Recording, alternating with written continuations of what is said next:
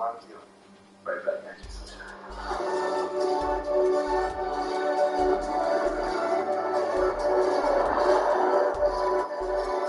Hey, that mystery Fox extraordinary adventure. The real mystery is why everyone's talking to them. I thought that was my thing.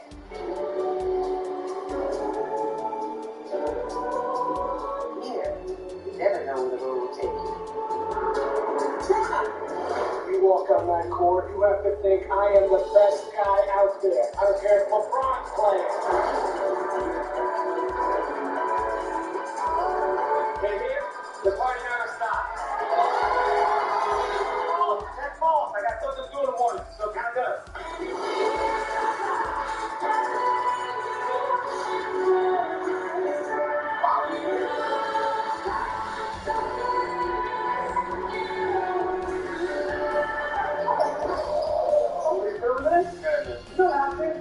I'm doing it for me. Okay.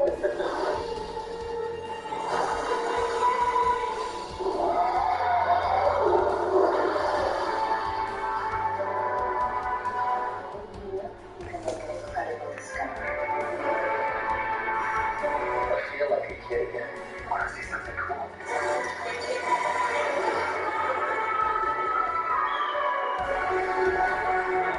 And here is the great big world. Another night, that's another night.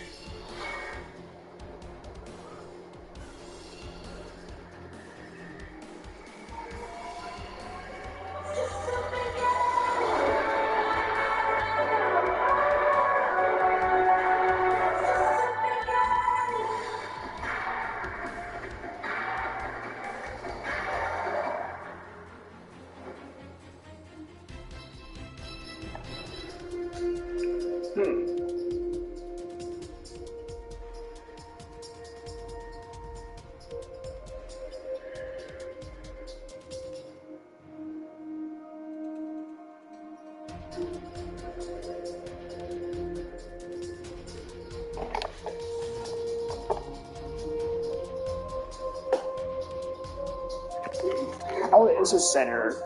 75? That's why campers have welcoming channels. Okay, that's interesting. Healthy babies get strong and healthy. Campers.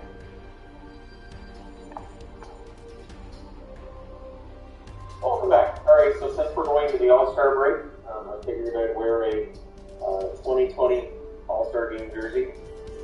These jerseys didn't really sell, so I think that's why this year's NHL All-Star Game jerseys just have the NHL logo on the front. Didn't make them with all the team logos on the front. Sell them, and I don't think they sold all that well. At least that's what I've heard. Alright. Just went back to Ultimate. Parlay jerseys were very nice All-Star jerseys. These ones not as nice, and therefore I totally get why people like that. Alright, we're going to start off tonight with the Seattle Kraken and New York Islanders. So, kind of a fun matchup.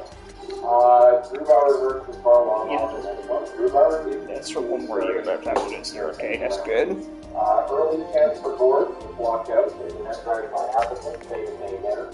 Shots are 4-0 Seattle in 3.5 minutes. So right out of the gate, Seattle just looks fresher, which is odd because they played last night too. Palmieri clearly buries one. Everyone was a tricky pass and a break there. There's power play for Seattle. Shorthand chance for Pago. That was defended.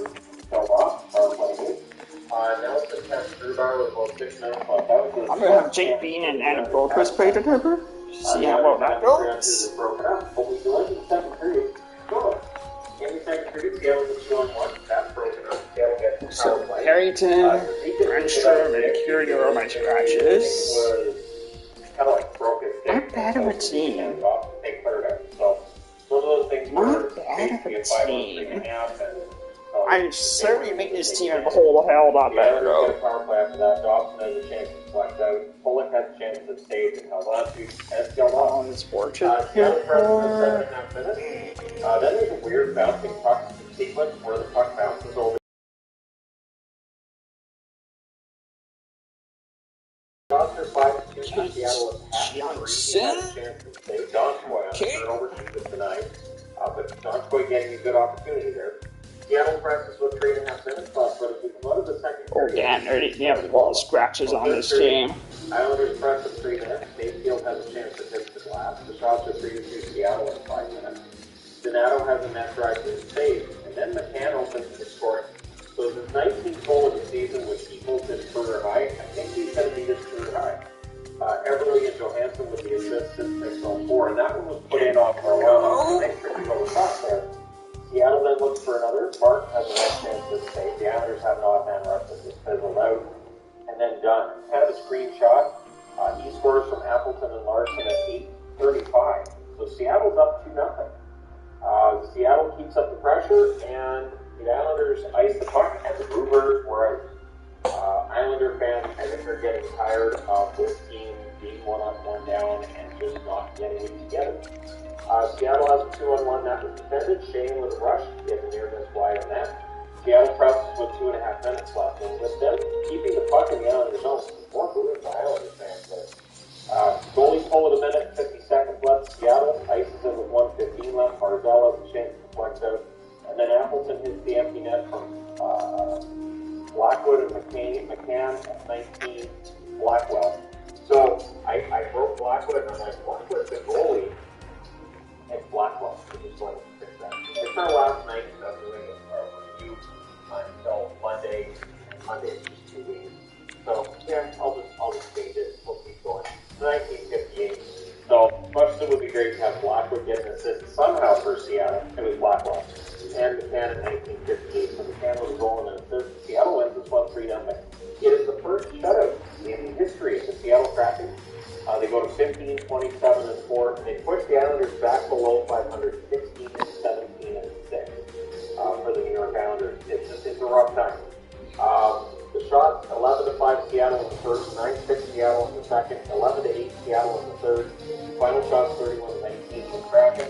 So the Islanders did not have a good game. Power play, Seattle over 2, Islanders over 1. Tim, 28-15 for the Islanders. Grubauer, 19 saves, Permit, 19 career shutouts. Again, first in the history of the Kraken. Varlamov stayed 28 out of 30. He played well, but his win-loss record is not good. So the team, I guess, played better in front of Sorokin, which is weird because last year it felt like the other way around. That's a different season, different story. All right, moving along. Oilers. So this was a big game, and again, you know, for the All-Star jerseys from 2 years ago, I've got basically Canadian teams to choose from. So it's Koskinen versus Samsonov in this one. Draisaitl scores from CC at McLeod at 1 minute and 30 seconds. 36 wins. That should not be a and problem. 3:18 on what I believe was the second shot, Kane scores from Keith and CC, and then McDavid tries for another. The Oilers get a power play, and they score on it. It's McDavid from Draisaitl and Nugent Hopkins at 5:07. That is the end of the night for Samsonov. Copley is in. So Phoenix Copley gets to win the game. 3 goals on 4 shots against Samsonov. Ugly night. So the Capitals start to come back. First is Eller from Schultz at 7:36 and makes it 3-1. That was over a sprawling Koskinen. I don't think Koskinen had any chance with that one. It was only the 3rd shot of the game for the Caps. So this is the save percentage of this game are not great, right? Ryan Nugent-Hopkinson has a net drive that save. So it was a post from McDavid, so it could have got worse. Orlov has the last one save. The Caps seem to get better as the period goes along. Draisaitl has a wraparound chance that wouldn't go. Caps press with 3 minutes left. There's a post for Kuznetsov in the final minute, but it's 3-1 after 1. Second period. Carlson has a shot that saved, and now the Caps press at 4.5 minutes. Hathaway sends Kane into the Caps bench. I might have got a cheer from the crowd. Koskinen then denies Sprong. Eller with a rush chance that fired high. Backstrom with a shot that's blocked. And then this one wasn't. It was Sherry from February and Backstrom 9-16. It's 3-2. And I felt like the Oilers needed to answer at this point. They don't. Caps were keeping the Oilers away from the net. Dowd then can't very one. The shots are 52 for the Caps in 5.5 minutes left. The Caps get a power play. That's killed off. Hathaway with a run chance that's a left high, but after 2:30, getting 52. And in the third, the Caps press early and eventually you get one. It's Kuznetsov. Puts it in off Sherry's skate at 2:48. Off him. So that ties it up. Produce was down. There was no call. It was a nut shot by Draisaitl. I'd love to clean it up, but that's what it was. So, and you can see Draisaitl with the bench talking to Wilson as if like, I didn't know I did that. So, anyways, no call. Caps press for the lead, and then there's a big halfway hit on McDavid. It's a clean hit, and it upsets everybody. So, we end up with a Caps power play because Keane decides to go after Hathaway, and this is what Hathaway does. He doesn't get a penalty, but he draws one for the other team. So that's killed off without much trouble because tonight Washington's power play goes back to not being very good. And the emotions were up after that Hathaway hit on McDavid. Like Hathaway was the marked man after that. And this is where when you throw a big hit like that, it can backfire. You can fire up the other team. You can get a team that look like they might choke this one away and wake them up. And so sometimes those big hits, you've got to watch when you're doing them and against who. I'm not saying that was a bad idea or anything, just key. So Wilson and Messi just cleared. McDavid with the net drive half defended with 4:23 left. The Caps get a power play. But right near the start of it, Nugent Hopkins scored the short hit goal from Lyman at 15:57. So yeah, that power play didn't work. They go off the rest. So they have to pull the goaltender down 4-3. Capitals 25-13-9. So Caps had won back-to-back games for the first time since December. That streak stopped at 2. The shots in this one, 12-6 Edmonton in the first, 11-5 Washington in the second, 10 shots in the third. Final shots were 27 shots each. Power play, Edmonton just had the one. They scored on it. Washington had 3. They didn't score, and they allowed a short-hand goal. So again, the power play cost them the game tonight. It's 26-19 for Edmonton. Approximately 24 saves on 27 shots. Sansona takes 1 out of 4. That's going to hurt his save percentage. He can probably save 21 out of 22. And yet, takes a loss because he allowed a 4 goal. So that's how that works. I know not everybody likes that. That's how hockey works for you allow to be one goal with a goalie. Works the other way too, where if you're in that one, your team scores the winning goal, it's goalie. Alright, next up.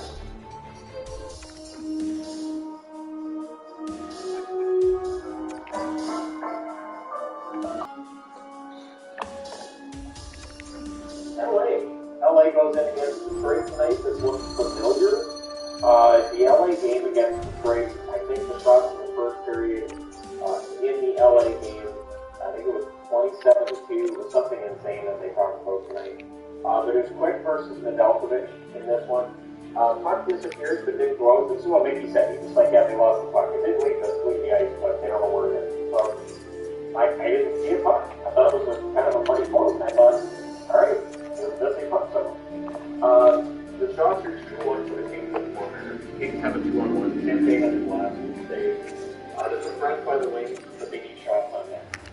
So they were getting some pressure, they were not getting shots on net. Quick tonight for Rasmussen, which was only the second shot of the game at that point for the win. Then there's a delay game called that Westbrook Kings on the power play. Moore has a shot that saves the wing. Then there's a front by the Kings, or wing, with 4:30 left, great wings and Kings. Anyways, Rasmussen opens the scoring for Detroit from Zadina and Frolic at 17:05. That's only the 4th shot. I was scored on a rebound. Nice goal by Rasmussen. They are trying to turn into your prototypical third line center. And I honestly think he's got a good chance of becoming a decent third line center. Sooner than it's a shot that's blocked in the final minutes. But it's 1-0 in favor of Detroit, and after a slow start, they pick it up. Second period, Raymond does a rush, he's hitting the side of the net, and the power play away. Really strong kill by the Kings. The Kings come into this game with not a good penalty kill, but they killed off the only penalty that they took tonight. Then Smith and Jersey were unfriendly. I didn't see that coming. Interestingly enough, Giovanni Smith was outside, so his brother Jamel Smith was in there instead. And I thought Jamel played well, and I've always been a fan of Jamel Smith. I'm not sure why he bounces around the league what he does, but I think he played well tonight. So I'd like to see the two of them on the line together, because I think that'd be a pretty physical line. And the other thing with Jamel Smith is I've always been impressed by his speed. Kings get a power play. Arvidsson has a chance to save. That's killed off. Moore has a shot that's saved and held after, and then Jersey has a fight for battery. So Jersey, he had enough. And you could loudly hear him F-bombing, and off it goes. Fabry kind of laughed after. Jersey wasn't laughing after the fight. DeNovo would score from Strand for at 12:47. That is Strand's first point in the NHL.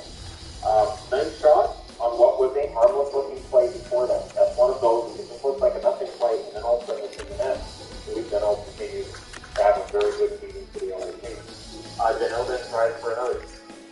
Larkin then backhands one wide as the wings with press back. Moore has the left hand space, and then Reese can't very once again. At 18-11, Talia splits the LA Kings in the lead from Brandon and Reese. It was a nice hit by Talia in the front of the net. So we go to the third period with it suddenly 2-1 in favor of the Kings. But when you look at the shots, which were 35-13 at that point, yeah, the score was kind of flattering to Detroit. Third period, shots were 3-1 for the Kings. At 3.5 minutes, but Fabry can't save, the wings with press. Oscar is a rush can't save, the shots even up, and then Bertuzzi. Bertuzzi scores from Lindstrom and Larkin at 8:39. It was a good hit by Bertuzzi. Initially, it looked like it might be Lindstrom's first NHL goal, but it's not. And then an octopus was thrown in the ice with baffled both Nicky Redmond and myself. Not sure what that was about. And then we had Lemieux fight Jamel Smith. So that happened. And then Dano scores again. So after fight, Dano scores goal. There's a fight here, Derby versus Fabry. Dano scores. Lemieux versus Smith. Dano scores. I guess it's strategy. No idea. Moore and Arvidsson with the assist at 12 balls. And it was a 2-on-1. It was a perfect pass. And so it puts LA back to lead. So the wings press with 5 minutes left. Quick tonight for Tuesday. And then it's scrum and 2 after for Kogan. Quick. The wings press more. Stall was denied at that point. They pull the goalie with 2:20 left. Dano hit the post. Center ice hit the post with 8 after. But then the empty net goal scored as Arvidsson. The post turned out eating 33. Game's done, 4-2. Not really. Moleno would make 6 hits from Gagne and Jamel Smith in 1914. And Smith in his first game as a Detroit Red Wings against the Smith. Then they call a timeout. They pull the goalie again. That allows Kempe to get the empty net at 19-6. And here to win the Kings. They win 5-3 with 24-16 and 7 to win. Detroit falls from 20-21-6. And what you're thinking on this game, it is a rough night for Detroit as they go into break. Now they have this game to remember in the last game before the break. So they're not going to be happy about this result. We'll see how they can break. Shots in this one favored LA badly in the first and second period. 13-5 in the first, 22-8 in the second. Then Detroit outshoots them 12-11 in the third. The final shots are 46-25 for the Kings. Power plays, LA 0-2, Detroit 0-1. The hits were 23-6 for Detroit because the Kings had the puck most of the game. Quick, 22 saves on 25 shots. Nedeljkovic, 41 saves on 44 shots. If you throw a hit when your team has the puck, it's an interference penalty. So, there you go. The Kings win this one. And now, Minnesota. Now, here's the thing. So, this game is delayed tonight because it's on TNT. And they had to wait until the Oilers game was over. Now, the funny thing for me was, both of these games are supposed to be on TV. The Edmonton-Washington game meant that I couldn't watch the start of this one unless I watched on the NHL live on my computer, which is, again, this shouldn't happen. Sportsnet, you have 6 networks. Isn't it like 6? It's 5 or 6 different channels. Put the Flames game on after it starts on one of those 6 channels. You don't think it's going to bother anybody. Throw it on Sportsnet 1. I find it weird when they do that. When a game has started, and they're like, well, and I thought if that Edmonton-Washington goes overtime, so they're missing like half the first period initially. So again, for people who don't have full packages, you start wait for that game there. But this one started after, and it started a bit late. So this review is about 1 minute later. What is it? It's Talbot versus Fleury. DeBrincat flat Zuccarello. I'm always impressed by DeBrincat for a smaller player. I know Zuccarello's not a big player either, but DeBrincat can throw some hits. He's a better hitter than I think he gets credit for. Stroh with a net drive that was saved. The shots are 2-1 for the Wild in 7 minutes. Despite what the score shows, the Cowboys played a good game for proportions of it. They really did. Brody with a rush chance that saved and held is impressed by the Wild, which gets to the outside. And there's a 2-on-1. Kaprizov was denied on that. Fly Fleury. The Alify stands on one. It's more Wild pressure. There was a close call for Boldy with 3:20 left. The puck just jumps over his stick. Otherwise, it's probably would have buried it. Fleury makes more big saves late. The Hawks were running around a lot. And then there was a apart from the Zuccarello pass was intercepted, Chicago gets the rush chance, and Talbot stays on that. So we go to the second period with the score. Again, Chicago had a decent first period, and especially the Flurry played well. So there's an early chance for the Hawks that was saved. We get a power play for the Wild. Strong shorthanded play by Lafferty. Two really good plays by him. And yet, just before the power play ends, Gaudreau scored from Brody and Fiala at 4:53. So Fiala on a nice long point streak. And yeah, again, it's just before it ends. And then a little over 2 minutes later at 6:56, Zuccarello scores from Greenway and Duhane. Really nice pass by Greenway, some good work in the corner by him. And of course, 2-0. And the Wild look for another. The Hawks did press it around the 9-minute mark. Didn't get a shot out of it. Rask was then denied and closed with delay game call. The Hawks get power play. DeBrincat has a shot that's blocked out by Stern. It's killed off. DeHaan hits the outside of the net after it's done. And then Kaprizov from Zuccarello at 14-8. They just make it look so easy. The chemistry these two have with each other, they just make it look really simple. And Kaprizov very good to it. It was a nice pass, it was a nice goal. And in real time, I was like, man, they make it look effortless. So, no chance for a Flurry on that one at all. So there's 3 goals in the period, and I don't fault Flurry on any of them. I really don't. Hawks could very well close with 2:20 left. There's a last-minute Oats for Kershaw. I don't know how he missed the net there, but he did. Strong finish by the Hawks. Wondering if it's going to roll over into the third. Kind of. There's early saves by Talbot. The shots were 4-3 for the Hawks in 4.5 minutes. And whistle of the rush, he fired wide for the little past the midway point. Fiala scores from Boldy, so it's 10:38. Boldy gets an assist. Fiala gets a goal to go with his assist. And then at 12:02, Sturm scores his 8th for the year from Newark and Rapp. So, yeah, that makes it 5-0, and that puts Paladili in the net, and it's more like a 13 goal than a bad game for Flurry. Connolly has a chance to save late. The Hawks tried to break the shutout. The Wild win 5-0. They go to 28-10-3 and now beat Chicago all 3 times they played them. Chicago 15, 23, and 7. Your shots in this one 13 Minnesota in the first, 11-10 Minnesota in the second, 12-11 Chicago in the third. Final shots 35-30 for Minnesota. Power play Minnesota 1-1. Chicago 0-1. Hits 28-26 Minnesota. Talbot saves all 30 shots for 25th career shutout. Nice milestone for him there. And it's the first shutout for the Wild. And rough day for the Hawks. I'll talk about it in the video tomorrow, but if you don't have no home, again, I'll talk about the video tomorrow. Well, again, this is the last night we're doing hockey games for the next 5 days. I have time. I have time to really get into the whole thing. So, if you got some time. Alright, next up. Subscribe to Dash Pass from DoorDash. For no delivery fees, exclusive deals, but savings on every order. Have some fun over the next few days. Alright, Calgary in against the Arizona Coyotes. So for the Flames, this was really about get as many shots of Pavelka as possible.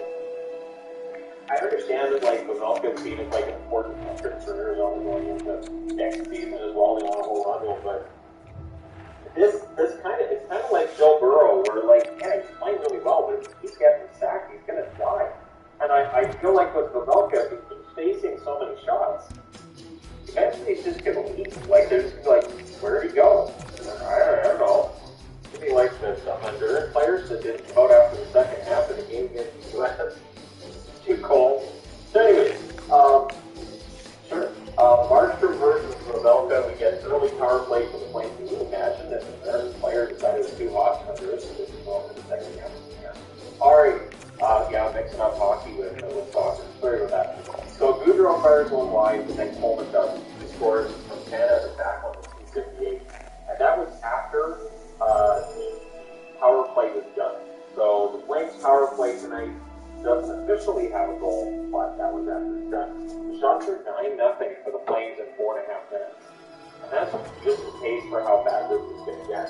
Quaker has a shot saved as the Coyotes did get some pressure, so Melka denied Gaudreau, and they got kind of tied them to the second goal in a couple of days. For Quaker and Keller at 8:34, the Flames try to answer. First half of the first period, the Flames had 17 shots. They were on pace for 100 shots in this game. 100 games 1-1. Had to be somewhat frustrating to go outside. Then we get a fight between O'Brien and Brandon. Pretty good help there. Coyotes press with 7.5 minutes left. They were talking about the overpassing for Arizona. It's an issue. And I think when a team's struggling, it's easy to do the overpassing. I know very often when I'm, especially if it's a team I cheer for, I really notice that where they're not taking the shot. Because you don't have the confidence. So you're like, oh, give it again. You got that again. And I think that's going on with Arizona. However, Lindholm, with 10 seconds left in the period, scores from Gaudreau and Canada. That was the 26th shot in the first period. 26 shots in the first period. For Arizona. Again, if you had decided, I'm not coming out because the family's on endurance, it's fine. Second period, Galchenyuk kept going wide. Anderson with a rush chance that save. Much better start for the Coyotes. And they tie it. It's Keller who falls to 4-4. It's a nice goal by Keller. He's a pretty good player. Reese came in the net drive that was safe. Lewis couldn't very well decide of the net. Ladd then was denied on a fast break. Trying for his 7th goal. Galchenyuk then overhandled one and turned it over. The Flames had a 3-on-2 back when Stars blocked, and then the Flames get the lead back in Canada. From Coleman and back on the 15 goal to a 15-10. He's offense on the blue line like that. Anyways, that one went on Mayo at 6, and it's the 41st shot for the Flames. I felt so bad for Roosevelt. It really did. And then the Coyotes try to answer, which is what you got to do. Third period. Early press by the Flames. Erickson was denied at 2 minutes. I didn't like that. I wanted to see Louis get a goal. And I thought, it's Louis against Markstrom, so that's got to be kind of fun for him. Anyways, Kessel misses the prime chance. Gaudreau was robbed in close. The Coyotes hand one off to Kachuk. Kachuk passes it to Gaudreau doesn't carry it. But I was pretty sure that was going to happen. He was robbed in close. And then there's a press by the Coyotes at 8.5 minutes. Coleman bowls over Boyd. Just destroyed him. And it was just, it's one of those hits where the board is closest to the camera and looks like he can't keep up. He's not getting up. He did get up. I'm just saying, it looks like one of those hits you kind of expect not to see the player get up. You expect to see that part of the eight, but find out he just fell into nothing. We don't know what happened. It's just awful. Coleman extends the lead from Shillington and Tanev at 12:06. Tanev's first ever 4-point game. So kudos to Chris Tanev on that. Flames get a power play. That's killed off. There's a late power play for the Coyotes. They pulled the goalie right away to make it 6-on-4. It doesn't matter. Your final score is 4-2 for the Flames. They go to 23, 13, and 6. The Coyotes drop to 11, 30, and 4. The shots in this one, Calgary 26-8 in the first period, 16-10 in the second, and then Arizona did outshoot them 10-8 in the third, so they let up a bit. Final shots 50-28 for Calgary. Man. Power plays 0 for 2 for Calgary, 0 for 1 for Arizona. The hits 33-28 for Arizona. Markstrom saves 26 out of 28. Pamelka saves 46 out of 50. So Pamelka, goals against average tonight is 4. His save percentage 920. So yeah, rough night for Arizona. But again, Pamelka shows he can save a whole bunch of pucks. I think he's one of those goalies that the more shots he faces, the better he plays. There are goalies like that. I've talked about that video before. Yeah, maybe I do that over the next few days as well. Anyways, there you go. Let me know your thoughts regarding these 5 games from tonight. Don't forget to hit like and subscribe if you're browsing way through. You just happened upon this video. Thank you guys so much for watching, for all your support. Lots of listening.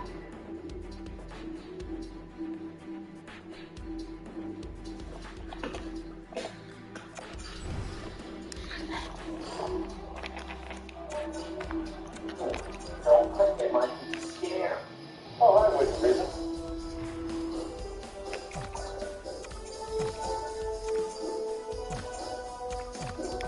Well, for that. So with the All-Star break, I thought about doing a video where I looked at the entire league with the All-Star break. I think this is what it does.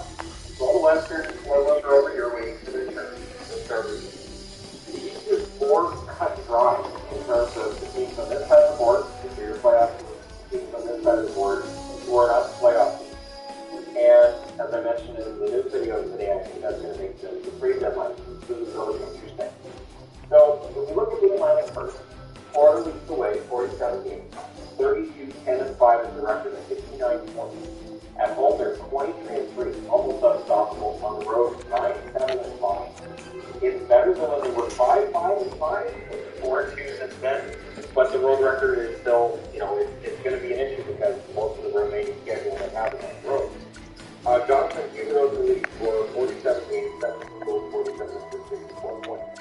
You fit into the end. So if the playoffs started today, they are the number 1 seed, right? So they're the top. They have a better point total than Carolina, so that they stayed at sports and Carolina goes to the game and against them. So that means Florida would play Boston in the first round. Does Florida beat Boston in the first round? Right now the answer would be yes, right? The answer, in my eyes and in the eyes of many, would be yes. But Florida's been favorites in the series since their 96 finals run, but they haven't made it through, and we'll see. We shall see. It'll be very interesting for Florida and Boston. Tampa Bay and Toronto. So let's look at Tampa first. 46 teams, 30, 10, and 6 record, 66 points at home. They are 16, 4, and 4. On the road, they're 14, 6, and 2. Their leading scorer is Steven Stamkos. In 45 games, 20 goals, 32 assists, 52 points. So he's trending to maybe a 35-goal season. He's going to end up having a bit of a run. He's at 40. And the 52 points in 45 games is excellent. Like, if he comes out with 90-plus points, I think the Cap is very happy. Cap has been, of course, 2-time defending Stanley Cup champions. It would be a very tough out in the first round. And they're not a team with cap space currently. I think they'll be looking to make moves at the deadline. But while you have a Florida team here that is looking to finally win around the first round since 96, and they're young and they're exciting, for Tampa, it does feel like this is an opportunity for them to potentially win 3 in a row. And then the tough decisions, the ones that they've been putting off a little bit, and I understand that, like, they lost their entire third line from last year. They have already had to make some tough decisions. It feels like there's more coming. And eventually for Tampa, it'll lead to them not being a top team in the league. Eventually, it's going to happen. That happens with every team. That cycle does occur. And so, they're going to be a team to watch. Toronto will likely be very, very good if they want to. 42 games played, 29-10-3 record for 61 points. At home, they're 16-4-1. On the road, they're 13-6-2. So they play 21 games at home, 21 games on the road. So they have an equivalent number of games on the road and at home. Well, Austin Matthews, 39 games played out of those 42, 29 goals, 22 assists, 51 points. And for Matthews, he's a good goal scorer. He's 60 goal scorer over the whole season. So as I said, he has missed 3 games.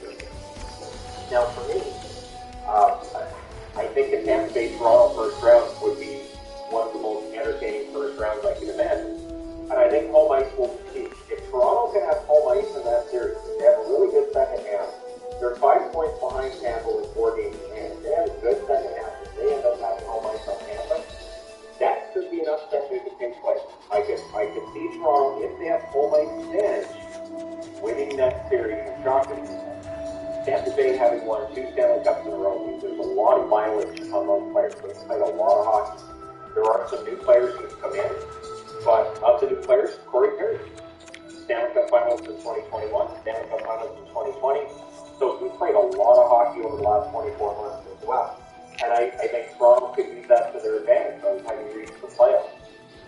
So, yeah, we'll see if Tampa Bay can get past that. But I think those series, if we get Florida and Boston, and if we get Tampa Bay and Toronto, and not ruling out that Florida could fall below Tampa, not ruling out Toronto could end up winning the division, because they're close. 50 points back of Florida for Toronto right now, but with 5 games in hand. It's all about how you play those games, right? But it's going to be very entertaining. Then we get to the Metro, and the Metro is going to be a dogfight too. So first off, you have a tie at the top, so Carolina has 5 games in hand. They're the leader. 42 games, 31-9-2 record, 64 points. At home, 64-1, and on the road, 55-1. Their leading scorer, Sebastian Aho, in 39 games, 19 goals, 26 assists for 45 points. So he could end up around the 90-point mark too. And for Aho, this has been quite the season. And because of how deep Carolina is, don't hear as much talk about Aho as I think I would have played for, say, Vancouver. Really, honestly. There are a lot of really good players in Carolina. It is a very solid team from the bottom. I don't even know if they need to add anything at the deadline. And so they're going to be very dangerous. Now, their first round opponent right now would be Washington. That would be fantastic. These teams know each other very well, and they don't like each other at all. So, and I think that's the case of whoever Washington might play.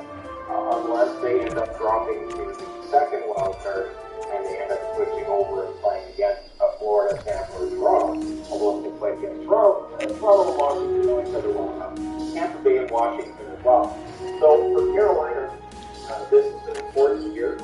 There's a really good young core here, and it feels like this could be a year where they win a Stanley Cup.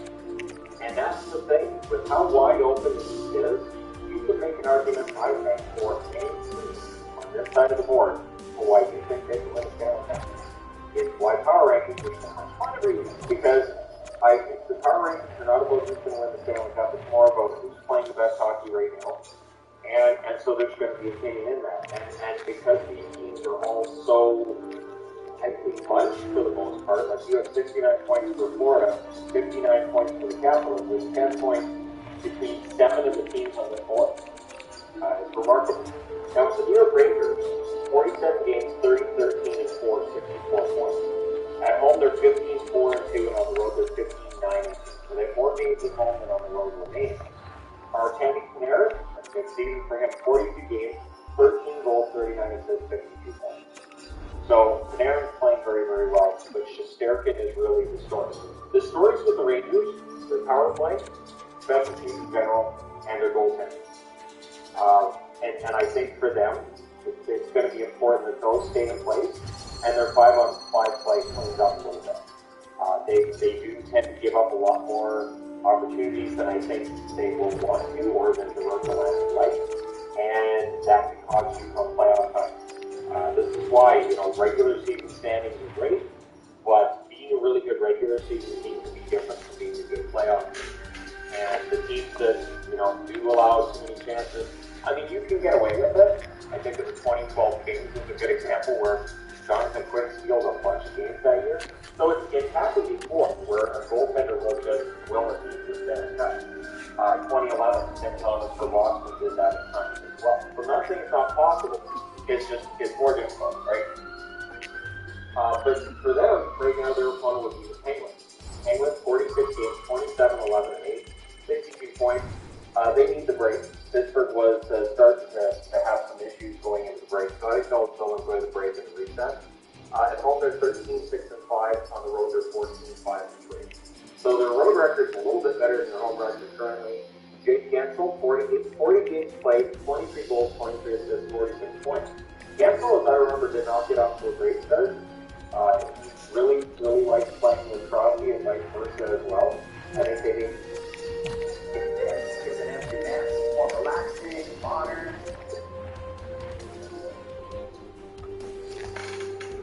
Less what it used to be. Because everything. Each other better. And so, yeah, for Gensel, it looks like he could end up with 40 goals, depending on him being able to stay healthy and to continue to play. Of Pittsburgh being pretty solid. But Pittsburgh's an interesting team because, again, the argument can be made that maybe this is a last hurrah kind of thing, right? They just re-signed Jeff Carter for the next 2 years, but they're not getting younger. Carter, Malkin, Crosby, Letang, these guys aren't getting younger. So this might be a last hurrah thing. We may see quite the arms race in the East. When you look at Pittsburgh, maybe a last hurrah. Washington, we'll get to in a second, could be that same method. Tampa Bay, they want to win 3 in a row. Florida wants to prove that they're not just a regular season team, they can win in the playoffs. Toronto, same message. They want to prove they can win in the playoffs. Carolina, looks like they could be a Stanley Cup champion. They may want to add a piece or two of the deadline again. I don't think they need a lot. But they may be looking to add, and so it could create quite the argument. And for the Rangers, as I said, they may be able to add a couple of players to help them overall, right? And again, whether that's somebody who can win some more face-offs, somebody who can help them with the possession numbers, we'll see. But it's really remarkable what these teams do. I do think it's more interesting when you talk about who might win the Stanley Cup. Whereas out west, it's more interesting looking at folks who will make the playoffs. Because in the East, you don't really have that problem. Washington, the #1 25-13, no, they haven't lost 19 in overtime. It just feels like it's 19. One out of there. 25-13-9 for 59 points. At home, they're 12-8-5. On the road, they're 13-5-4. Ovechkin's leading scorer at 46 games, 29 goals, 29 assists, 58 points. Ho-hum, 58 points. That's the highest point total on the board for a guy who's a little older than the other guys who really scored. Ovechkin's been great. I do wonder if they rely too much on him at times. We talked about that video for years. But again, Washington may see this as a last hurrah next season.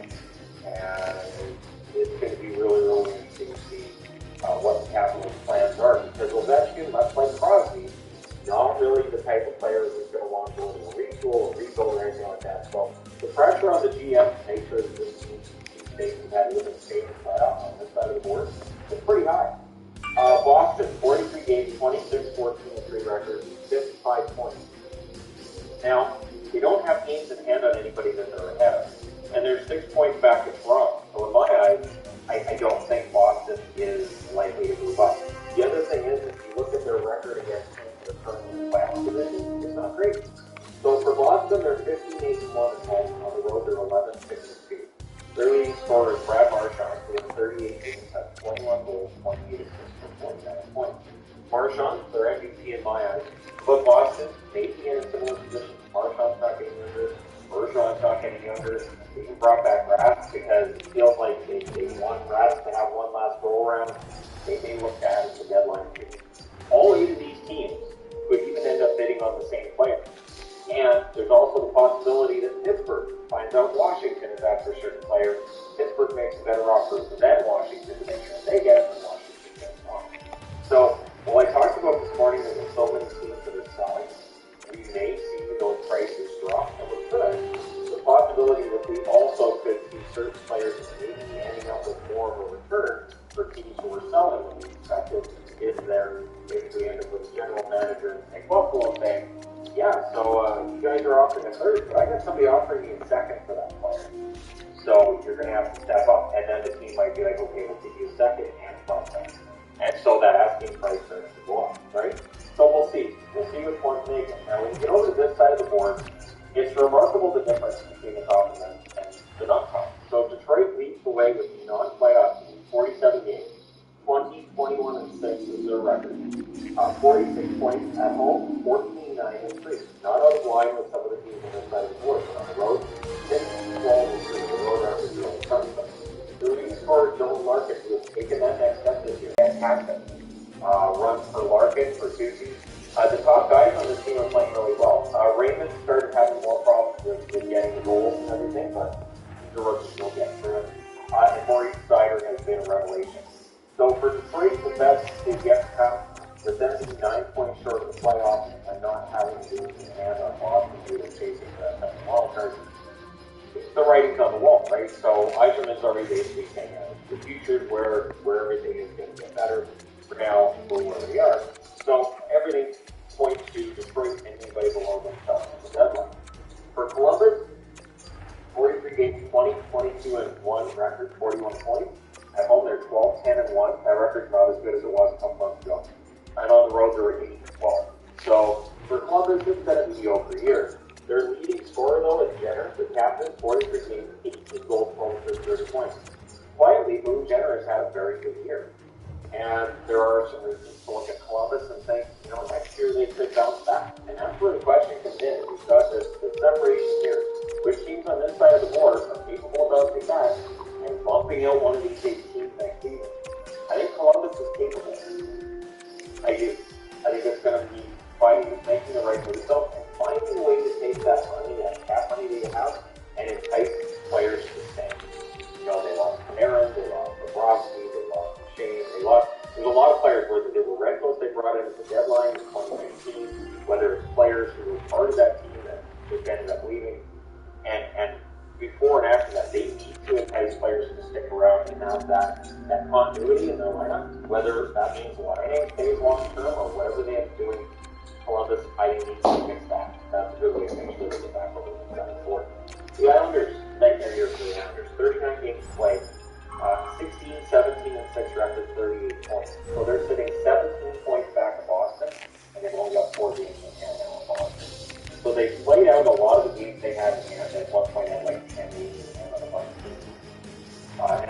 8 games in hand on some of them. However, they just aren't winning enough. At home, they're 9-10-3. On the road, they're 7-7-3. Matthew Barzal quietly has had a decent season. 36 games, 10 goals, 18 assists, 28 points, and leads the team in scoring. And he's a star player on a team that doesn't score enough points, and I think that affects him too. Barzal's a guy that has played on Minnesota or on Florida. He has way more points, but that's kind of how that works, right? Ask Sam Reinhart about playing in Florida. For the Islanders, I think they, too much like Columbus, have the potential to bounce back next season. But there's going to need to be a pivot in how they put this team together. There were older players they brought in that it just hasn't worked out. And so I think there needs to be a change in the way the team is put together. It was very tough on the bench. He usually is able to get more points out of the team than he should. And between the shutdown, between the long road trip, between everything else that's happened with the Islanders, it's just all basically making so their season is going to right? Philly, you can see Nets. How's that for a segue? 45 games, 15, 22, and 8 records. 38 points at home, they're 8-10-4. And on the road, they're 7-12-4. So they're mediocre wherever you see them play. The leading scorer, though, has been Cam Atkinson. So again, there's always those bright spots, even in a bad season. In 45 games, 17 goals, 19 assists, 36 points. The Atkinson for Voracek deal has absolutely worked for the Philadelphia Flyers. It's not like Voracek is putting up fantastic numbers in Columbus and they're in the playoffs or anything, so that's a trade that I think works well for Philly.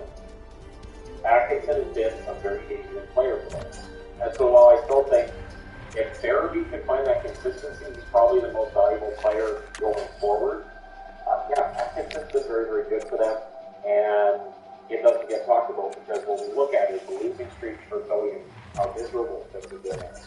And so Cam Atkinson having a decent season, that can kind of get overlooked. Buffalo, 45 games. How to keep one with an active family. A 40-20 split folded second row. In a redesigned 2022 T1.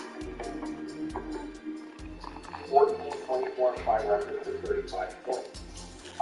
7, 12, and 3 at home, 7, 12, and 4 on the road. But again, there's those bright spots. Cage Thompson has been a bright spot. 41 games, 14 goals, 16 assists, 30 points. This is why he's a highly thought of draft pick. This is why they picked up Cage Thompson in the trade from St. Louis. This is what they envisioned from him. The problem is the rest of that deal hasn't necessarily gone great for Buffalo, but would they want to cut with our lives? No. So did they get enough? Also no, but Thompson has had a good year. So I think for Buffalo, we know that they're going into that build that was pretty good, but the ideal situation kind of forced them into a corner. They were already a pretty outside the playoffs looking team before. I don't tell you on that. So for Buffalo, I don't see them being a playoff team next year. It would not entirely surprise me if Philadelphia magically turn things around next year, but Buffalo, I can't see it. Now, New Jersey could turn things around. I think it's going to be here. 45 games, 15, 25, and 5 record, 35 points. And one of the teams on this side of the board has to fall off next year. You would think, right? The New Jersey team, the team that gets there, always depends on what they do from here. So at home, they're 10, 11, and 3, and on the road, they're 5 points in that too. They had problems on the road all year. The losing at home has been more recent development, and it's a lot, right? But yes, for Brad, fantastic year for him. 42 games, 14 goals, 27 assists, 41 points. I think it was, 2 years ago that I was watching Devils games, and I kept saying, I don't know why Brad's not playing more. And Devils fans were saying that a lot too. I've also joined the chorus of people asking, so what's up with David Peterson? Because I loved Peterson as recently as 3 or 4 years ago. This year, it's just not there. So he looks like a guy that might need to change the scenery. He might bounce back somewhere else. But for New Jersey this year has been disappointing. I don't know if anybody expects him to be on this side of the board, but 10 games below 500 is a far worse record than expected. I think for New Jersey fans, they might have expected more along the lines of the Jersey Flames have, where you see that progression and you see that problem in the future. The good news for them is that Jack Hughes does look like the real deal. and there's other players on the way. I like Oats quite a bit. There are other players that they've got, and so there's a lot of youth coming in, and there's cap space to make improvements that they need to this summer. So New Jersey should be an encouraging team this year. For Ottawa, this was supposed to be the year they made that jump. They had a 48, 14, 22, and 4 record for 32 points, so they are currently 23 points behind Ottawa. They have 3 games in hand. At home, they're 7-11 and 1, and on the road, they're 7-11 and 3. And again, much like everybody else, they've gone through a lot of injury problems, protocol problems, all this other stuff, and it's been one after the other. They got off to that slow start.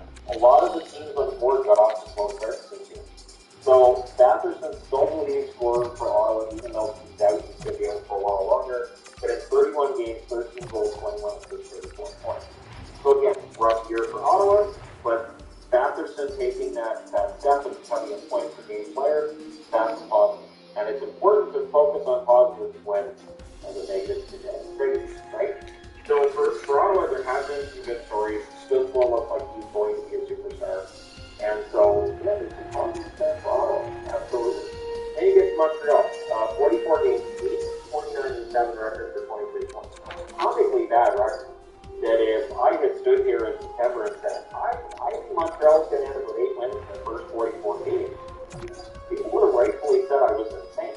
Because while we didn't anticipate Montreal making the playoffs necessarily, this year's been an absolute write-off.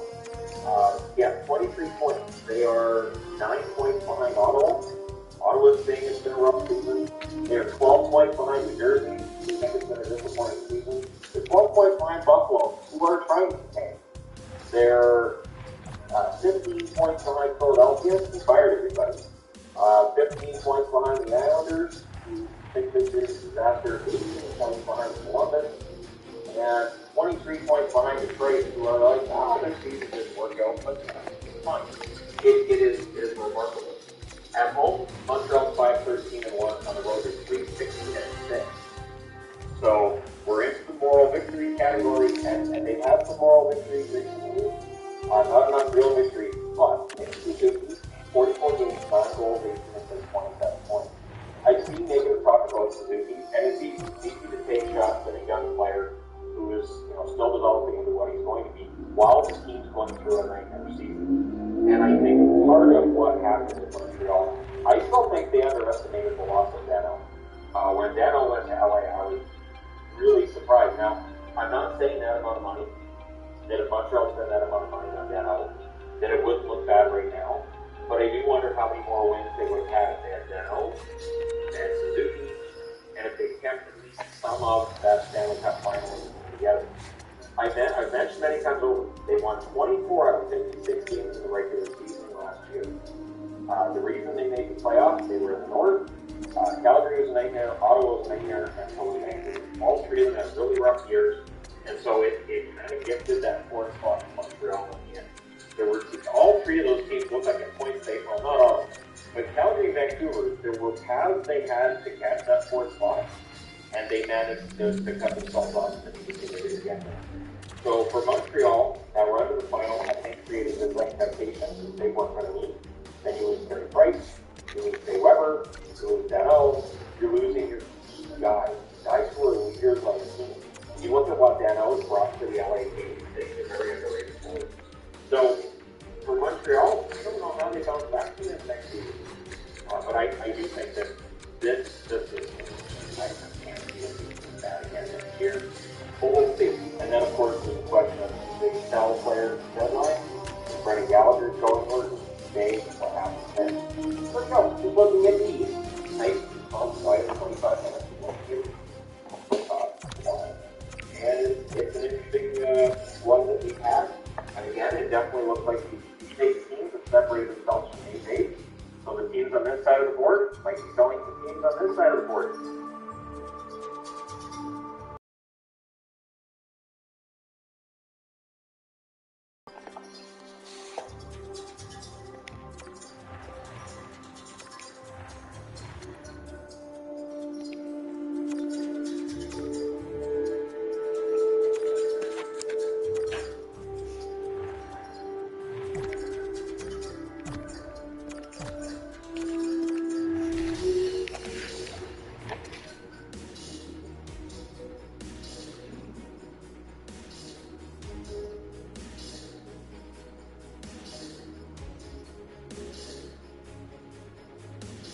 Alright,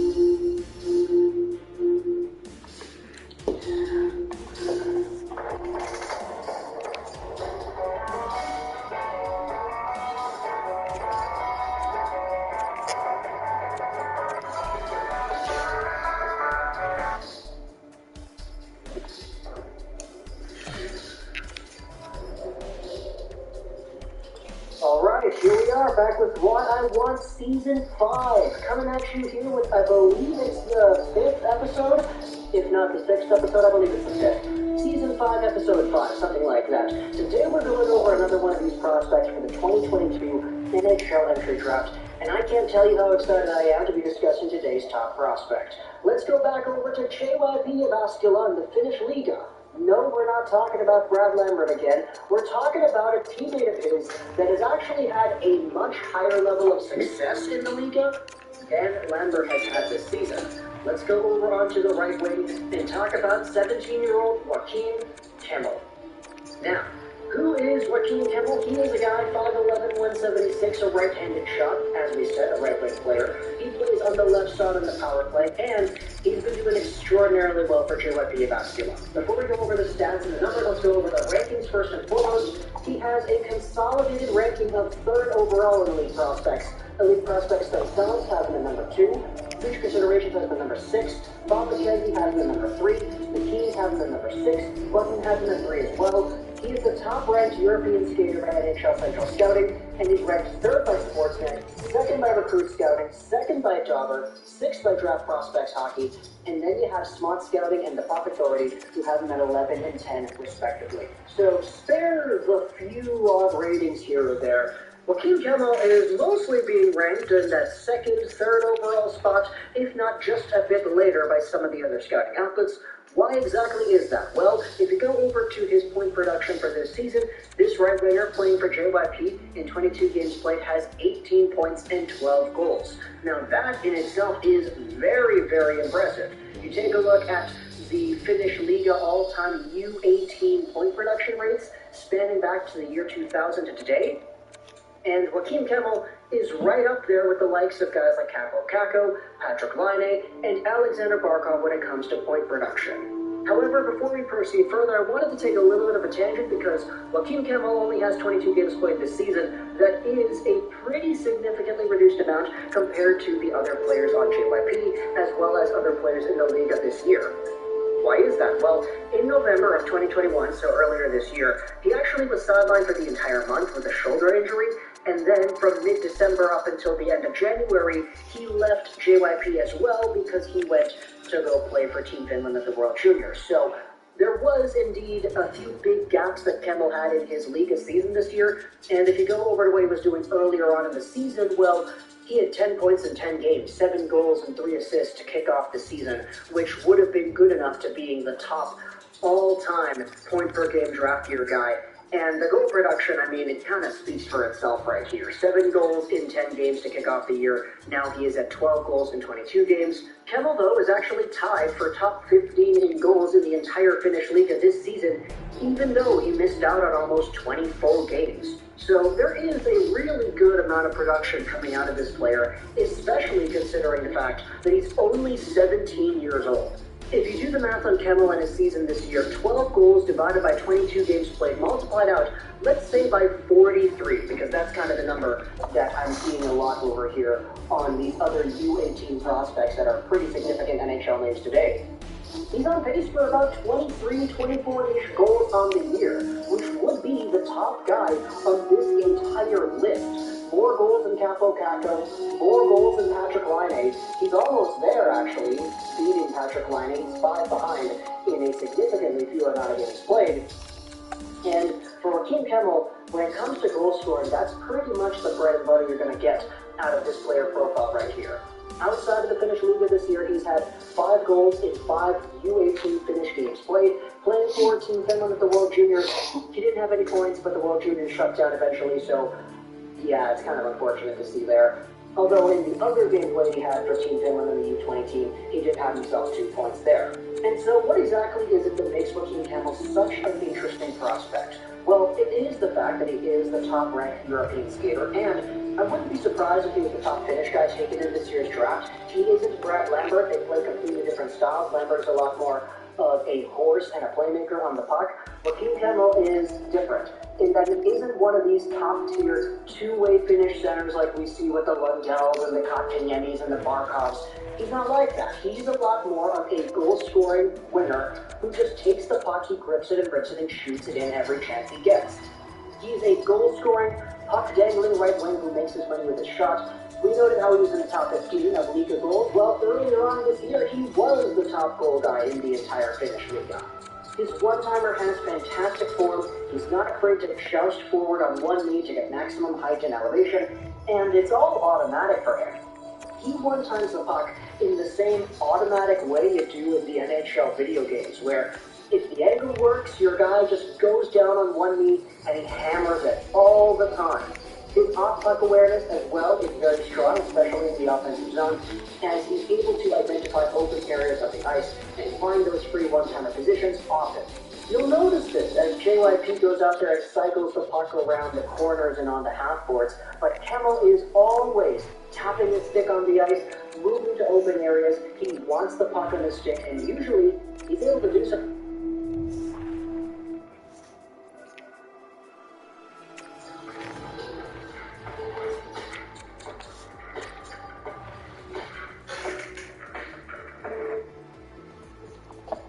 Something pretty well when he gets it.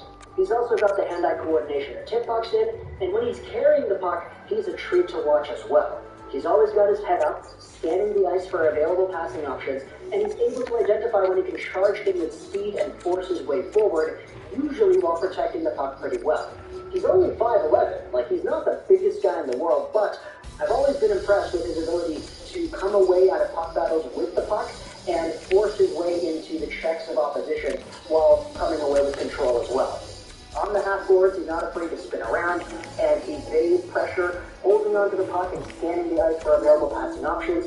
And when he's on the rush, he's not afraid to get low, use his low center of gravity, and really balance out the puck in order to make sure he protects it on the way to the goal. When he comes into the offensive zone with speed, he's usually able to draw defenders towards him because he's always looking in where he wants to go.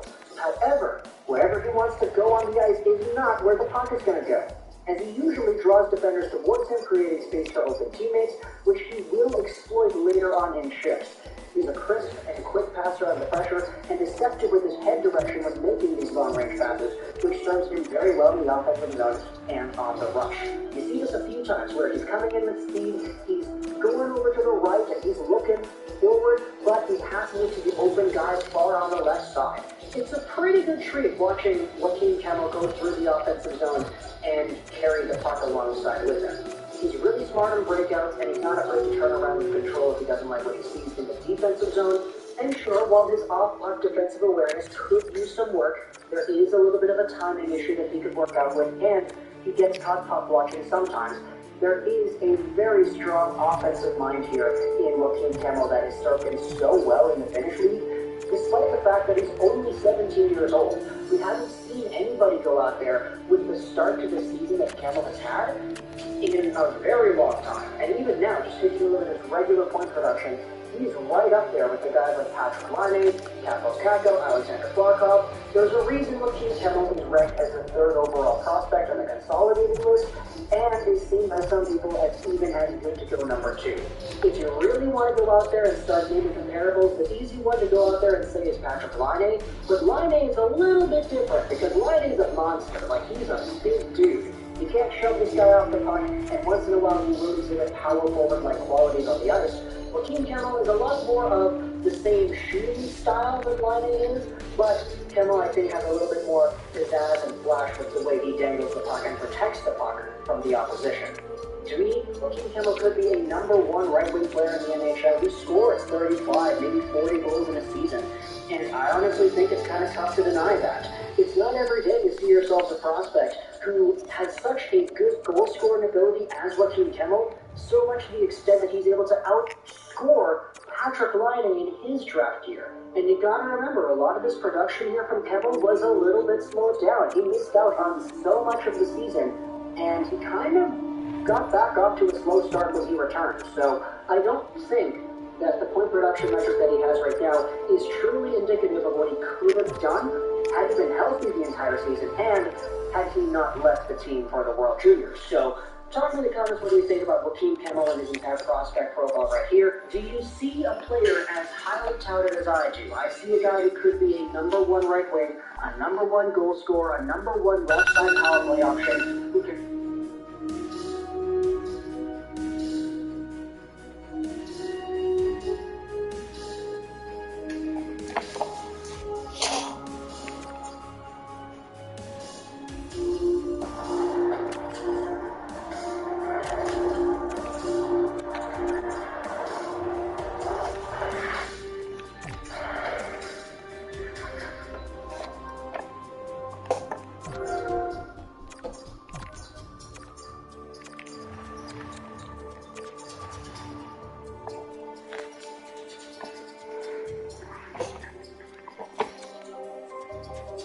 Are your YouTube recommendations out of control? Weird, wasteful, or even... Hey, most crazy South End family, I'm your host, Jay Duran. Welcome back to Most Plans Laid Out, and you're not sure where to go? Well, today I'm going to help you knock a few places off your list that you might have wanted to check out. Well, gosh, some of the places on this list are so awesome that it's worth risking your life for. We are going to be traveling all over the world to some of the freakiest places imaginable with today's list of top 10 most feared cities in the world, part 2. If you haven't watched part 1, then you have to go check it out right now. Lucy and Abby did an amazing collaboration and killed it on the video. Also, anyone at home who wants some more most amazing top 10 content, check us out on Instagram and Facebook. We are doing Facebook exclusive content, so you won't want to miss that. And you're going to want to stick around for the whole video because I'm going to be doing some more pet shoutouts, which you all love so much. And without taking any longer, let's get into this list. And pretend we have New Orleans. Remember how I said there will be places on this list that are worth risking your life for. This is definitely one of them. I can't wait to take a trip down to New Orleans for Mardi Gras. To take in all the party and wake up on a basketball court I don't recognize. Well, there are several reasons why New Orleans is one of the most feared cities in the world. It has a rich history of voodoo and supernatural happenings. There are witch doctors, werewolves, and in the swamp there are real alligators. So I'm assuming after those things are going to be just. But if all the spooky stuff doesn't really get your blood pumping, then I'll have you know that New Orleans is one of the most dangerous cities in America. I wonder if any of the booze and drugs and party has anything to do with that. Probably not. But there were 30 murders for 100,000 people in New Orleans in 2019. When you go there after a good time, just watch yourself. Also, part of why New Orleans became dangerous was from Hurricane Katrina. The disaster just really had people struggling to survive. And now that that has passed a little bit, we can move on to a better time where we just party in New Orleans. At number 9 is Nelson Mandela Bay in South Africa. You need a place named after someone who wants to make the world a better place, someone who wants to end racial tension in South Africa. You think their city would be extremely peaceful? Nope, it's a crazy, dangerous place. It's actually the second most dangerous place in South Africa. Between 2017 and 2018, the murder rate went up. These guys are trying to break records. If they keep going like this, they'll be #1 in no time. In 2018, there were 478 homicides. Those are some serious numbers. This makes it one of the most dangerous places in the entire world. It's safe to say if you're planning your trip there, you might want to pass by this one. Go to the next stop. I don't think the city has held up to Nelson Mandela's values very much. At number 8 is Cali, Colombia. It should be no surprise that we mistake the country's Colombia on here. For decades, there have been cartels running drugs out of the country, mainly cocaine. So much of that some of them, like Pablo Escobar, have become celebrities. There's a Netflix series about him. You know you are doing something right when Netflix makes a series about you.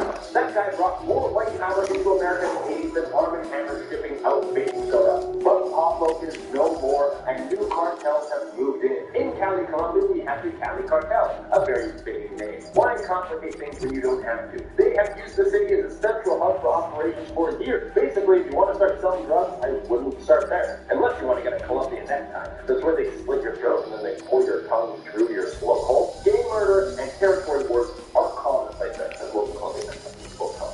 At number 7, we have Mexico. Some places in Mexico are absolutely beautiful. It's a country where you have a combination of so many wonderful landscapes. You can go to the Caribbean coast. You can go to the east side where it's some of the most beautiful reefs in the world. Central Mexico has amazing mountains and much of the country is covered in lush jungle. But there are some places that are completely run by cartels and gangs and don't have the same level of beauty. Costa Rica is a city that has had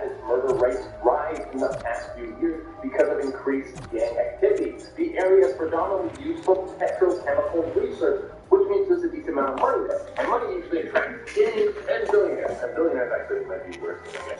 And number 6, we have Baltimore, USA. I honestly had no idea how dangerous some places in the United States were until I started making this list. Baltimore doesn't mess around. They have a ton of guns and they know how to use them. Also, the ray guns are legendary, and we won't talk about that time that Ray Lewis might have killed people who really that up. But Baltimore has been a punchline in America for anything to do with a dangerous city. This place really goes. When you aren't watching major sports teams bring home championships, then they get down and dirty. In 2017, they had record high murder rate. Wait just a second. Most places in the world are getting safer, but Baltimore is getting more dangerous. In 2018, the numbers dropped, but that makes sense. You can't have 2 record-breaking seasons in a row, back-to-back. Nobody does that. The Seahawks tried, but then the Patriots stole from them at the last second.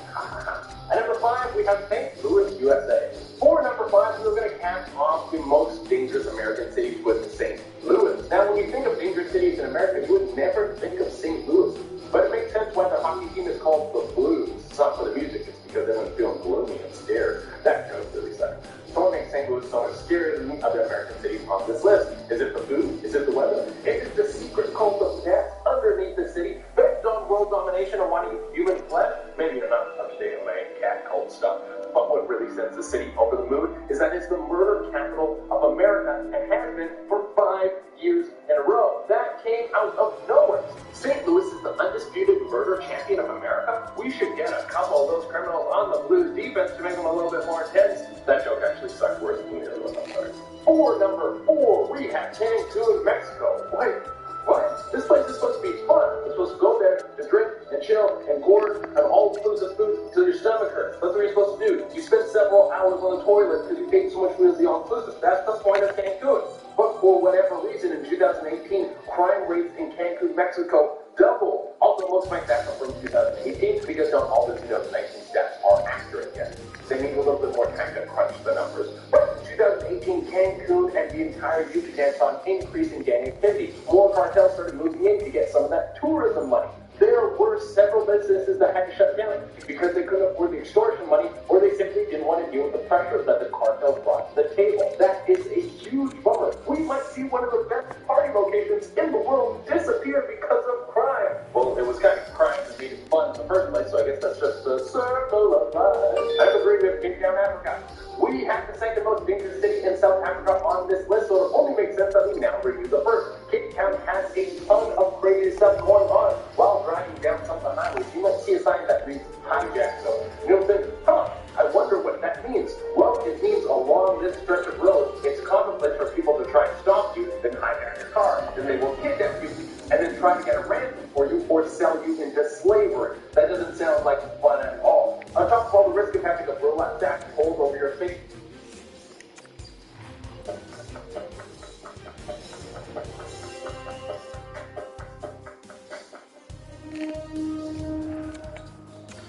and then when your pinky toe sliced off, you might just get straight uphill, which compared to the 2 options, that one kind of sounds better. In 2013, Cape Town set a world record for homicide. That's impressive and terrifying. And number 2, we have Ciudad Guayana, Venezuela. One of the most dangerous cities in Venezuela. There were 645 homicides in the city in 2018, with a population of a little over 800,000.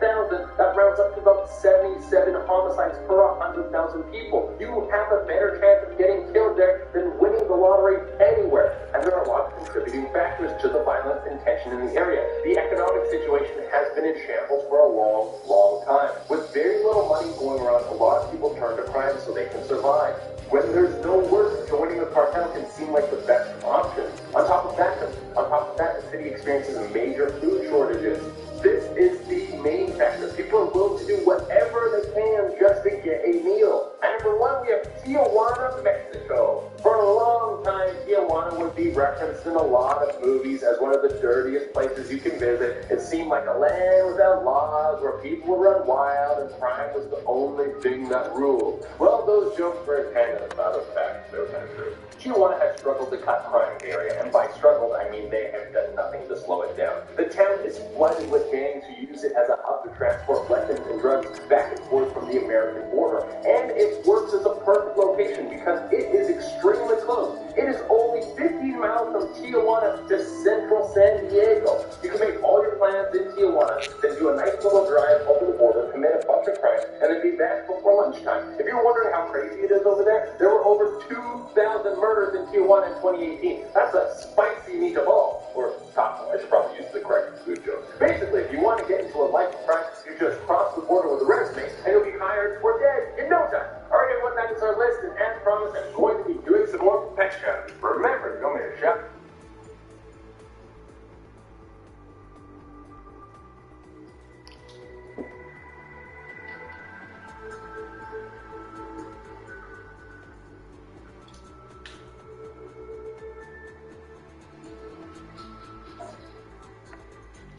Hello, most amazing top 10ers. How are you doing today? Well, I hope I'm back Sunday, and I hope you're feeling hungry because today we are talking the top 10 discontinued fast food items. Bring them back, bring them back. Most of them, anyway. Some of them are gross. Coming in at number 10, definitely kind of erring on the side of gross, we have the Burger King Cupcake Sundae Shake. Previously, if you'd wanted a cake in the O shake, you would have had to pop down to Burger King. But unfortunately, it's no more. At the time this item hit the Burger King menu in 2009, a Facebook fan page was set up for the drink cum dessert.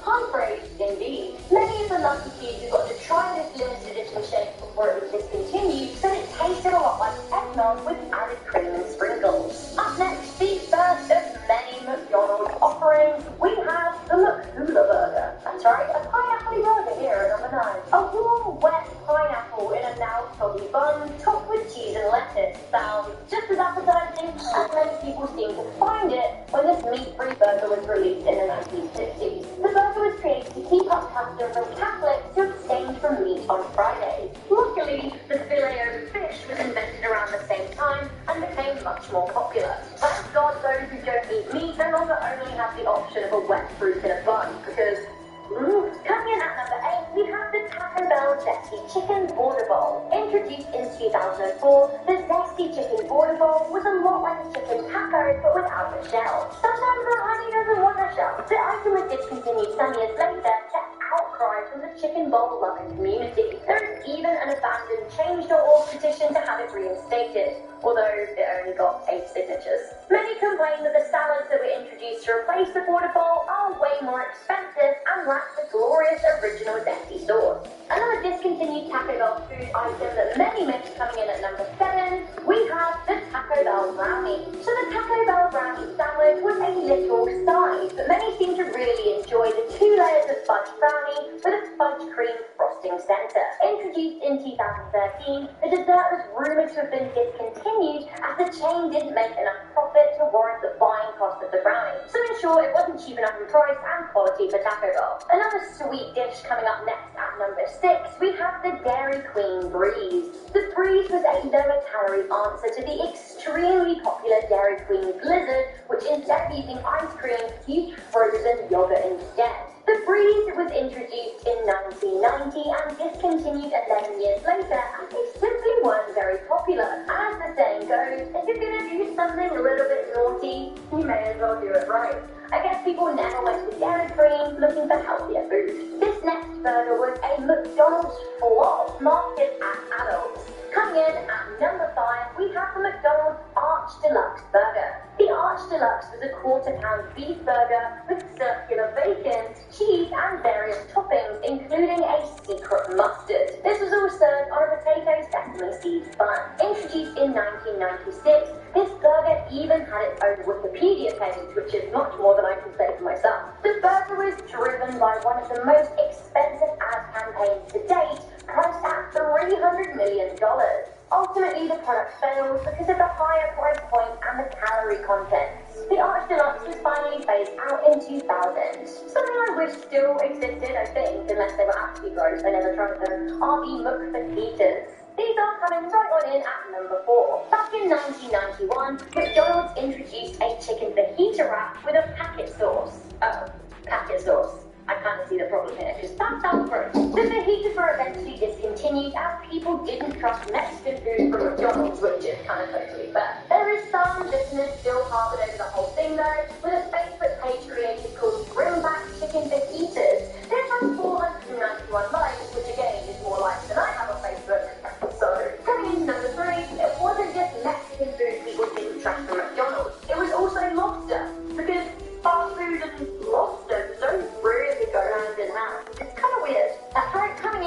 number 3, we have the McLobster. A McLobster meal was only $7, which is kind of strange. The lobster burger was introduced in 2013 in Canada, but reactions were not good. Casey Neistat even made a video about it. Anyway, due to the crappy response from the public and the fact that it kind of looked like a stick in a bun, the McLobster was taken off the menu. Coming in at number 2, we have the Burger King Bacon Ice Cream Sundae. Call me crazy, but ice cream and bacon, just not for me. Introduced in 2011, not only did the ice cream sundae not look exactly as advertised, some people were downright repulsed by it. The item eventually disappeared from the menu some years later. I'm so sorry to all of those people who love bacon mixed with cream, but for me, this seems all levels of wrong. However, what seems all levels of right is our number 1 discontinued fast food item. I am so sad I've never even got to experience this. We have the McPizza. This is like the golden grail of fast food that just isn't there anymore. Does it exist? I need it. I would have been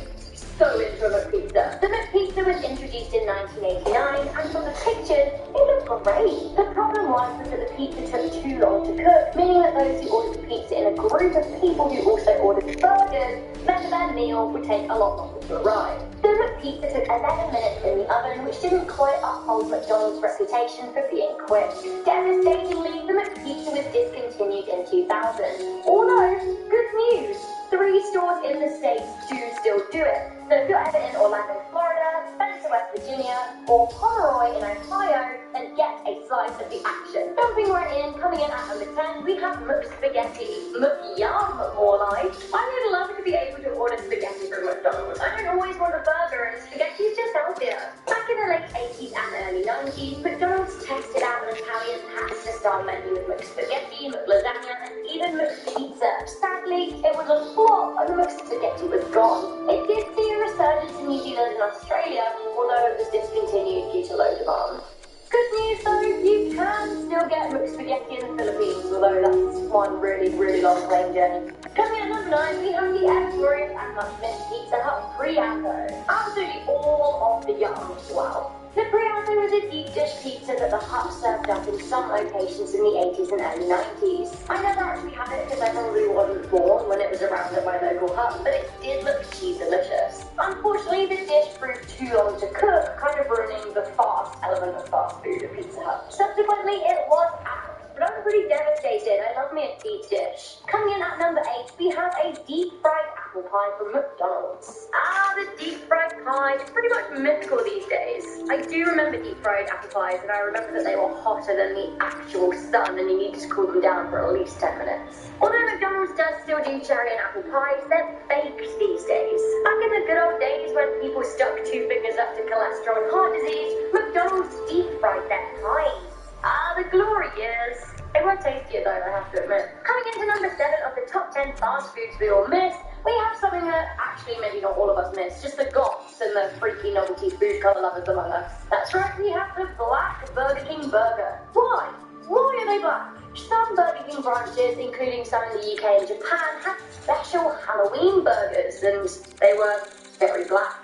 Some people love this, some people were very, very off-put by this, and for me, I kind of think squid ink and a fast food shark on a cheese bun. This was one really dark burger. For some people, it's just all about the novelty. Coming into number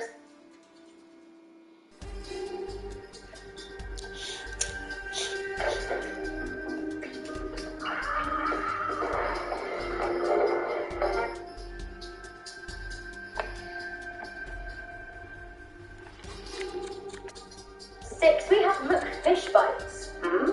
I would actually really like it if these came back, because I've recently gone pescatarian, and I mean, fish bites. If you can have McChicken nuggets, why can't you have McFish? The McFish Bite was a glory that was introduced in the 2013 era, way back then, and it was quickly pulled when sales fell flat. Made of Alaskan pollock, the healthier option snack just wasn't a goer. Coming into number 5, we have the Burger King Shake 'em Up Fries. 2002, where have you gone? And why did you take the Shake 'em Up Fries with you? Shake 'em Up Fries were chips filled with little packets of flavouring that you could mix in. McDonald's actually used to do something really similar, and I've one really enjoyed making my chips cheesy. Coming into number 4, we have the McHot Dog. Absolute Mc yes. Why is it always about burgers with these guys? I mean, sometimes stores sold hot dogs, although they just didn't prove a hit. Apparently you can still buy them in Tokyo though. I guess in a lot of places in the US you're never too far from a hot dog stand, but the good people of the United Kingdom need a dog. Coming into number 3, we have Burger King Stinny Minis. Stinny Winnies, that's what I say. These babies had a cute little advert back in 1998, and they were only 99 cents, and they had a sugary dipping sauce that you could dunk them in. To be honest though, I have to say Cinnabon does do it better, which is probably why he's never really took off.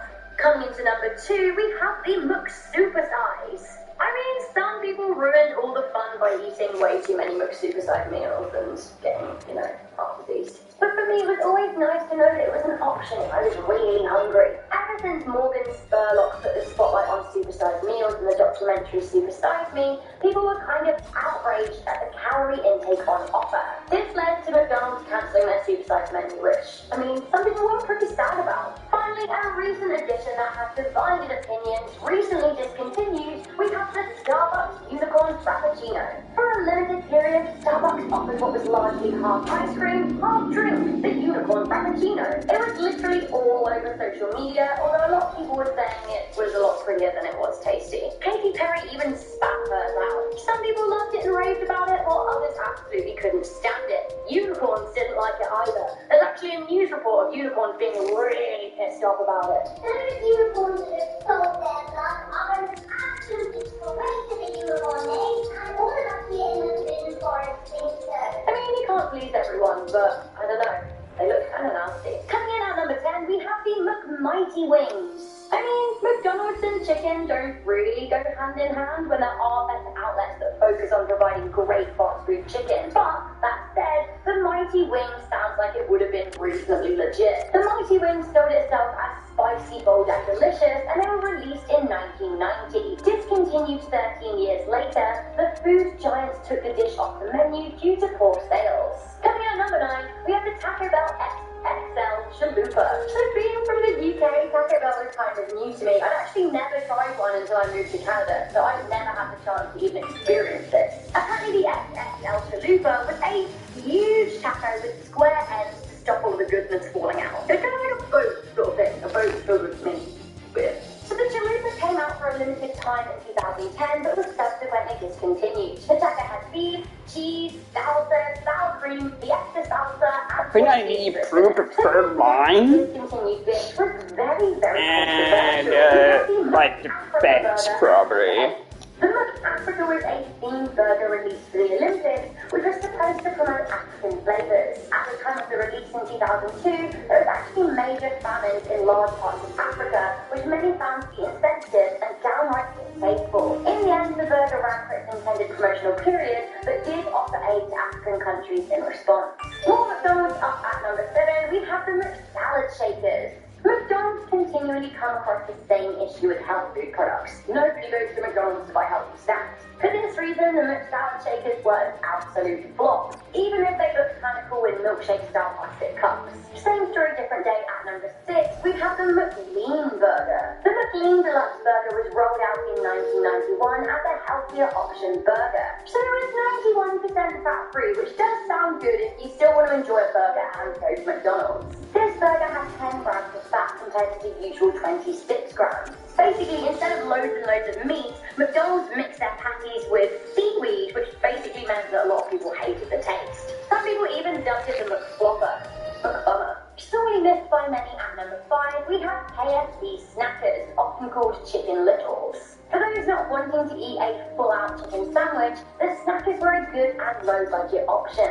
Available in the late 80s and early 90s, people really missed these small, tasty treats. There's even a Facebook page out there called Bring Back the KFC Buffalo Snackers. You do actually kind of get something a bit like these days in the $5 fill-up, but many say they just aren't the same. Okay, now these I would absolutely love back on the menu. Coming in at number 4, we have McDonald's Onion Nuggets. These little beauties were the shape of chicken nuggets, but were actually deep-fried onion bits. To me, I love onions. It sounds great. The onion nugget was released into the value menu in the 1970s, but quickly disappeared. Apparently, some do still exist in a preserved condition in a climate-controlled room in Illinois, but I, for one, can really live without a 40-year-old onion.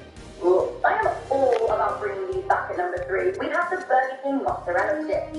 These were live and cooking in 2014, and while some stores do still sell them, they are not widely available. And this makes me sad because I need me a mozzarella stick. Although my ever-expanding butt may disagree, but mozzarella. Yum. Coming into number 2, this menu item started as an April Fool's joke. We have the original Double Down KFC sandwich. Chicken instead of bread. Now for Colonel lovers, this is the absolute dream. In between pieces of delicious chicken, there was cheese, bacon, and the Zinger sauce. Introduced in 2010 following a spoof post for April Fools, demand was so high that the powers that be made this sandwich a reality. Unfortunately, it was discontinued after a while, although it did make it back for a limited time period in many countries. I say bring it back. Bring him back. Honey needs herself some chicken. And finally, at number 1, this hot sauce sold like hotcakes and was recently sold for nearly $15,000. That's right, guys. I am talking about the McDonald's Szechuan sauce.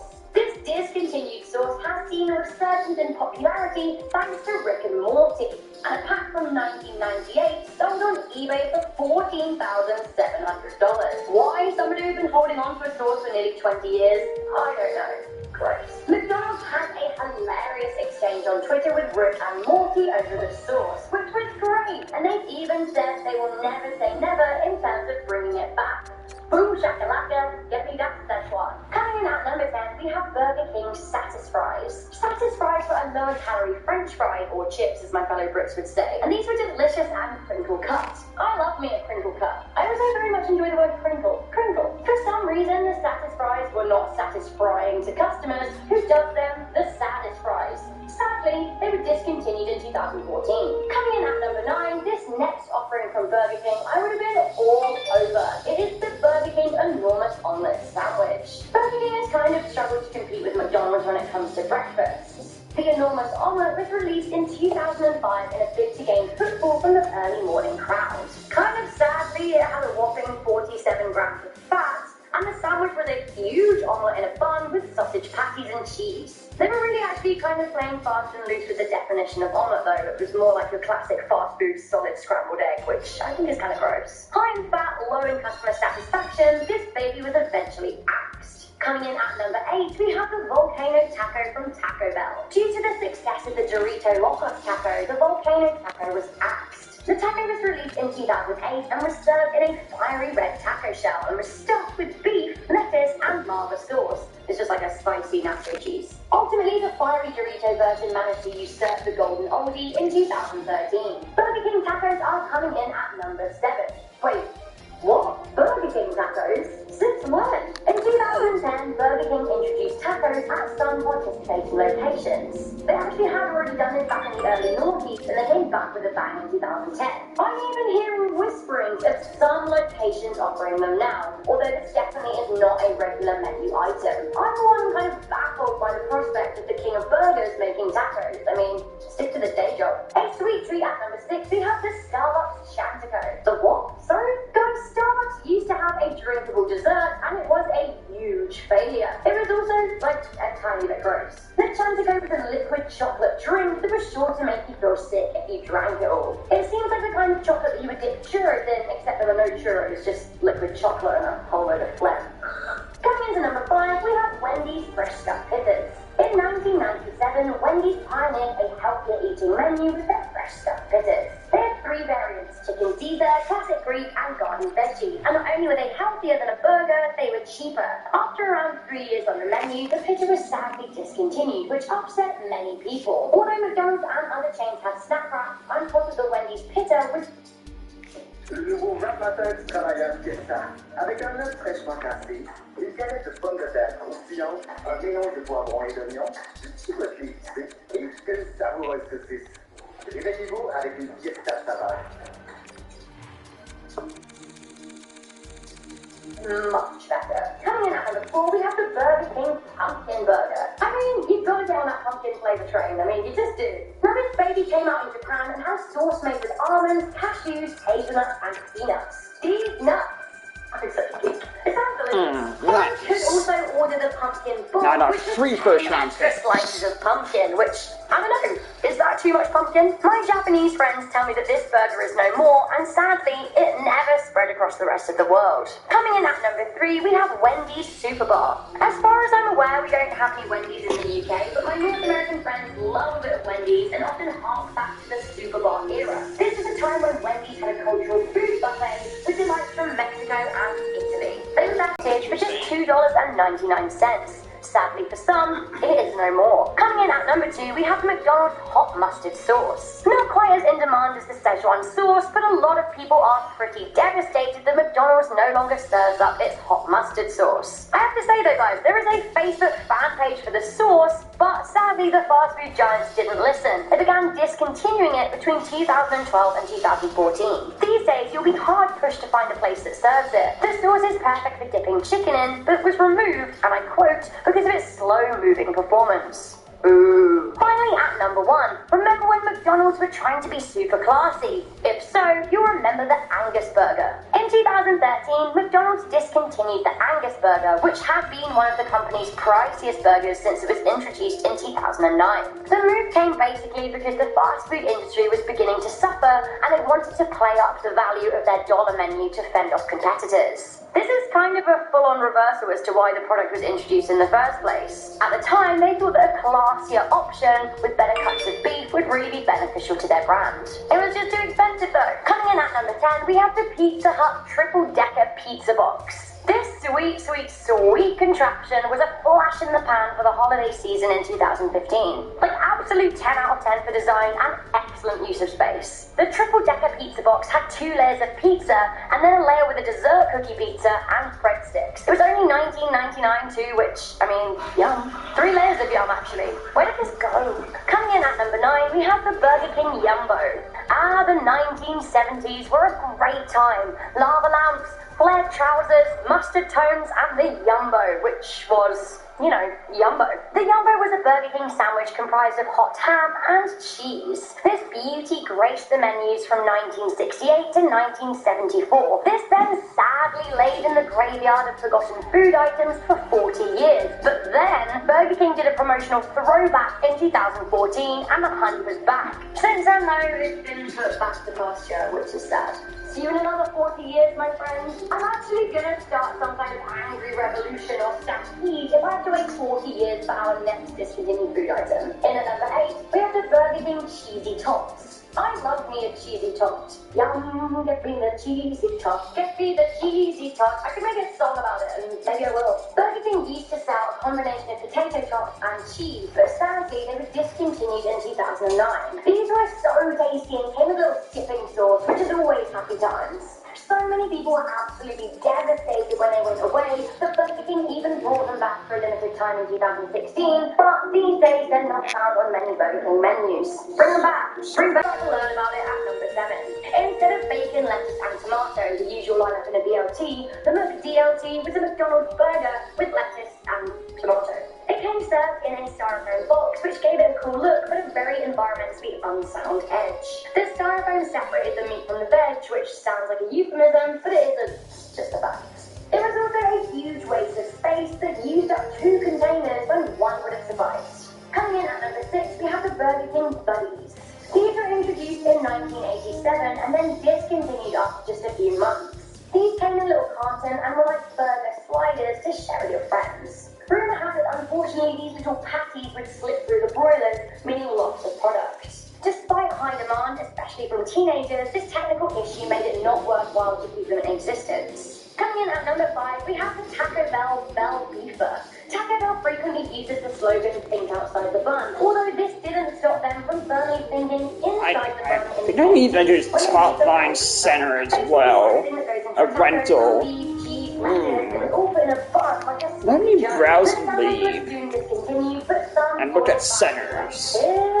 Less of a discontinued food item, but more of a discontinued food concept. I'm pretty sure that actually nobody misses this, but I really felt like I had to put it on my list. Coming in at number 4, we have Pasta Hut. What started as an April Fool's in the United States in 2008 turned into an actual real-life situation in October of the same year in the United Kingdom. Pizza Hut replaced all of their signs to say Pasta Hut, along with all of their marketing for about a month or so, as they played up the pasta areas of their menu. Luckily, this nonsense lasted only a few weeks until Pizza Hut was back. Back where I should stay. Coming in at number 3, we have the Taco Bell Kids Meal. Taco Bell dropped their kids meals in 2013. Previously, kids got a taco, cinnamon twist, and a fruit punch, and a toy. These days, they get absolutely nothing. Some nutritionists are hailing it as a good decision because it means there's less fast food aimed at children. Others, however, are suggesting it's more about money and marketing costs. Taco Bell themselves have hinted at the fact that they would like to focus on marketing to millennials, so it just means the kids have to suffer and get no toys. Coming in at number 2, we have McDonald's chocolate chip cookies. Guys, McDonald's used to sell cookies, and not like a big cookie that they sometimes sell today, like little cookies that came in a little box. I want to say a little box filled with joy, like a joy box. Hooray! Sadly, this little box of joy is no longer in existence, which I think is like a sad thing. Finally, at number 1, we have the McDonald's Steak Burger. An advert from the 1970s shows a McDonald's beef steak sandwich grilled to juicy perfection. It was also garnished with fresh onions and came with a steak sauce, which apparently was great. Back then, you could get onion nuggets too, which, if you remember from a previous list, onion nuggets were so there. Steak burger, onion nuggets.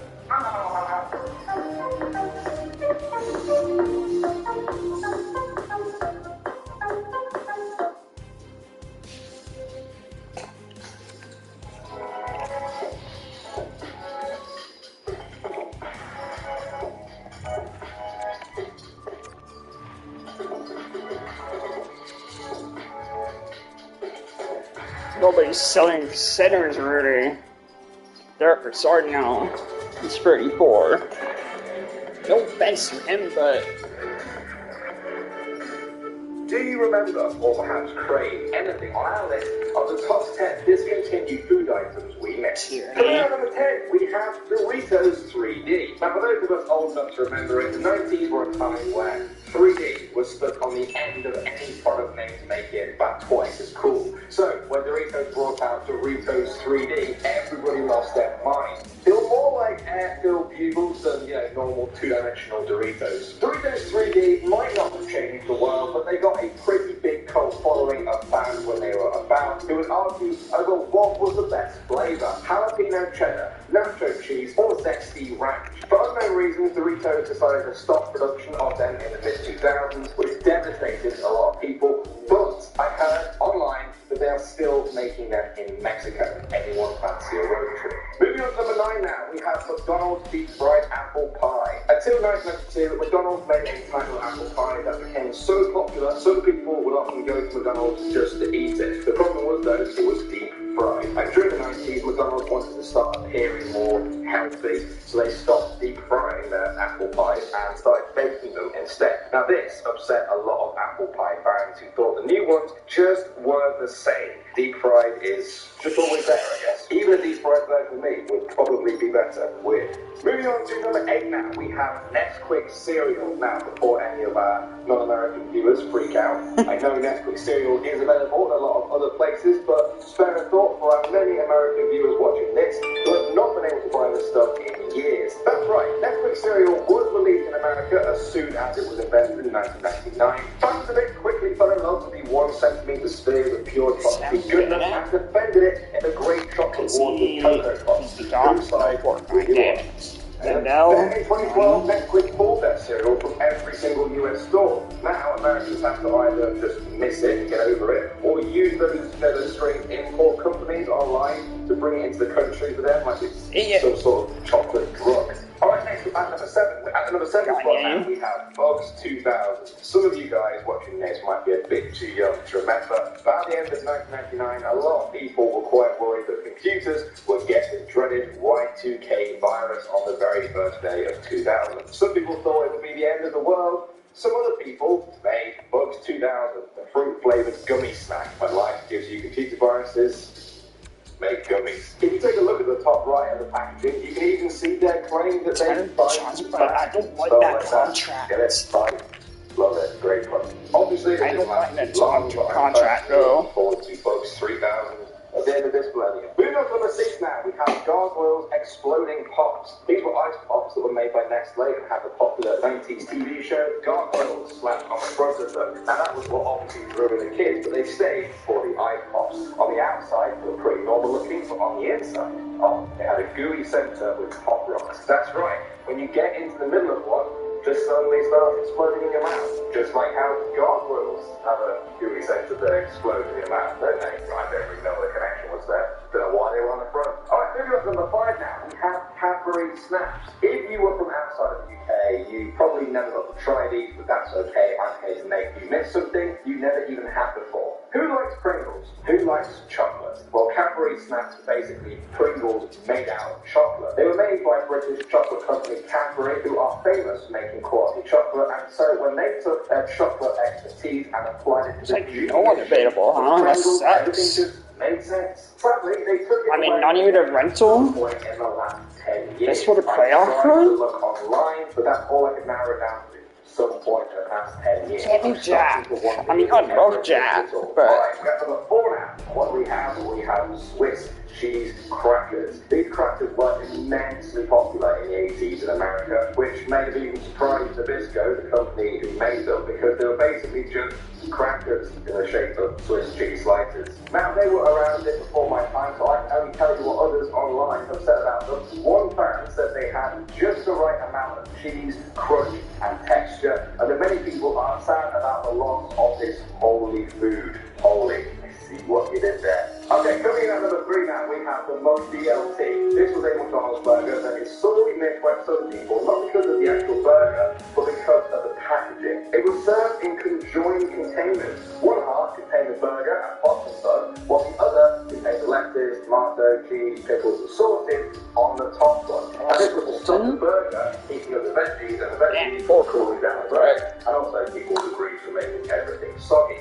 It was a pretty clever idea, and if it was around today, it would also work for veggie burgers too, but McDonald's sadly stopped doing them in 1991 as they tried to not waste as much packaging. At number 2 spot now, we have Crunchy Taters. Crunchy Taters, as you might expect, were crunchy potato chips. All the cool kids were eating them in the late 80s to mid-90s. They came in flavors like Cajun, barbecue, and hopping jalapeno. Great name. There are currently so many petitions online where people are asking for them to come back, but a lot of them also said that they ate 5 bags of the stuff every single day when they were kids, not even adults. So, I don't know, maybe it's a good idea that crunch taters are a thing of the past. Alright, and finally now, number 1, we have Pizzerias. Now, I'm sure a lot of you guys love pizza flavored Pringles, but you should know that they weren't the first to do this. Pizzerias were little pizza tasting slices of heaven. Now, you can tell they were the real deal because they have this little picture of a cheap pizza around the front. That's quality assurance right there. Of course, as years went on, other companies out there realized that pizza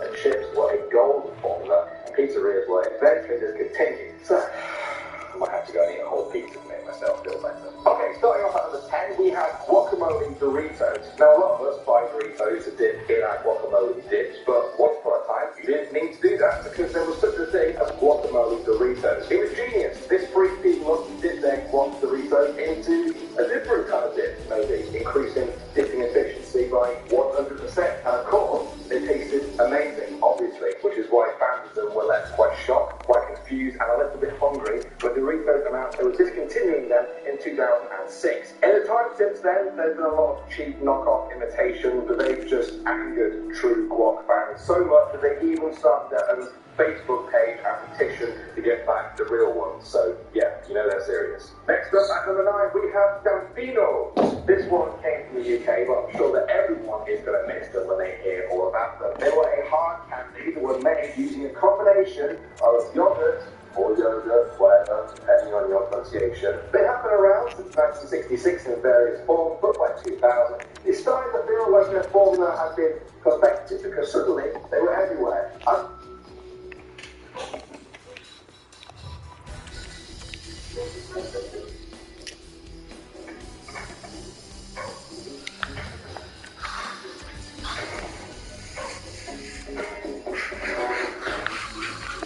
Became quite a common sight in the UK to see a bowl of strawberry or summer fruit campinos laid out as little bowls for guests. But the gods of discontinued food items eventually grew tired of them and took them away for good. Moving on to number 8 now, we have Calippo shots. Okay, I put this on the list for 2 reasons. Firstly, so many of our Australian viewers wanted this on the list, and secondly, I know it's not discontinued everywhere, so I want you guys to let our desperate Australian Australia and friends know where you can still get them. For the rest of you who've never heard of them, Calippo shot a tiny frozen pellets that came in flavours like strawberry and lemon, lemon and cola, lemon and lime. Yeah, I really like lemon. If you live in one of the lots of countries that still get these, let me know down below. Alright, next up at number 7 now, we have PB Max. PB Max was the bar for people who love peanut butter way too much, but were still a little bit too embarrassed to just bring a peanut butter jar and spoon to work with them. PB Max was the most peanutty, socially acceptable thing you could get. Creamy peanut butter and oats covered a square, whole grain cookie. Yeah, no center at all. Like, this is sad for Emma dinner. Any of the flavors I couldn't seem to find for me before they were discontinued, but you know what? Peanut butter lovers tend to only really have one favorite flavor anyway. Coming out number 6 now, we have Oreo Oats. I won't lie to you guys, I'm not really much of a sweet fan. Good. Well, when Oreo realized that everyone loved their snacks so much that they were often dipping them in milk, they came up with a genius idea, an Oreo breakfast cereal called Oreo Oats. It was launched in 1998 and instantly caused millions of kids to start tugging on their parents' sleeves in the supermarket until they got themselves a box. The cereal was discontinued in 2007 and everyone had to get on with their non-Oreo cereal lives, but those do still technically exist. Due to a series of complicated licensing deals and laws, Oreo Oats are still being manufactured in South Korea. And I've heard you can actually order them on eBay to wherever you live in the world. I might order a box after this video. Okay, next we're back number 5 now. We have Hershey's S'mores Bars. Roasting s'mores over a campfire is a popular tradition in North America and has begun to spread all over the world. In 2003, someone at Hershey's had the genius idea of taking the original format of marshmallows and chocolate between 2 graham crackers and turning it into a chocolate bar version. Suddenly, people didn't have to wait months for the next campfire. They could just pick up a s'mores bar pretty much anywhere, and they were a huge success. But even the initial success couldn't save the bar, and Hershey's did end up throwing them all into the campfire forever, eventually. Not literally, of course, I think. Next up at number 4, we have Ultroid Sours. This was one of the most requested items that I missed out in the previous 2 videos. Ultroids are famous for making very minty mints, but perhaps their most popular product was Ultroid Sours. Very hard, very sour candies in round tins that were introduced in 2002. Flavors included raspberry, citrus, apple, tangerine, and mango, and on Valentine's Day 2005, they even released passion fruit sours, because nothing says I love you more than a face like this. Eventually, I think people got tired of looking like that, and the product was widely discontinued. Oh, sour. Alright, on number 3 spot now, we have Jolly Rancher. These sweet, tangy candies were first introduced in 1949, so they really have been around the block. This was an all-American favourite for many years. Many people remember them for just how many flavours there actually were. There was watermelon, grape, apple, and fire sticks. Then came cherry, orange, and tangerine, lemon, peach, and sour apple, and then blue raspberry replaced lemon, and the whole thing was starting to sound like a soap opera. They've been sold to a lot of different companies over the years, and discontinued more times than I can even count, but I have heard you can still get some on Amazon when they're not totally sold out. Coming at number 2 now, we have Frankenstuffed Wieners. A lot of these are either sausage or peanut butter related, aren't they? Frankenstuffs were hot dogs stuffed with either cheese or chili, and they were sold in the US in the late 80s. The company described them as fun food that features a tunnel of cheese or chili inside a whole hot dog. Oh yeah, that sounds really fun. Apparently it used to get so hot, the kids would end up burning their mouths on them. Don't know why that was safe to make. Maybe that's why they stopped making them at all. And finally now, at number 1, we have Dunkaroos. These were miniature cookies that you dipped in icing. They came in packs of 10 with exactly 1 cubic inch of icing. They came in different shapes, such as a hot air balloon or circle with a D on. Now, I never had them, but from what I read online, Americans loved them. They reached peak popularity in the mid-90s, and the company even held a nationwide competition to name their new kangaroo mascot. The winner was Duncan. Get it? I see what they did there. They were discontinued in America in 2012, but in 2016, the company that made them, General Mills, actually encouraged Canadians to bring Dunkaroos from Canada to America on their travels because they were still being made in Canada. They called it Smuggleroos. Yes, I think we're done there. Starting off at number 10 now, we have potato skins. Salt fans in the late 90s went wild for Keebler's potato skins. They were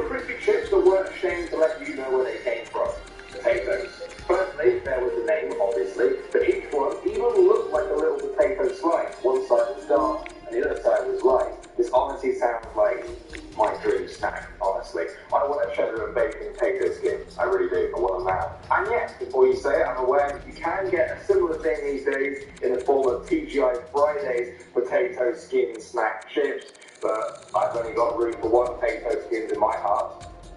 And stomachs. Next up at number 9, we have the Wonder Ball. This was sold by Nestle in the US. For those of you outside of the US, it was basically like a little Kinder Egg. It was the ultimate 90s kid snack in America. A ball made up of an outer milk chocolate shell and with tiny figurines inside, usually Disney themed. They were a huge success until 1997 when campaigners successfully got the Wonder Ball banned because they said it was a choking hazard. The Wonder Ball did make a brief revival in 2000 when they swapped the toy for a themed candy like Pokemon or Disney, but it seems like the whole urban legend of a kid choking to death on a toy never left the Wonder Ball alone, and it was discontinued again. Moving on to the 8th, we have the Reggie Bar. Reggie Jackson was a legendary baseball player in the 70s and 80s, and he didn't like the fact that another legendary baseball player, Babe Ruth, had his own candy bar in the form of Baby Ruth Candy Bar, except that had nothing to do with Baby Ruth. Now, despite that, one company launched the Reggie Bar, a circle of goodness with peanuts dipped in caramel and covered in chocolate. The crowd went wild. What started out as a little bit of a joke went on to become a hugely popular snack. They're all discontinued now, but I like to think that Reggie still eats one every day. Next up at number 7, we have cinnamon Tic Tacs. These days, you can get fruity Tic Tacs, the classic mint-flavored Tic Tacs. You can even get cola Tic Tacs in some places. Tic Tacs is starting to sound weird in my mouth. But some hardcore Tic Tac fans will tell you that there's only one true flavour to rule them all, and that was cinnamon flavour. They were often referred to as winter warmers in the UK because a few of them were said to be all you would need to fight off the cold thanks to their fiery taste. They were first released in the 1970s, but by 2010 they had disappeared everywhere. Presumably people just couldn't handle that kind of heat anymore. Moving on to the 6th down, we have Kellogg's Yo-Go. This snack was described as yogurt-covered bits. Yeah, bits. Nobody really knows what the bits were, but they tasted pretty good, so that's all that matters, right? They came in a number of different flavours with names such as Strawberry Slam, Berry Banana, and Island Explosion, which, that last one, it really gives no clue about what it tastes like, does it? They claim to give a kid 100% of their daily calcium intake, but even if that was true, there was also a lot of concern about the amount of sugar in them. Between that and the fall in sales, Kellogg stopped making Yo-Go's, leaving a huge gap in the market for someone else to make nice, tasty little bits. Okay, coming in at number 5 now.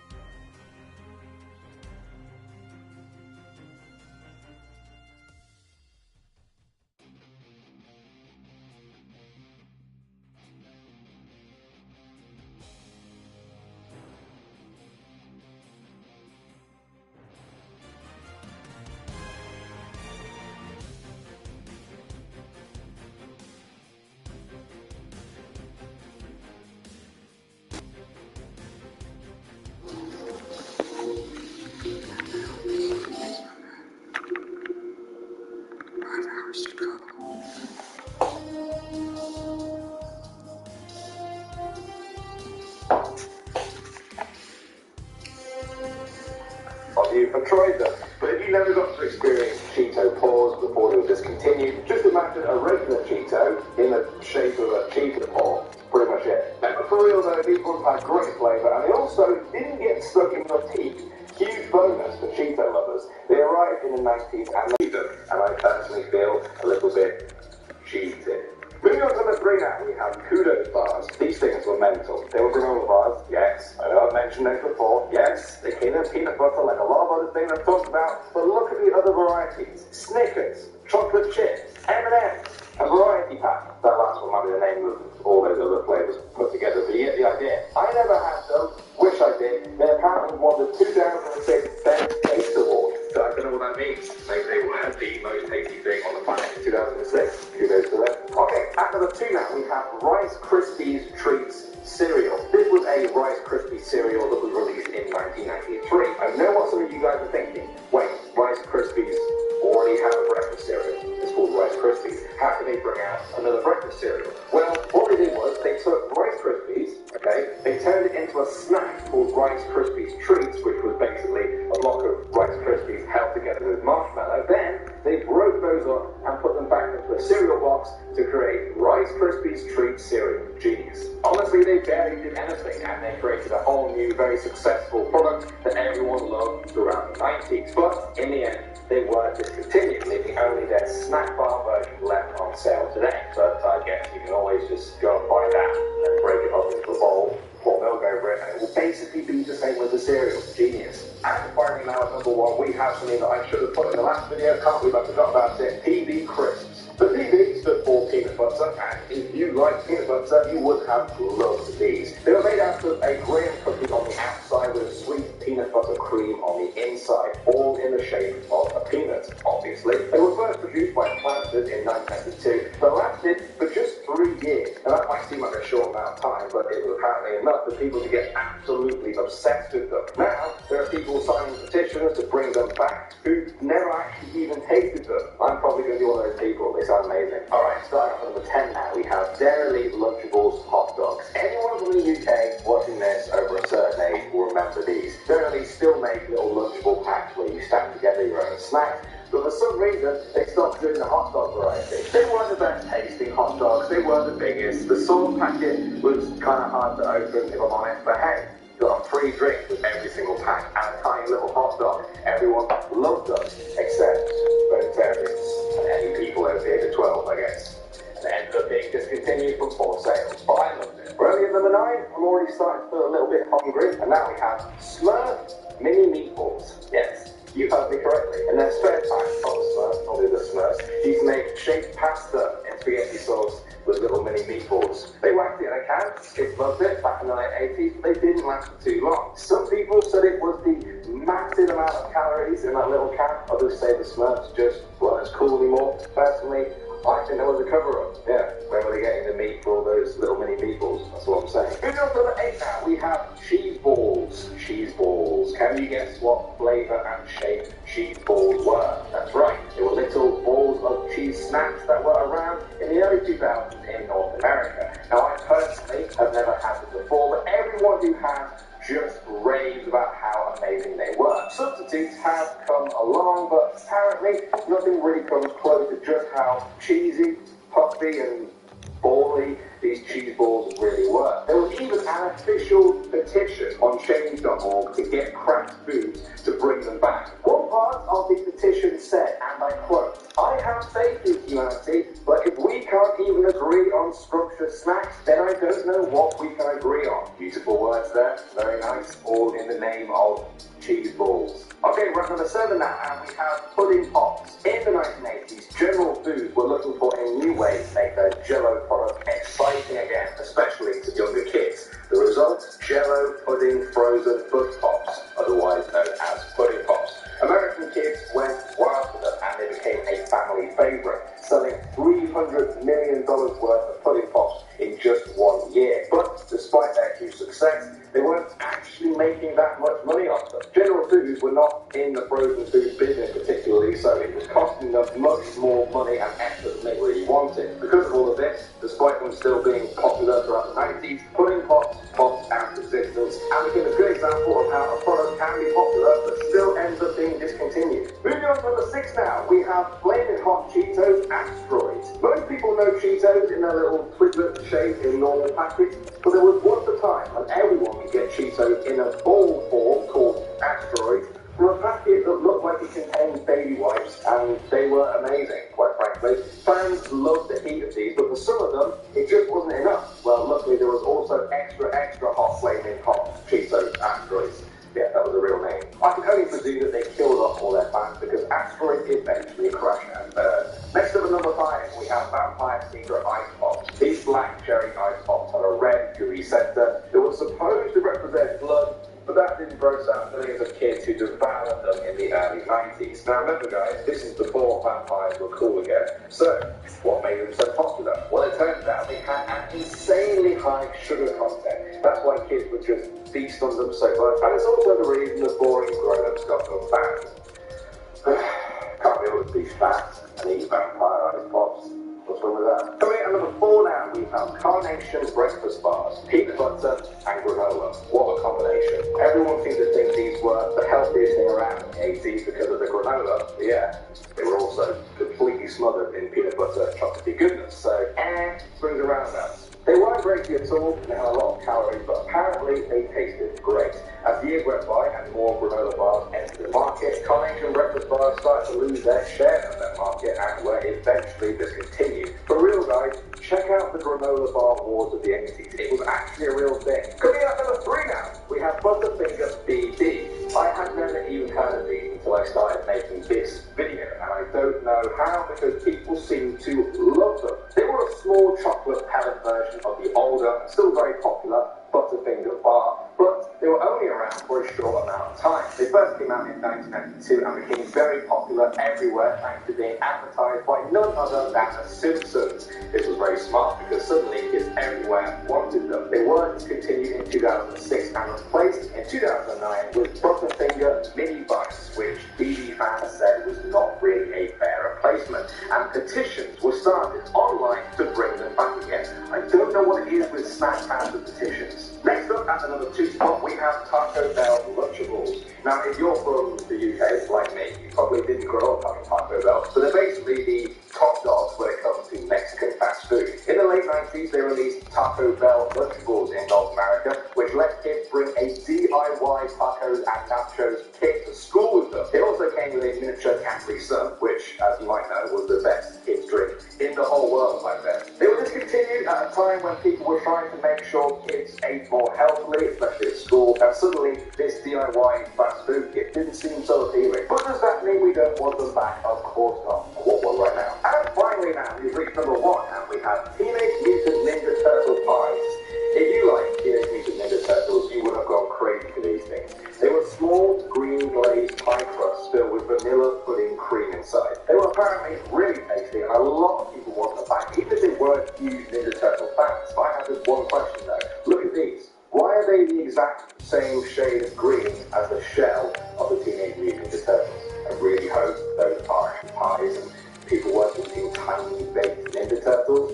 Yeah. Their tagline of straight from the sewers to you is now sounding a little bit suspicious. Alright, starting off with number 10 now, we have Jumpin' Jack. Doritos made these. I can make a whole video about Doritos products that were discontinued, that everyone wants back. They get through like 10 products a year, it feels like. Jumpin' Jack was one of them. They were cheese flavored and nothing else, specifically cheddar, Monterey Jack, and Swiss cheese. You couldn't even tell how cheesy they were because the powder blended in with the actual chip. They also had jalapeno pepper powder that gave them a little bit of a kick, just the right amount. Next up at number 9 now, we have Nintendo cereal. Yes, Nintendo used to have their own breakfast cereal. I know most of us are too young to remember it, but I think it's so cool that you will probably miss it as soon as you hear about it. I know I certainly do. Nintendo released it in 1988, and it only lasted for 1 year, but oh, what a year that was for Nintendo fans. It was called Nintendo Cereal System. Brilliant. There were 2 bags inside each box. Each one had a different cereal. One was the Super Mario Brothers side and had Super Mario characters, items and stuff that were all fruity flavored. The other side was Zelda and had little berry-flavored links, hearts, keys, and chests. The tagline was 2 cereals in 1. Wow, I think that is something that we can all agree on. Wow. Most of us were born after the last box was ever eaten, but I think we will all miss it. Next up at number 8, we have the salsa con queso Cheeto. Everyone knows that Cheetos do cheese flavor really, really well. They've got that whole thing down, but they also do spicy quite well as well. But in 2012, they released a salsa con queso flavor that was meant to give fans the experience of dipping Cheetos in melted cheese and chili pepper, but without any of the horrible sticky mess on your fingers afterwards. Then, out of nowhere, they just vanished, like, completely. Even in the short time that they had existed, they had gained a pretty large fan base, who even started an online petition to get them back. But, as the old saying goes, the Cheetos company works in mysterious ways, and salsa con queso Cheetos were never seen again. We have Easy Squirt Ketchup. What colour is ketchup? Red, isn't it? Obviously. But some of us remember a time when ketchup could be blue, green, pink, orange, and teal, thanks to Heinz Company's Easy Squirt Ketchup. They launched in 2000 and sold more than 25 million bottles during their first 3 years. Good times. But eventually, people started to miss the good old red ketchup, the classic one. Look at it, being all red, also good times. Sales of Easy Squirt Ketchup began to fall, and the product was stopped altogether in 2006. Coming up at the 6 now, we have Space Dust Sizzling Candy. This one is a shout out to the 1970s, when the world was still riding high from all the space missions over the past decade. General Foods cashed in on this and made an addictive powder that's totally legal. It was essentially pop rocks ground up into a fine powder, and it came in flavors like cherry, orange, and watermelon. Unfortunately, the name sounded a little bit too similar to the very much illegal Angel Dust, so this is sadly something that only 70s kids will remember. Next up, at number 5, we have Bubble Play. I remember this one. This stuff was amazing. A cherry ice cream baseball glove hand with a little bubblegum baseball in its palm. Oh, how cute. Now, I don't know about the rest of you, but I remember being a kid, and the 2 treats in my life were ice creams and bubblegum, so you can tell why I absolutely love this one. Wall promoted it with the slogan,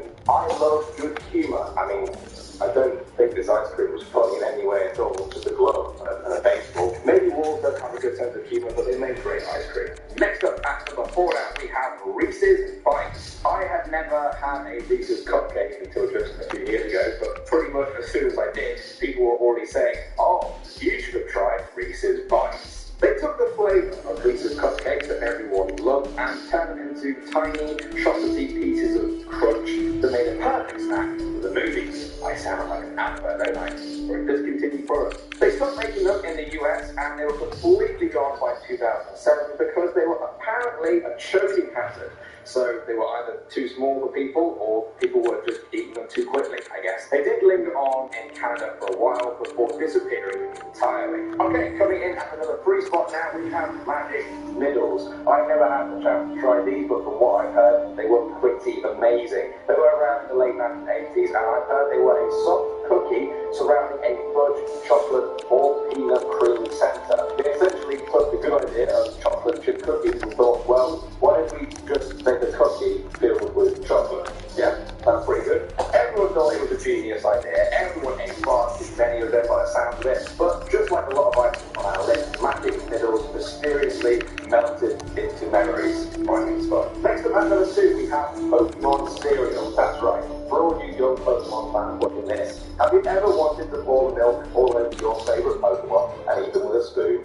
Me too. Luckily, I'm old enough to remember Pokemon posted Oats cereal with marshmallow bits. The marshmallow bits were in the shape of Pikachu, Poliwhirl, Onyx, and Ditto. They were eventually stopped, presumably because kids were more likely to catch diabetes than Pokemon from it.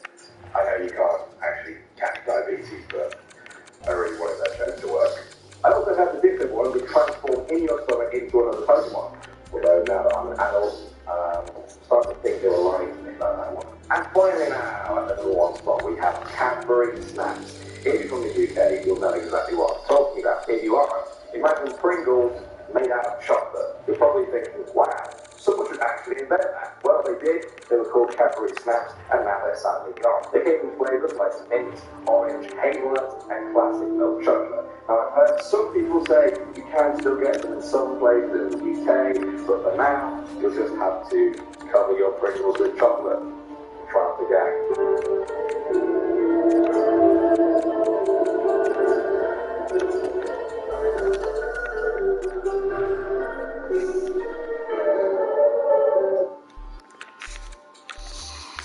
The guaranteed MasterCard from Capital One gives you a $7,000 credit limit, and it's great for building credit. Plus, your approval is guaranteed. Want to improve your credit and get closer to your financial goals? Apply today and enjoy the possibilities good credit can bring.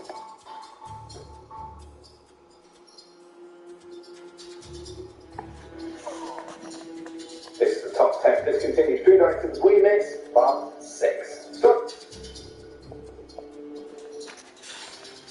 I have another 10 now. We have Big Stuff Oreos. These things were first released in 1954, and there's not really much to say about them, to be honest, other than they were like normal Oreos, but massive. If you want to talk numbers, they were actually 10 times the size of a normal Oreo. It was sold in packs of 10, and each one contained 316 calories.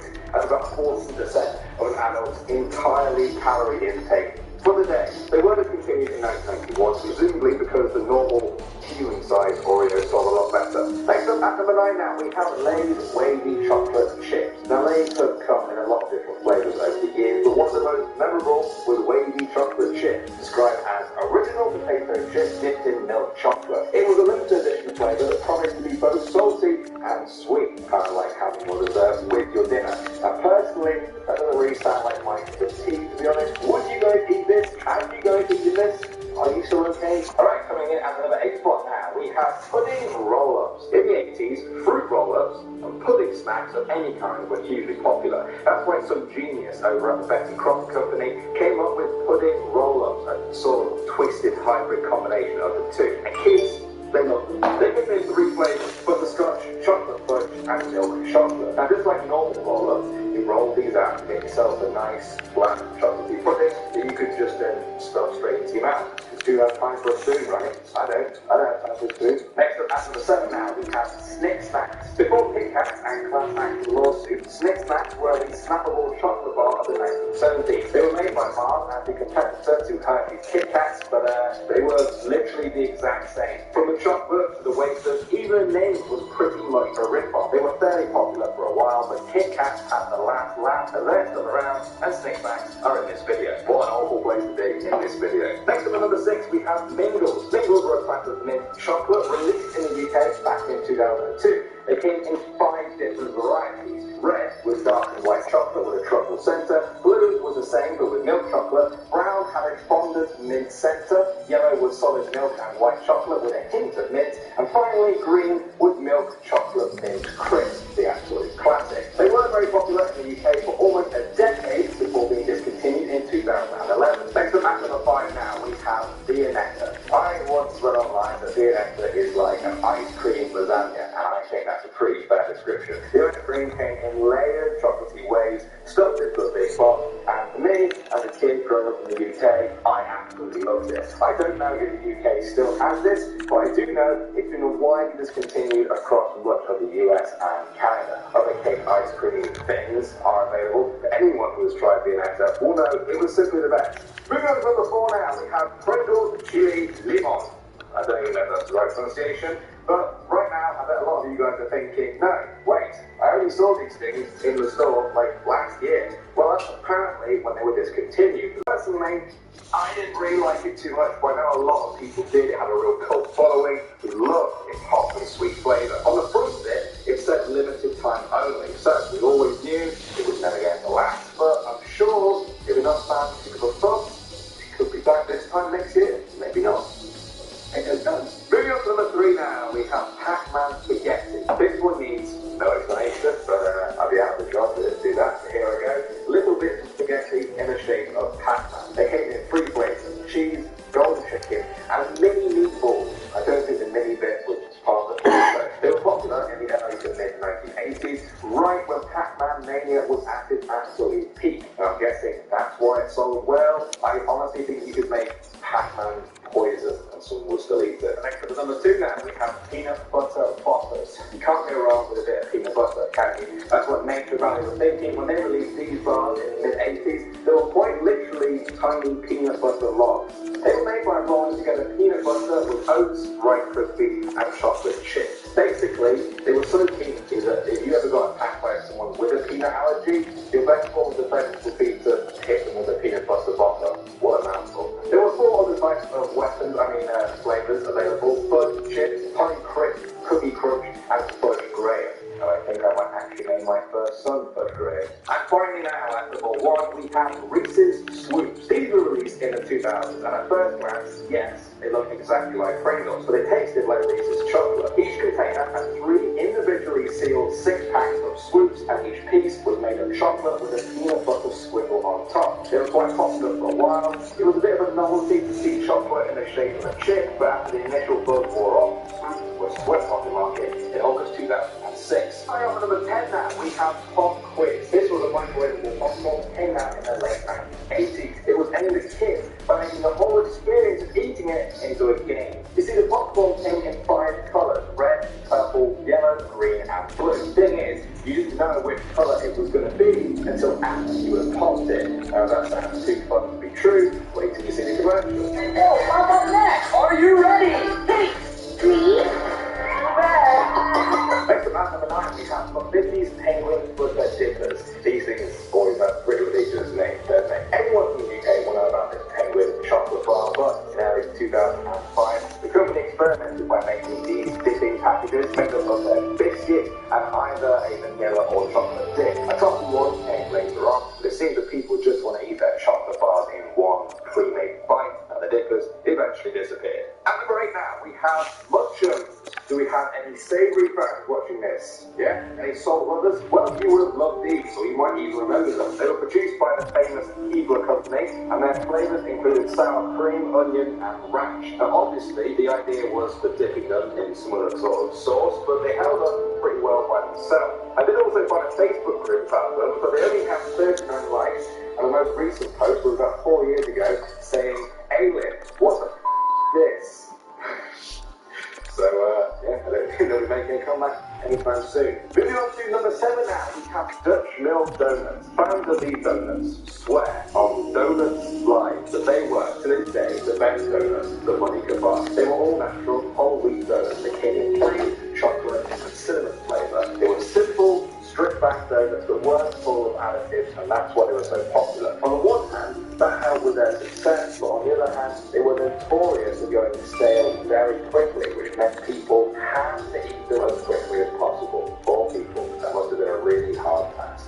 Next up at number 6 spot now, we have chickadees. These things were massively popular across Southeast Asia in the 80s and 90s. Kids everywhere, Australia to the Philippines, enjoyed possibly the only chicken-flavoured snack on the market at that time. Now, I heard it tasted amazing. I didn't know they used real chicken flavouring though. By the way, each bag also came with a random prize ranging from stickers to a small plastic toy. Chickadees, everyone's a winner. I sound like I'm working for a company that's been gone for like 20 years. Coming out number 5 now, we have Prison Bars. Prison Bars were released in 1986 by Hershey's. They were only around for 1 single year, but people still remember them fondly as a quintessential 80s chocolate snack. The closest thing you can compare them to today is M&M's, with that kind of consistency and flavour, but these things never made it out to the 80s. Even the logo kind of looks like an 80s tracksuit. Coming out number 4 now, we have Walker's Baked Bean flavour. Walker's is the British and Irish version of Lay's crisps. Where I'm from, we eat baked beans. We love baked beans. And so in 2003,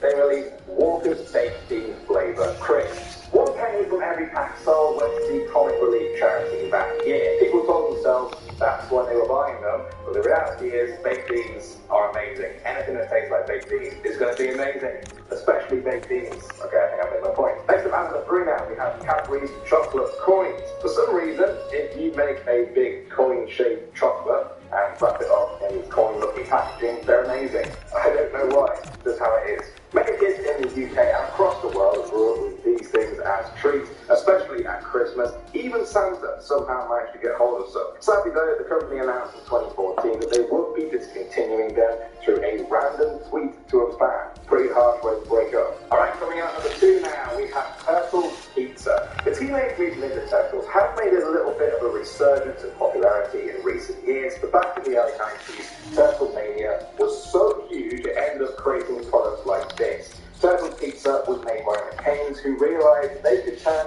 the Turtles Love the Pizza in a TV show into a real-life product. It worked for a while, but they might have gone a little bit too far when they released pizza mini slices, which were covered in a green apple flavored dust. Let's not even go there. And finally, we reach number 1 now, and we have Screaming Yellow Zonkers. These things looked amazing. They were a popcorn snack, began in the 1960s and lasted into the 2000s. They came in a little black box, which always had some sort of ridiculous advice on them, such as how to what. At that, we love bold questions, because with the right analytics, we have data to amazing things, like make the world safer, faster, healthier, and kinder. All we have to do is ask the data and cleanse. Curiosity forever.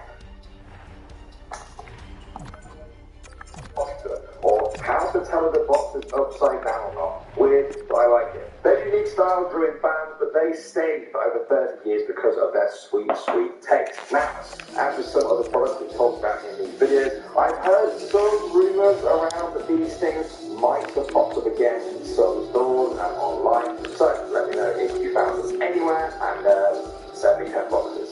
Hello. Coming out number 10 now, we have Push Pops. These things were huge in the early 90s. You push them up to get the fruit candy, and then push them down again to save them for later. They stayed fresh for the whole day. It made them the perfect snack for people looking to get their sugar fix throughout the day. The bright packaging and advertising made it quite clear they were being aimed at kids, and many people said that having them as children was quite a messy experience. They have been gone for a while now, but can still be found in select online stores. Next up at number 9 now, we have Minute Fudge. There are a lot of people out there who love fudge. There's also a lot of people out there who don't like waiting 5 minutes for things. Well, 4-minute fudge from Kellogg made those people very happy in the late 70s. The packaging said it had a homemade taste and that it was easy and fun to make. At first, it sold very well. The company was even bought by Kellogg, but eventually it all got kind of fudged up when customers started complaining it was just a sludgy mess. It sometimes took 20 minutes to make, and one customer even said the best thing about it is the recyclable packaging. Savage. But we miss it. Coming in at number 8, we have Vanilla Monster Munch. Now, if you're from the UK, you'll be quite familiar with Monster Munch. They're a popular corn crisp snack in the shape of Monster Speed. Their most popular flavours are roast beef, pickled onions, and flaming hot. Normal flavours, I think, for crisps. But back in 2004, they released Vanilla Ice Cream flavour. It was made with sugar instead of salt and tasted weird. Some people thought it was good weird, other people just thought it was bad weird. It was released as a limited edition, but I think they only said that because they knew deep down would never really take off. Coming out number 7 now, we have Astros. These were little chocolatey pellets sold by Cadbury, which we sadly have no more. They were first launched in the UK, Canada, the US, and South Africa as a rival to Martha's M&M's. And, well, the fact that you guys know what M&M's are, that's probably not what Astros are. I'm going to show you who won that battle. They weren't discontinued in the UK, but I have heard they're available in some areas around the world, including South Africa. As ever, do let me know. Next up, at the number 6 spot, we have pancakes and sausage on a stick with chocolate chips. Yeah, you heard me correctly. I did not mess that one up. In 2006, the Jimmy Dean Company released these things. Now, I don't know if they were drunk, desperate, or just had a really weird craving. It might have been all three. Some people did like these, emphasis on the some. It's one of the weirdest combinations I think I've ever heard of. But to be honest, I do kind of want to try one, see what it tasted like, and then maybe spit it out straight away. Alright, moving on to number 5 now. We have cheese tidbits. These are made by Nabisco, and they were huge in the 80s and 90s. Little tubes of cheese cracker glory. Back then, the cheese cracker wars were being fought between cheese tidbits, Cheez-Its, and cheese nips. Yes, that was a real thing. According to Tidbit fans, they were the superior cheese cracker, but something must have gone really wrong, because by 2002, they were totally discontinued. Now, I know you guys might be like, get over it, there's plenty more cheese crackers out there, but from what I've seen, cheese cracker fans take this thing very seriously. Moving on to the number 4 spot now, we have O Voices. In the late 80s, if you wanted to overdose on pure salt, O Voices was the way to do it. Potato chips made by Keebler. Now, from our previous videos, you guys might know Keebler as the company who made sweet treats such as Magic Middles. This was them trying to enter the salty snack market. Although they weren't popular, it sounds like they had enough salt in them to kill a horse. You know what it's like, once you pop, you just can't stop. But with these things, you just can't stop when your lips go numb. Moving on to number 3 now, we have Mr. Bone. This spooky candy was around in the 70s and was packaged in tiny little coffins. Inside each one was Mr. Bone, the skeleton, made up of tiny candy pieces. Sounds kind of weird when I put it like that. Anyway, the idea was that you were supposed to assemble Mr. Bones, but apparently no single coffin came with all the right bits you needed. So you had to buy lots of different coffins if you wanted to complete Mr. Bones. I see what they did there. Clever. Next up at number 2, we have Burger Man chips. These came from Australia and were made by the real McCoy company. Weirdly, they were in the shape of humans, but tasted like burgers. I'm not sure if there was some hidden cannibal message there about people tasting like burgers, but apparently they were really addictive. Unfortunately, the real McCoy company went out of business a few years ago, and so did the Burger Man chips with them. I've heard that some Australians do still have some bags, so if you're hiding any around the house, hit me up. You know where I am in this video.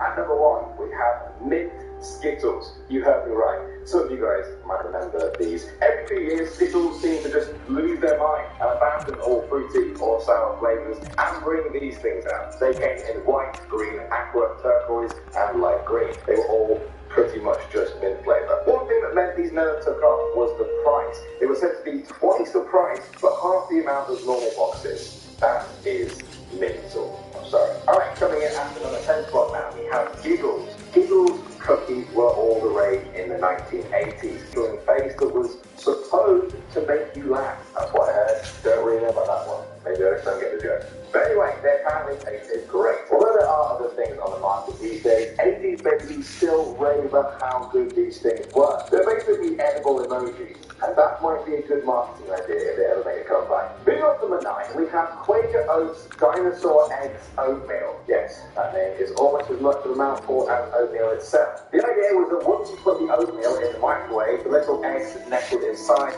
will begin to hatch into actual tiny little dinosaurs. Or actual dinosaurs, but you know what I mean, they look like them. Now, I personally only got to try this, and I'm gutted because I love dinosaurs. This would have had me jumping out of bed every single morning. They were released in 1998, but were eventually taken off the shelves, although they've been discontinued in stores, and a limited amount is being sold on Quaker's own website. So if you like the sound of this, go and check it out. Moving on to number 8, we have Quakers. Full name, Quakers Corn Twists. It first became available in 1968, and these days, twisty-shaped chips are common, but these were the real OGs. The advert said that fans of the chip all agreed that the only way to unwind at the end of the day was to get all twisted up in a crunchy box of Quakers Corn snacks. I'm sure it tasted great, but if I was feeling stressed out for a long day, I don't think a packet of Quakers Corn Twists is going to fix that, but what do I know?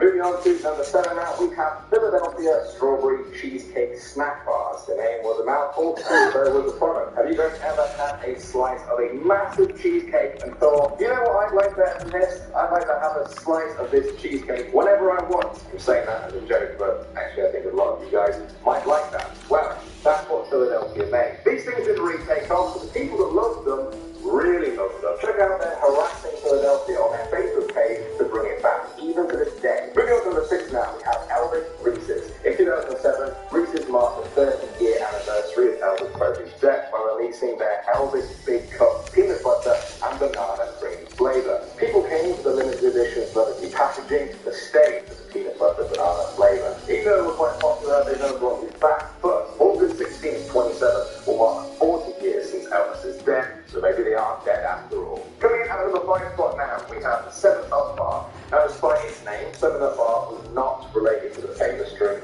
in any way at all. This chocolate bar was first produced in the 1930s and featured 7 pillars of chocolate. Each one contained a different flavor. They would alternate between Brazil nut, buttercream, butterscotch, caramel, cherry, coconut, fudge, mint, nougat, and orange. It was a great idea, but sadly, the cost of making these things ended up being way too much, and they were eventually discontinued in 1979. Alright, at number 4 4 now, we have a personal favourite of mine, Wwe Ice Cream Bars. Back in the 80s, the most famous wrestling organisation in the world, WWE, released their own ice cream bars. The outer cookie shell has imprints of your favourite wrestler, then came the vanilla ice cream, followed by a thick chocolate-flavoured coating. The crowd went wild for them. Even people who didn't really watch wrestling used to absolutely love these things. They were sold for over 20 years, but for some mysterious reason, they stopped making them in 2009. And to be honest, no one really knows why. There's actually a Facebook page that is saying, bring them back for 1 million likes. They have just over 7,000 likes at the time of filming, so we might be waiting for a while. Next up, at number 3 spot now, we have Oatmeal Swirlers. In the 90s, General Mills released their bowl of Oatmeal Swirlers. The idea was quite simple with this one. How do you get kids to eat healthy oatmeal in the morning? You cover it in a thick swirl of tasty but probably quite unhealthy red jam. Well, it worked. It sold really well, and part of the appeal seemed to be their advert showing how you can do kind of cool drawings with the jam, or even play noughts and crosses with your friends. I've heard that in reality, the best you could do was just an ugly smiley face. And in the 2 spot now, we have Dolce, Deluxe, M&M. For many years now, Spanish has been the fastest growing language to English in the US. M&M realised this, and in the early 2000s, they began to market it to the Latin American population in the US. So, it took Dolce de Leche, a traditional flavour in South American confectionery, and made M&Ms of it. Sadly, didn't really take off, but it's still fondly remembered. Alright guys, we've reached number 1 spot now, and we have Chester's Cheese Doritos. In 1995, 2 things came together that should have never come together: Doritos and Cheetos. They had a child together called Chester's Cheese Doritos. It was basically a tortilla chip in the shape of a Dorito, but with the flavour of a Cheeto.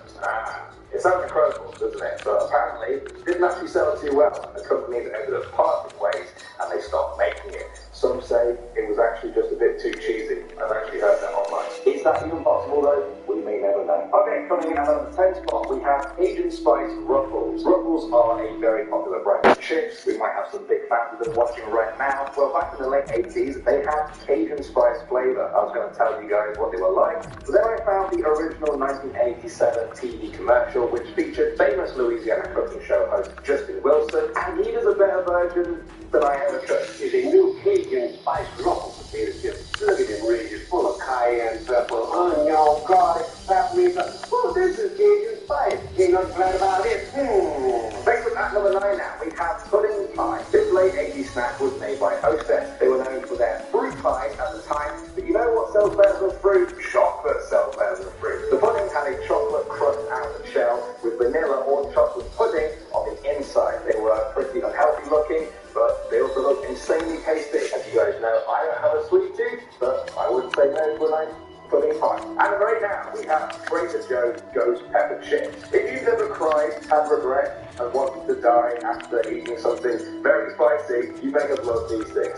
Everyone knows that the ghost pepper is one of the hottest peppers on the planet, and Trader Joe's tried to condense all that heat into one single crisp. The thing is, they were actually kind of tasty, which means they weren't really as spicy as ghost peppers. The people eating them who basically didn't want to have a tongue after finishing a bag, and they eventually faded away like a ghost pepper.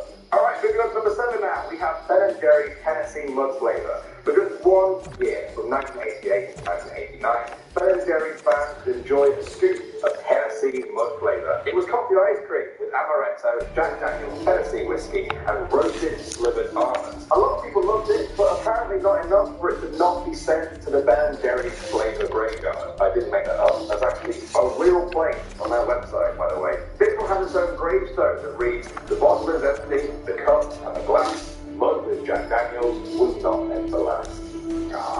Alright, coming out of the 6th spot now, we have Fiery Habanero Doritos. It wouldn't be a discontinued video without mentioning some sort of Doritos flavor from the past, would it? Fiery Habanero was released in 2005 and was seasoned with cheese powder, onion, garlic, and tomato powder, and of course, the hot habanero chili. It seems like it might have been a little bit too spicy for the average chip eater though, because they were discontinued. not long after their launch, but they do still have Doritos Dynamiter Fiery Habanero, which are basically the same thing, that just like rolled up Doritos. However, real fans will say it's not the same at all. Moving on to number 5 now, we have Fruit Corners Fruit Bars. These bars from the 1980s tried to please both kids and their parents alike. Candy bars that were made with real fruit. They were made by General Mills, who hoped they would be filling up school lunchboxes all across America. The really weird thing was, the TV advert for them called them ugly and showed kids shocking their parents and teachers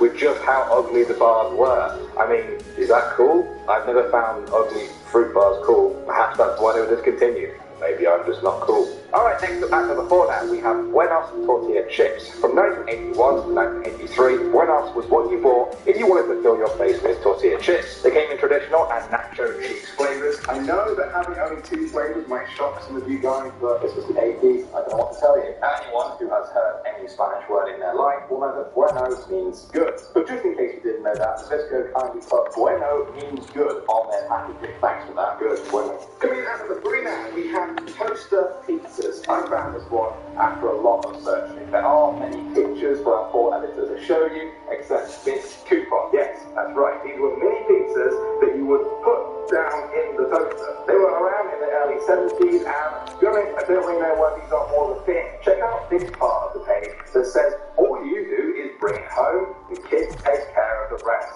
Nice. It was both an advert for pizza and easy parenting. Yummy. Next up at number 2, we have Choco Bliss. These were also from the 1980s, and being the things they had all the best food back then. Choco Bliss was basically just a small rectangular slice of chocolate cake marketed for kids. The name wasn't lying either. It was pure chocolate heaven. Even the TV commercial described it like this. You host this Choco Bliss is chocolatey on top of chocolatey with chocolatey in between.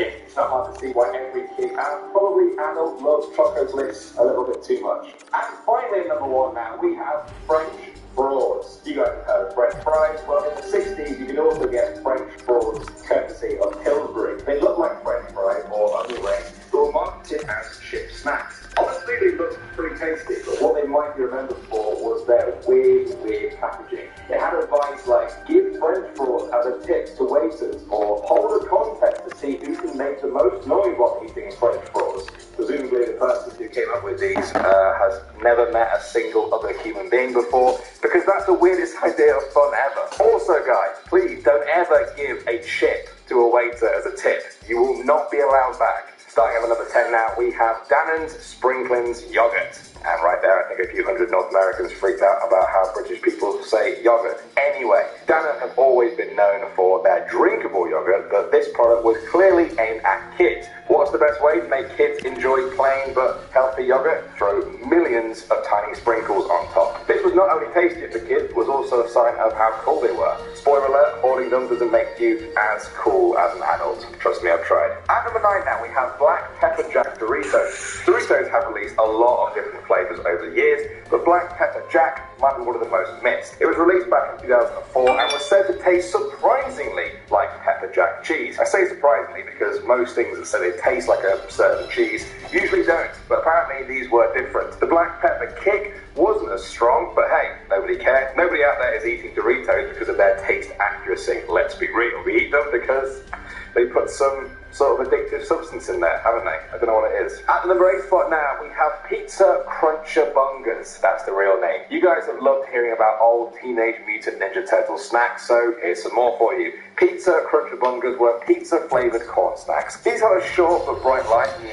80s, and if you had any doubt that they were from the 80s, I think this TV advert is all the proof you need. Yeah, they were a much-loved snack, but as with a lot of products like this, I think people mainly bought them for the turtles and not really for the taste. Moving on to number 7 now, we have Snack-Made Cheese. This was scrubby cheese in a can, first released in 1968, and popular for about 10 years across America. Their taglines included cheese that goes anywhere, and it's uncanny. meaning it's almost like having real chow. It was whipped out and squirted on food that was just missing that artificial cheesy flavour. I'm joking, but I do really actually want to try this. How bad is that? Alright, at number 6 spot now, we have sour cream and onion Doritos. Most of us associate sour cream and onion flavoured chips with Pringles, but back in the 70s, Doritos were in that game too. It's been a long time since they were discontinued. If you want any proof of how old these are, then look no further than this TV ad for them. I couldn't believe it. Sour cream and onion flavored Doritos brand tortilla chips. And now I want them. Yeah, I don't care about Pringles. I want mine in a triangle shape. Alright, at number 5 now, we have Vegemite Snackabouts. This is an Australian snack for Vegemite lovers. If you're from the UK, you may also know it as Marmite. And if you're from anywhere else in the world, you might be thinking, what is that horrible looking black sludge? Do you actually eat that? Well, it's concentrated yeast extract, and if you've tried it, you'll know that it has a very unique taste. It's incredibly salty, and usually you spread it on toast, but Kraft Snackabouts let you pack it into your lunch for any time of the day. How thoughtful of them. Alright, moving on to number 4 now, we have Turkey Twizzlers. When I was a kid, almost every child in the UK had tried a turkey Twizzler. It was a very common lunch item at school. It was supposed to be turkey meat in a sort of twizzle shape, but that's literally all anyone knew about them. There were rumours that it was just reconstituted waste meat. Then, in 2005, celebrity chef Jamie Oliver led a campaign to get them removed from school menus because of their high fat content and the fact that they were just 34% turkey. He was probably right to do that, but a lot of people still mix them. Not turkeys though. Next up at number 3, we're going back to Oreos now for Oreo. That was his real name. These were normal sized Oreos, but the cream inside was chocolate flavour. It's kind of weird because they called it Oreos, to be all like, oh no, we made this bad. We didn't mean to make the chocolate flavour. What? But then they This wasn't the point. Obviously, people love them for their nice chocolate twist. Sadly, although their packaging promised the great tasting goose was here to stay, they were eventually discontinued. Alright, moving on to the number 2 spot now, we have Doodad. These things have a very healthy shelf life, and were around from the late 60s all the way up to the 90s. They were a box of savoury squares, wheat squares, and cheese tidbit crackers. Now, some of you guys might be thinking, oh, this is just Chex Mix, but apparently it was a lot better than that. Tidbit crackers even went on to become its own snack by itself, kind of like a guy leading a boy band and having a really successful solo career. And finally, number 1 now, we have Oreo Cakesters. You guys all know Oreo, I'm sure you all know Cake. This was an interesting hybrid of the two from the early 2000s. It was Oreo's attempt at dominating the cake market as much as they did with the cookie market. It came in 4 varieties: double stuffed, chocolate, golden Oreos, and peanut butter. I never had these personally. I know some of you guys probably did though. I've heard they were absolutely amazing. Some people even say they were better than actual Oreos, although that is a pretty well of when they came.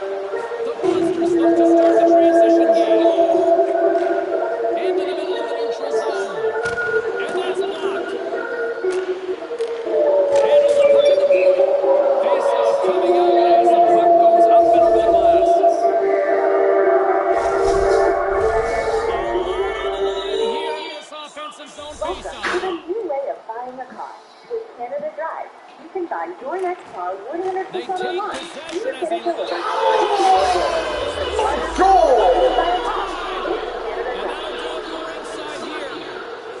Here we go, 3 apiece. They will play a 7th and deciding game next. They gotta be ecstatic. I mean, here they are. They push the series right to the limit. You win in game 6. I hope you're feeling hungry because today we are talking the top 10 discontinued fast food items. Coming in at number 10, definitely kind of erring on the side of gross, we have the Burger King Cupcake Sundae. Starting us off at number 10 is Fast Food Drive the Coolies. This game was developed by Pizzerias for PlayStation Vita and was first released in Japan in 2015 and then worldwide a year later. The game focuses on the island of Bikini in which all the girls are infected with the VR virus. The only way to cure the virus is to fight over and over again so they can control their abilities. So there's 2 types of girls, X stars who can transform themselves into weapons when they're sexually aroused, and liberators who can wield these X-stars when they're in their weapon form. The gameplay has two phases, the adventure part and the action part, and during the fighting sequences, the girls work in pairs to defeat enemies, and sometimes doing strong special moves can tear off the clothes of your partner or your enemy. I don't know how that helps, but I guess it's just part of the game. The drive part of the game is when both girls combine forces during weaponization, so a sexy curtain will appear and then they touch each other explicitly for a bit, and then boom, weaponization. There's even a boob ranking system in the game, but let's just not get into that. You can also grope and undress other girls in the dressing room if you want to. I don't know how that's going to help you in the game, but if you want to, go ahead. The game ended up getting banned in many countries like Iran, Pakistan, China, Russia, Germany, Kenya, Saudi Arabia, the UAE, and New Zealand for glorifying sexuality, homosexuality, just all-around sexual content involving minors, and promoting immoral values. That was a very long list. They also weren't happy with the fact that two main characters, sisters Ranka and Rinka, have an incestuous relationship of sorts. I mean, so, you know, kind of get where they're coming from there. Coming in at number 9 is Wolfenstein 3D. So Wolfenstein itself is a World War II themed series, and it's actually sort of a legendary because it really helped popularize first-person shooting games, even though now that's basically the norm. People have gone as far as to say COD wouldn't have even existed had this game not come out, which is a big statement. Now Wolfenstein 3D was the third game in the series, and it was released in 1992, and honestly the game is pretty simple. You play as an Allied spy and you have to escape Castle Wolfenstein. Many of the games are banned in Germany for obvious reasons, mainly the Nazi references and high impact gory violence, and the 8th game in the series was also banned in the UAE for interactive sex scenes. I just love how this is a series focused on World War II. Like, there's so much content you could put in these games, yet they found the time and somehow managed to include an interactive sex scene. It was a necessity, clearly. At number 8, we have the Dead Island series. Dead Island is a survival horror role-playing game developed by Techland, and it was released back in 2011. You can play it multiplayer or alone, and the game centers around a zombie-filled open world, and there are 4 playable characters to choose from, and the aim of the game is to escape the island of Vanoy that you're on. You know, surrounded by zombies and all. Definitely would not like to be on a zombie-infested island, thank you. Most of the game is about combat and finishing your quests. You can earn XP when doing so, and then level up. The first half of the game only has melee weapons for you to use, but the second half has some firearms, but either way, the weapons are displaced all over the world and are randomly generated. Some zombies are stronger than others, some have special abilities, so you have to look out for everything and make sure your stamina bar doesn't deplete, otherwise you're basically dead. The game was banned in Germany, Japan, and the UAE for extreme depictions of high-impact gory violence and scantily clad characters. There is also controversy around the Perna character, who has an unlockable skill dubbed Gender Wars, which lets her do more damage to male opponents. Now, during development, she was called the Feminist Whore, and although it was edited out for the final release, you can still find it in debug code on the computer version of the game. Filling on the 7th slot is Death Race. Now, how many games on this list start with death? I'm not really sure. But anyway, this is a major throwback because it's actually a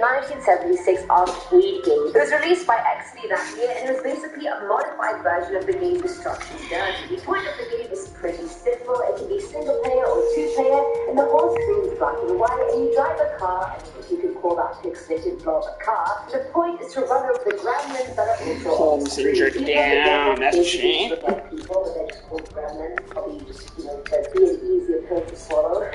But when you manage to successfully hit one, it lets out a furious scream, and a cross tombstone appears. That makes it harder because the tombstones remain as obstacles, but the player still has to hit more gremlins. AKA, it's a driving game whose point is to kill pedestrians. Oh, sorry, I hate gremlins. The game was insanely popular for an arcade game. It was showing up in bars, restaurants, arcades, amusement parks. It was anywhere you'd find arcade games. The game was only meant to be an interim product until XP released their actual car game the next year, but reporter Wendy published a very popular article talking about how the game's violent content could affect those playing it. After many complaints, amusement parks started removing it from their arcades. Arcade or restaurant owners just simply stopped renting the Death Race cabinet, but that just wasn't a big deal for XP. They just kept moving their cabinets from state to state wherever there just wasn't much controversy about the game, which I mean, kudos to you for trying to keep it alive. By the next year, the game was no longer in the headlines, but I can't tell whether that was because people stopped caring or because the game basically got banned in all of America. Also, can we just take a second to talk about how this game was branded as making players more violent when it's literally just pixelated blobs? We really had no idea of what was to come, did we? Now, at number 6 is Left 4 Dead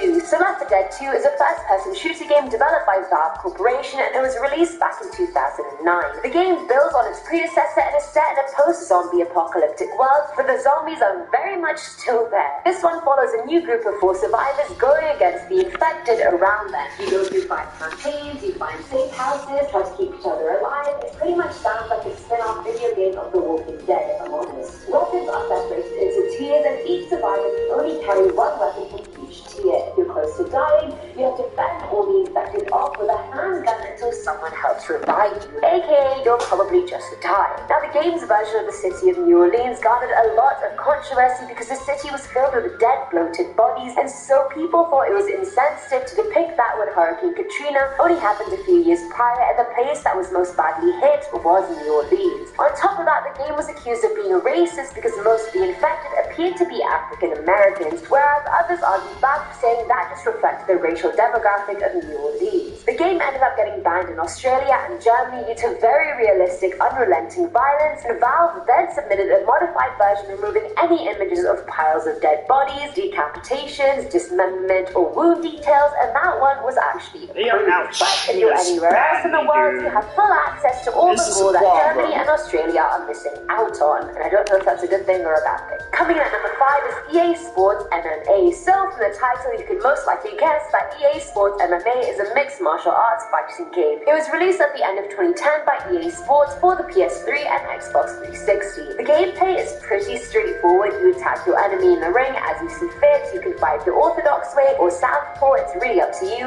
The venues change. It even has a live broadcast feature where you can upload your games, and people actually got Google Career Certificates provide online training for in-demand jobs.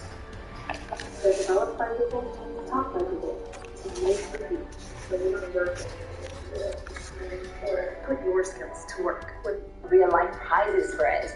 If you've ever watched an MMA fight on TV, you know how brutal they can be, and yes, Conor McGregor, I'm definitely talking to you. So is it really a huge surprise that the game ended up getting banned in Denmark? But funnily enough, it wasn't banned because of the violence in the game, it was banned because of all the energy drink advertisements within the game. Rockstar Energy Drink is pretty much plastered everywhere in the game, and there's a law in Denmark that prohibits any marketing for energy drinks, and therefore the game is banned. Unlucky Denmark. And number 4 is the Call of Duty series. Okay, everyone just put their hand up if they played COD, guilty as charged. I used to play Black Ops, and I just used to camp and noob town and just shoot people from the upstairs window when I got lazy. And don't even get me started on zombies because that gave me major stress. Let's not talk about it. But anyway, COD is a first-person shooter franchise which first came out and took the world by storm in 2003.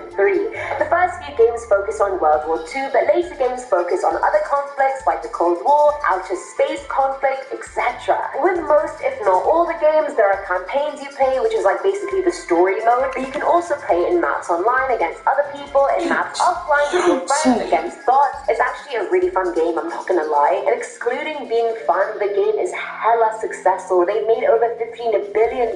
By 2016, they sold over 250 million copies. But with great success does come great conflict. Black Ops nearly got banned in Cuba for including a mission where you have to kill Fidel Castro. Germany has banned 4 games in the franchise. The Black Ops was banned in Japan. COD 4 Modern Warfare was banned in Saudi Arabia and the UAE for having quotes from the Quran, which was deemed offensive, and some were even banned in Russia for having a storyline where Russian ultra-nationalists take over Russia and then invade the US. All in all, many countries have found issues with COD, and that's all that really matters for this list. Filling our number 3 spot is the Saints Row series. Saints Row is a series of action-adventure games created by Volition, first released in 2006. The game focuses on a gang called the Third Street Saints, and the gameplay is in an open world, and it features non-linear gameplay and racing sequences as well. The aim of the game is to lead the gang and overtake their rival gang in a turf war. Basically, that's the game. And the game is also known for its comedic shock value. So far, this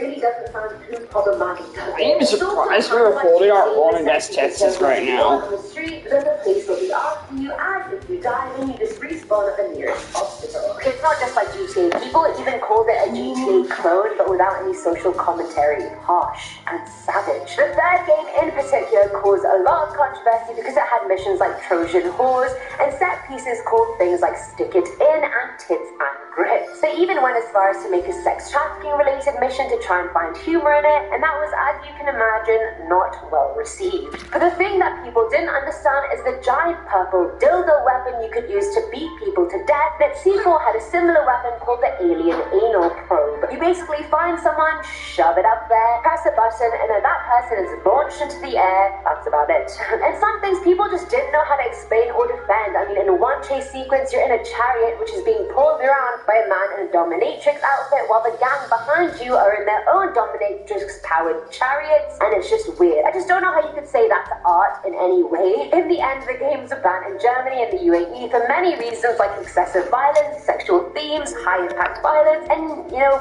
probably the dildos. Now at number 2 is Baby Shaker. Now this one isn't a console game, it's a phone game, but this list doesn't discriminate. Games are games, so why not include an Apple Store game? How many times have I said game? Anyway, half the world have iPhones, they probably have a bigger reach than a lot of gaming consoles anyway, so gotta love the 21st century. But anyway, Baby Shaker was a game made by Soft that came out for the iPhone back in 2009. The game cost 99 cents, and it showed a black and white drawing of a crying baby, and you can hear the cries. Very tech-savvy. And underneath the drawing, this paragraph is written: the plane, on the bus, in the theater, babies are everywhere you don't want them to be. They're always distracting you from preparing for that big presentation at work, but they're incessant crying. For Baby Shaker, there was nothing you could do about it. See how long you can enjoy his or her adorable cries, or you just have to find a way to quiet the baby down. The point of the game is to see how long you can stand the baby crying before you can't take it anymore, then at which point you start shaking your phone to quiet down the baby, or shaking your phone after you just killed the baby. If you figure that out, when 2 large red X's appear on the baby's eyes and the crying stops. It was in the Apple Store for a total of 3 days before Apple took it down. But even 3 days isn't enough to reach the masses. Complaints started filing into Steve Jobs or the executives for not properly screening such an awful game. Ironically, the App Store has been criticized in the past for being too strict to the point that it's banned games that have classy noises in them. Yet this one just flew under the radar. Either way, it got banned within 3 days, and I highly doubt you can find the game anywhere now as it's been 10 years, and I'm pretty sure at least one person in every country in the world except Antarctica has an iPhone, so I guess you could say the game was banned worldwide. And finally, at number 1 is Mortal Kombat. I didn't want to put this on the list, it physically hurts me, but I had to. If you live under a rock and don't know what Mortal Kombat is, it's a fighting game franchise with the first one having been released in 1992. This game is iconic. There are so many sequels to the game, spin-offs, TV shows, a comic book series, and even a live-action tour. It's one of the most successful fighting games in video game history, and is also one of the highest grossing. So how did it end up on this list, and how did it end up as number 1? As a fighting game, there are special moves that each character has. Fatalities are gruesome, and they've only gotten more gruesome and more HD as the games have progressed. Fatalities, if you don't know, are a player's finishing move on their opponent. One character called Kano literally has a move where he can rip your heart out, just to give you a small example. When it first came out, even Nintendo didn't release it because of the blood and the gore. It was one of the first few games psychologists tested on whether video games made players more violent in real life or not. A study done in 2000 claimed that the video did, and it was backed up by the Columbine High School massacre that happened a year prior, where 2 teens killed 13 people and injured 24. The 2 perpetrators played the game obsessively, and Bill Clinton himself said it's games like Mortal Kombat that makes kids more active in simulated violence. The game series ended up getting banned in South Korea, Japan, Germany, Malaysia, Brazil, and Australia for a variety of reasons, namely high-impact gory violence for no reason other than entertainment. But isn't that just most games these days anyway? Starting us off number 10 is Thrill Kill. Now this game was developed by Paradox, developed it for the PlayStation, and it was meant to be released in 1998, but its release ended up getting cancelled altogether. Thrill Kill was a very hyped update game, but even coining it the next Mortal Kombat, which is a very big statement to make. Now what happened was that EA had acquired Virgin Interactive, who was going to publish the game, and weeks before before its release, EA decided to cancel it because they didn't want to publish such a senselessly violent game. Either way, the cancellation didn't stop former employees from releasing the game in the group Tasty. Serial Killer ended up becoming one of the most widely available unreleased games ever developed. The game itself involved a room where 4 people fight to the death and then end the fight with a thrill kill, which pretty much sounds like half the fighting games on the market right now, but whatever. The more attacks your player makes, the higher their bloodlust rises, and once it's full, they become electrocuted and endowed with superhuman strength, and they can finally perform the thrill kill. Now, the game sounds like any normal combative game, but the game included sexual content like fetishistic and BDSM-looking costumes, and players had special moves with unnecessarily provocative names like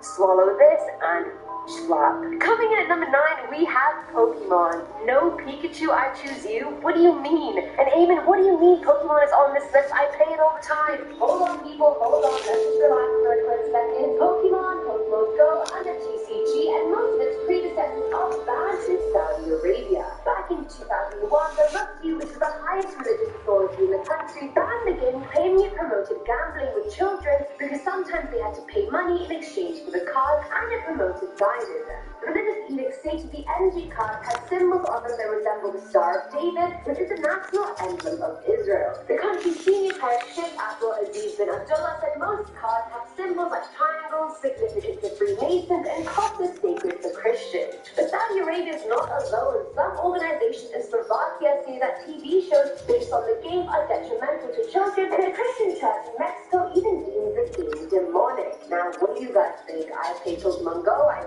really like it. I'm not opposed to the games. I know a lot of people aren't, but what are your thoughts? At number 8 now is Omega Labyrinth Zed. Now, this is the sequel to Omega Labyrinth, which is a dungeon crawler role-playing game published by G3 publisher, the PlayStation Vita. The original follows a group of girls exploring a dungeon and looking for the holy grail of beauty, which can grant the finder any wish they want. Wouldn't we all want one of those? The main girl, Anya Akenya, wants to find the grail in order to increase her breast size. The sequel, Omega Labyrinth Zed, was released in Japan back in 2017 for the PS4 and the PlayStation Vita. The original group of girls are in the sequel, as well as some new characters, and in this one they're exploring a cave at a girls' academy. It was originally going to be released in the West at the start of 2018, but it was refused classification in Australia and the UK. Then mid-year P2 announced the game's Western version has been cancelled since Sony Europe and Sony America had blocked its release. Many scenes were deemed problematic because they involved sexual stimulation of the young characters and undressing them as well. During some mini-games, the player has to touch points on the girl's body to arouse them.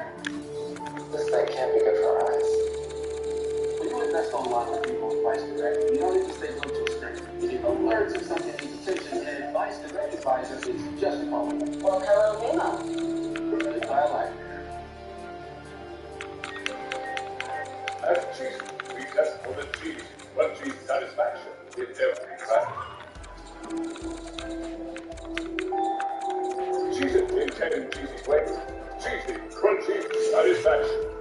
Then they succeedingly activate a shame break where parts of their clothing starts coming off. In another minigame, the player puts honey on the girls' bodies, whereafter a dog-like creature of some kind has to lick the honey off their bodies while they respond with sexualized language. And again, their clothing comes off too. I don't know how this part aids the girls in finding what they're looking for, but sure. Still on number 7 spot, we have Bully, or as it's known in the European market, Dog Eat Dog. So this game was published by Rockstar Games for the PS2 way back in 2006, which honestly seems like a lifetime ago. The story is set in the town of Bolwan, and you're a student who's trying to rise in the social ranks at school. I feel like that sounds like any school in your life, but anyway, like ETA, you're free to roam the town as you please. You play as the character of Junie, who goes to Bolwan's academy, and soon realizes the school is filled to the brim with bullies. The game initially caused a lot of controversy amongst educators and parents who thought the game was glorifying school bullying. Yahoo Games even listed it on their list of top 10 most controversial games of all time. The game was flat out banned in Brazil by State Psychology Society, claiming it would be harmful to teens and adults playing it. Currys and PC, while both owned by Dixon's Retail, one of the biggest electronic retailers in the UK, also refused to sell the game, saying it didn't go with their family-friendly image. Organizations situations like bullies to buddies, argue the game is more to do with uniting groups of students rather than being a bully. What do you guys think? Should it be banned or not banned? Now at number 6 is Command and Conquer Generals. Now this series of PC games is pretty well known. This one is the 7th installment in the series, and it was released back in 2003 by EA Games and Aspire Media. Now in the game's campaign mode, you can choose to play as China, as the US, or the Global Liberation Army, which is a decentralized terrorist force waging a guerrilla war against China and the US. At the beginning of the game, the GLA steal nuclear warhead and actually blow up a big part of Beijing and Tiananmen Square. And that's not bad enough. Later on in the game, the group also destroys the Three Gorges Dam. And obviously, you can probably guess none of this went down well over in China. And so they banned not only this installment of the series, but the whole series altogether. The game also created controversy in Germany. The Federal Department for Media Harmful to Young People put the game on the list of media harmful to young people. Any advertisement of the game and banned people under the age of 18 from buying it. Back then, the Iraq War had not yet taken place, so the Federal Department said it allowed people to play in the war in Iraq before it even happened. EA then released a localized version which didn't include any real countries or any relations to terrorism whatsoever. Have any of you guys played this game? Should it have been banned? Let me know. Coming in at number 5 is Mad World. Mad World is a beat-em-up hack-and-slash video game published by Sega for the Wii and was released back in 2009 and then a delayed release in Japan a year later. The game is divided into different levels, all representing various parts of Jefferson Island, which has basically been converted into the set of a game show called Death Watch. You control the character of Jack from a third-person perspective, and you have to go to the level by killing people and gaining points. Once you get enough points within a certain time limit, then you're faced with a boss fight. As you are in pretty much every fighting game. Every level has a blood-fast challenge where you kill people in a very bloody way by trapping enemies in front of a moving train or hitting enemies with a backwards giant dartboard in order to steal points. Many people didn't agree with the method of the game and that being blood sports, and the game was banned in Germany. The UK also had a lot of media watchdogs calling for the ban of the game. The director of Media Watch UK stated we have to ensure that modern and civilized values take priority rather than killing and maiming people. Despite its efforts, the game got a retort rating instead and was not banned at all. Campaigners in the US were also asked by the game and asked for a ban, claiming they were disappointed that the Wii was releasing a game like this that seemed to deliver every root gesture in the book.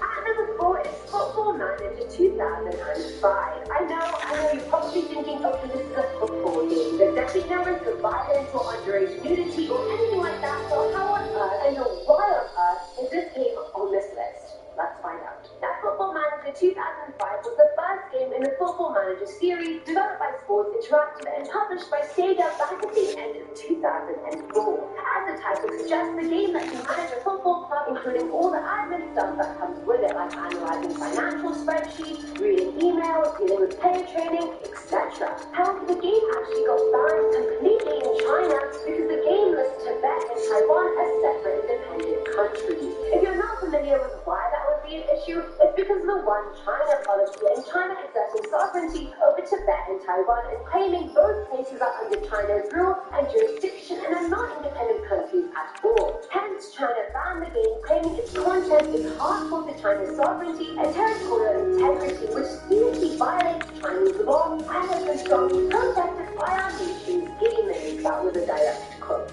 Sports Interactive replied by saying that version of the game wasn't released in Chinese because it wasn't meant to be released in China. So the versions people were playing were imported or downloaded. People can be fined up to $3,600 if they're told selling the game, and business licenses could also be revoked. They even went as far as to say internet service providers who failed to prevent the installation or download of the game could also be shut down for good.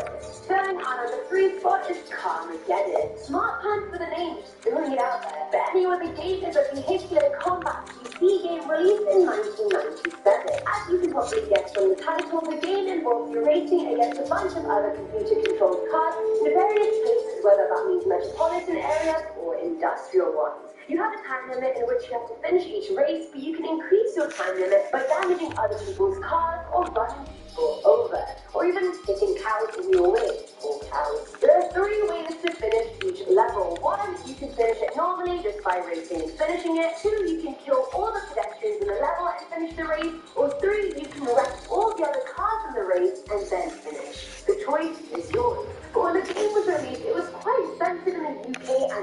family, and their version of the game had zombie dinner that had green blood, or robots that got run over because that was more acceptable than running over real people. Now, the British Board of Film Classification actually refused to even certify the game unless all the gore and blood was removed, but eventually, after 10 months of appeal, the BBFC certified the original. The game is still banned in Brazil and is deemed as 18+ in places like Portugal and Australia.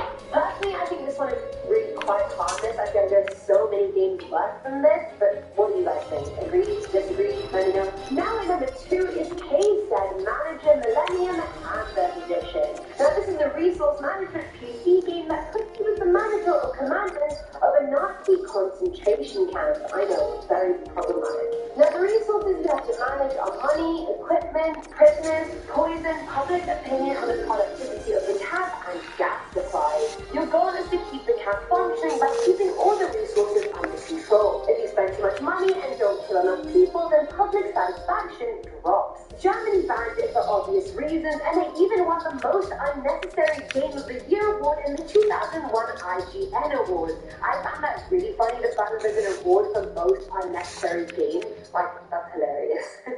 And finally, at number 1 is Rule of Rose. That's quite a lovely name, I'm not gonna lie, but was the game as lovely? Let's find out. Released in Japan by Sony Computer Entertainment for the PS2 in 2006, Rule of Rose is a survival psychological horror game set in England in the 1930s. The game revolves around a 19-year-old called Jennifer who ends up getting trapped in a universe ruled by young girls who created a hierarchy called the Red Crayon Aristocrats. She has to navigate the world with her canine sidekick Brown while encountering enemies and using tools around her to fight them off. Most of these enemies are very small apes. Before the game was even released, it caused moral panic in Europe based on rumors causing authorities to want to ban the game. The game was cancelled in the UK and was set for an American release, but then Sony also passed on the release saying they wanted the game to be tamer. Rumors were circulating about the game, citing the fact it had violence towards children and it like that being buried alive, underage eroticism, and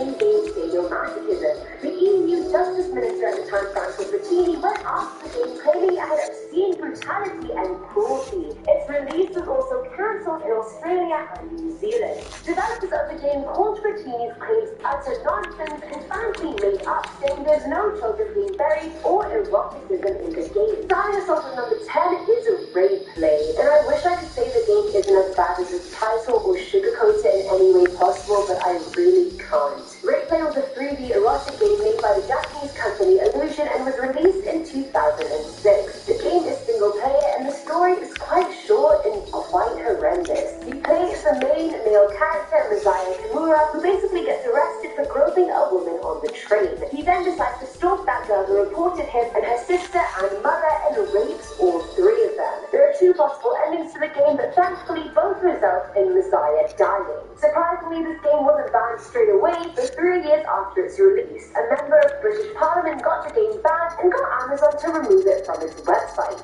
And I mean, it's pretty self-explanatory as to why it promotes this violent behavior, so let's just move on to the next one. Coming in at number 9 is Manhunt 2. Released by renowned developer of controversial games, Rockstar Games released a sequel psychological horror stealth video game back in 2007. The game follows Daniel Blanc, a mental patient who suffers from amnesia, while trying to uncover who he really is, and Leo Casper, who's a sociopathic assassin. The game focuses on self-attacks, which usually come in the form of attacking the person from behind, undetected, and there are 3 levels of execution, each more gruesome than the previous one. The sequel includes using firearms for executions and using objects around the player like telephones or toilets to also execute the victim. In the first one, you can also even suffocate your victims with a plastic bag. Despite this game ranking number 1 in the Gamer Angst's list of top 25 goriest games of all time, this game had mixed to positive reviews. However, the game was just deemed as way too gory. It was refused classification in the UK, and even after Rockstar went back and added some filters to the gore, like removing all but 2 decapitations in the game, that's an improvement, I guess. It still ended up being banned from sale in South Korea, Germany, Ireland, Kuwait, New Zealand, and Saudi Arabia. Seeing the screenshots of this game, it really is gore to the max. And I'm not one that's really disgusted by gore, but it's a lot. At number 8 now, we have Grand Theft Auto. Now, I've played GTA 5 and San Andreas, the latter being my favourite, and it's funny because growing up, my sister used to mute the game so I couldn't hear the characters swearing while I played it. And I know you can do bad stuff in the game, but I didn't realise it was banned in so many countries. If you haven't played it, GTA has you playing as the main character and you complete missions and achieve your objectives in the story. But when you're not playing the story, you're free to roam around the world you're in, free to run over people if you want, fight with whoever you want, just you name it and you can do it in GTA. The game does have a lot of violence in it as well as general mayhem and sexual content. Way back in 2008, a man called Paul Wachino was riding in a cab in Bangkok, and when it was time to pay the cab driver, he stabbed him to death like in GTA, saying killing seemed easy in the game. The game was banned in Thailand after that. Different components of the series are also banned in Brazil, China, Japan, Malaysia, Saudi Arabia, South Korea, and the UAE. Filling on number 7 spot is Standoff. Originally titled Active Shooter, already problematic. The first-person shooter game was developed by Russian game developer Anton Makarevsky and was originally set to release in 2018. The plot of the game is pretty simple. The setting is a school shooting, and you can either take the role of the active shooter or a SWAT team member responding to an SOS about the event. As the player, you can choose whichever weapon you like knives, guns, grenades, etc., and your death toll as police and civilians is tallied live on your screen. I feel like this is such a horrendous idea. I don't know why Anton even thought this would be a good premise for a video game. But anyway, this game obviously attracted a lot of controversy. Parents of the stolen Douglas high school shooting victims got 100,000 signatures while petitioning against it. The game was cancelled and the platform was removed from Steam as well, and good riddance. Now at number 6 is Gal Gun Double Peace. Now this game is a rail shooter for Shoko game developed by Inti Create, and it was released in Japan in 2015 and worldwide the following year. And it's a sequel to the original Gal Gun released in 2011, and the game is set at an academy in Japan and basically follows an unpopular male student called Hude Kudoki. A student Cupid, I know that doesn't make sense but go with it, hits Hude with 32 times the original intended amount, and then soon after the whole school is in love with him. So much so they start hurting him in a way involving bondage, you could say. The game follows him shooting his female classmates with pheromone shots while he desperately tries to find his true love girlfriend before sunset, because if he doesn't, he'll face a lifetime alone. The game has been banned in countries like New Zealand and the UAE for supporting and promoting the exploitation of children and the use of coercion and force during sexual conduct. Coming at number 5 is Postal 2 or Postal Square. This is a black comedy shooter video game released by Running with Scissors back in 2003. Black comedy basically just means jokes about things that are taboo like death, mental illness, sexuality, discrimination, racism, etc. The game follows Postal Dude going through the week, and each day he has a bunch of mundane tasks he has to do, like buy milk, do groceries, etc. As the player, you can do these tasks peacefully, or you can choose to do them as violently as you want. The choice is yours. Throughout the game, you're provoked by basically everyone in the game almost all the time. A year after its release, the Office of Film and Literature Classification banned the game in New Zealand for excessive levels of violence as well as animal abuse. And that's what even the worst the game has to offer. This game is interesting because it's hard to sort of ban or hate it because it really only gets as bad as you let it get. You can finish the game harming no one, or you can finish it while killing everyone. At number 4 now is Hatred. Now this game is an isometric shoot-'em-up video game released by Destructive Creations in 2015. This game follows the main character who is a misanthropic mass killer who's on a genocide crusade mission trying to kill as many people as he can. For what reason? There is none. Its trailer release alone back in 2014 had already garnered a lot of controversy. Over the time it was released, it got severely negative reviews. The game pretty much has no message or moral whatsoever other than a slew of endless violence, and I don't get why someone would create a game full of that much death and destruction just because. Some of the pictures I saw of this game are so graphic and dark, I was just thinking to myself, I don't know who would play this happily. I mean, you're talking genocide for fun, like that isn't a joke. The game was removed by Valve Corporation from their Steam Greenlight service for a while, but was brought back and re-released. For what reason, I have no idea. Filling on number 3 slot is Custer's Revenge. Now this game is old. I'm I'm talking released in 1982 by Atari 2600 old. This game is an adult video game with the main character being General George Armstrong Custer, who is famous for being commander in the American Civil War and for his colossal defeat at the Battle of Little Bighorn. The player of the game controls Custer wearing absolutely nothing but a cavalry hat, a bandana, and boots with a very noticeable erection. Your obstacles in the game are arrows being thrown at you, and your aim is to avoid the arrows and reach the other side of the screen so you can have sex with a Native American woman tied to a pole. Yeah, you heard that right. The original game was packaged as not for sale to minors, and it sparked a lot of controversy, and rightfully so. Anti-sex claimed it physically generated a lot of gang rapes of Native American women. There's no empirical data to back up her claim, but many cities really wanted to ban the game, but only one actually ended up doing it. Shout out to you, Oklahoma City. Now, number 2 is the Guy game, and from the title you can maybe see where this game is headed. Maybe. The Guy game was an adult video game made by Top Heavy Studios. It was actually the first and last game they ever released. It was released in 2004 and follows a trivia game show style with 4 people being able to play at once. The game has 20 episodes altogether and features a total of 1,000 questions. Now you're probably sat there thinking, there doesn't really seem anything wrong with this game so far. Wrong, my friends, very wrong. The game is mostly composed of live-action footage of girls in bikinis aptly named the Hotties, and if you do well in the game, then the Hotties eventually take their bikinis off and show you their boobs. There's actually a flasher meter in the game, so the more correct answers you give, the higher the meter goes, and the more exposed the boobs become. The game actually ended up as part of a lawsuit because one of the girls in the game wasn't told her boobs were going to be used to promote the game, and she was 17 years old when it was recorded, thus making her underage. The game was removed from the market real quick, and now it's a distant dream or nightmare. Most likely a nightmare. And finally, at number 1, it was downloaded to the Tor network via deep web internet forum by an unknown developer back in 2015. I say back like it was ages ago when it was really only 4 years ago.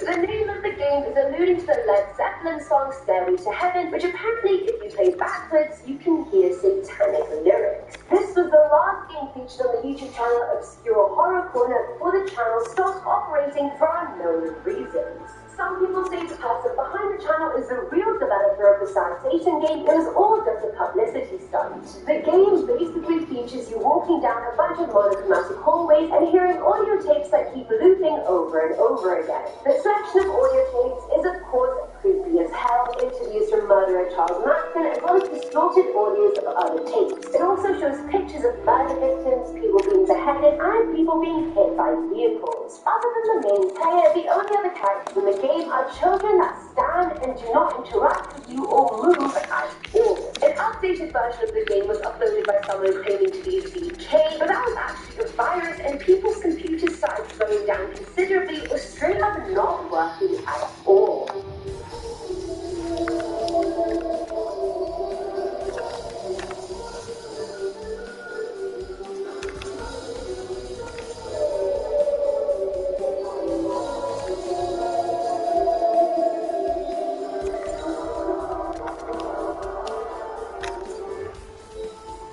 Create your next adventure with the RBC option in 35,000 welcome points.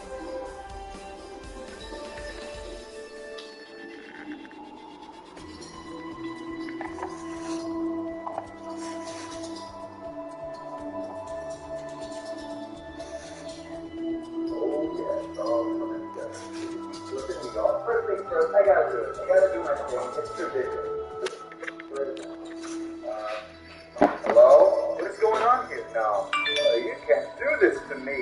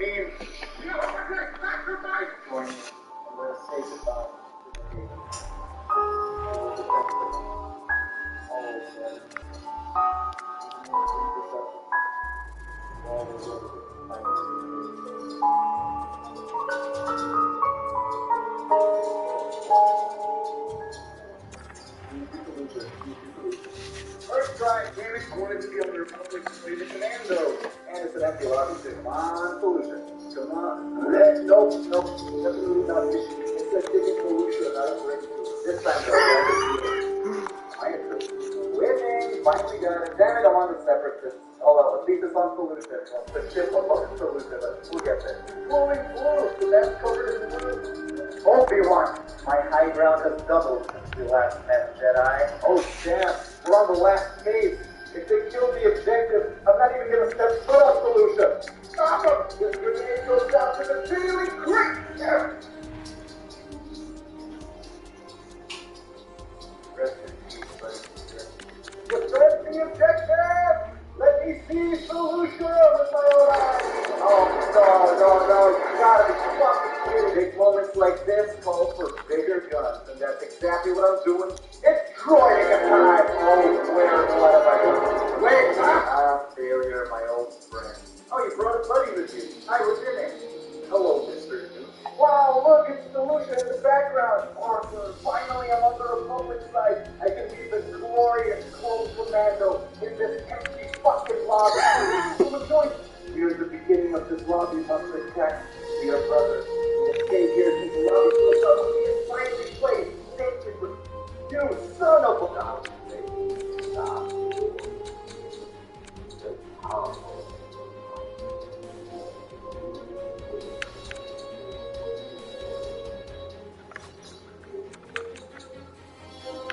To bring back the daily creeps, I pledge myself to your team. I'll play this game on the booth and solution will be the next match. I'll consider it an investment. What the hell is this? Clone commandos! They look so cool. Their visors are like glowing blue so brightly. Awesome. I mean, Republic dogs. Elite clone units. Formidable, but no match to the power of the dark side. It's so small! Whatever, Master likes you better. He wandered into the wrong street. Cold boy is first full of clankers. The dark side has no equal. Its power knows no limits. That's a tank. The dark side is no match for a fucking tank. Run! How could you shoot the devil in the back? What's your name? Nah, I got it. Just the strength. Oh, what I said. Fear in you, Skywalker. You have hate. You have anger. Yeah, run away, pussy bitch boy. Hi, what's up? It's me! Elite closed my ass! Keep discussing that hallway, boys. I have a plan. The master plan. They never expect the master plan! Oh, no, what have I done? Victory! Look at this. Half their team left because they can't be the commandos anymore, and then new players who join and realize that they also can't be commandos leave. What is this small dick energy? I'm not ashamed of it.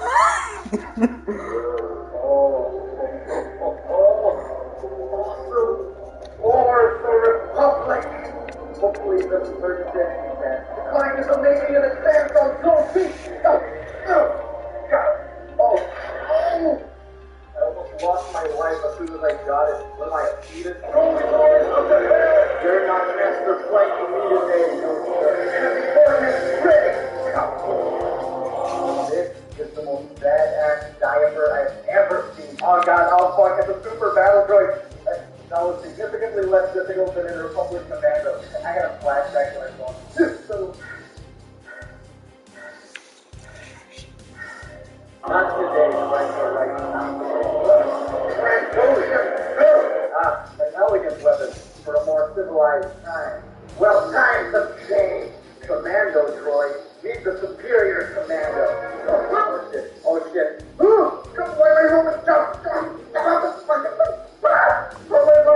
How am I alive right now? Oh, okay. Start calling yourself super bashful droid. I love the big one with that really fun. What are you trying to do? Look at him rolling into the battlefield. So excited. You cannot escape death.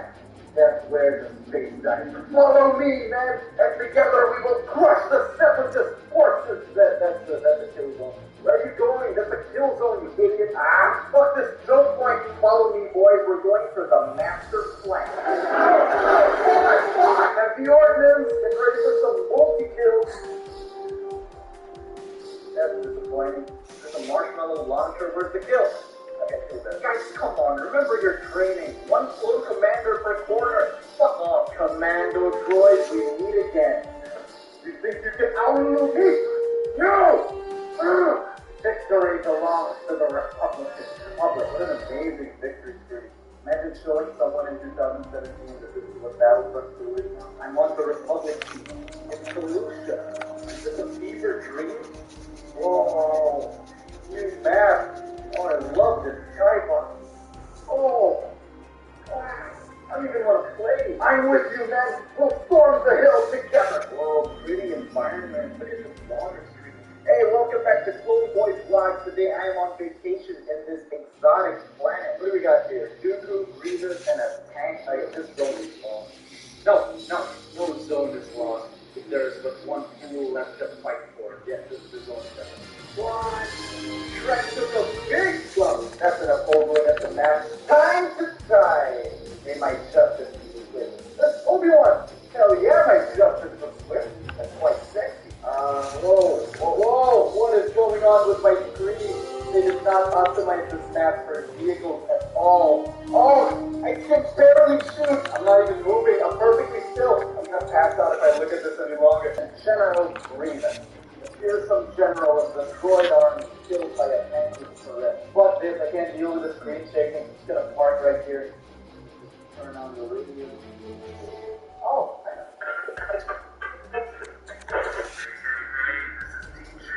Yes, I know how to show you.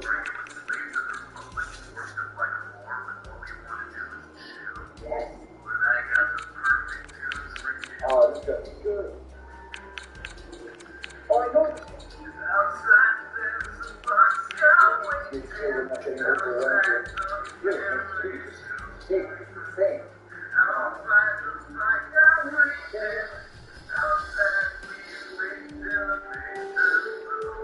I'm so excited for the practice and pajamas concert. What if I just slowly move? Look, my screen's not shaking. This can work. I just have to hope that no one shoots at me. Just off the slowly, boss.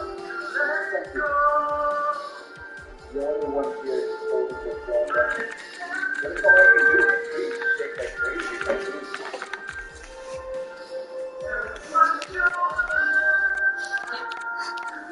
Hey, my screen's not going crazy. I think the problem fixed itself. It's wobbling a little bit, but it's not as bad as earlier. Tank fight! You can't aim down. The terrain favors me. What are you gonna do, huh? Surrender your height advantage instead of swinging. So you have chosen death. What could he saying? Who is this guy? What's going on? What's going on, DJ Dan? What kind of production are you running? Ooh, pretty hard. Very nice. Oh, it's getting out of hand. Now there are two of them. It's the house. It's the Gilmore's episode. I forgot which season it was, but I remember this design. And you can go in. That's sick. Holy Jesus balls. You can shoot out of it. It's a power position. It actually flows over the map. Trust me, I know map design. I was a forger in Halo. And I don't mean to brag, but I have 2 maps in Halo, man. So I'm pretty legit. Hey, someone made me a subreddit if you want to join and shit post with your fellow Zan plan. Hey there, General Skywalker. Your robes are looking a little red there. Almost like you're turning to the dark side. Nah, no way. Fucking sorry, fuck! Get away! Ooh, that was some damage. Do it again! Do it again! Oh, it is I, Anakin Skywalker, the epic one. Oh, what's this? Some fresh fucking food? Oh shit! What a terrible idea! That's the only one I did that. Your hour days are over! Well, if it isn't a rolly boy, roll your way to hell. Are you testing me? The win button is a pathway to many of those. Yes! In honor of the daily. The new content that I haven't played yet is co-op. After that, I need my crew. Guys. Come on, we're doing this wrong. You gotta walk through it. Right. So we gotta follow me. Which one? Out loud. I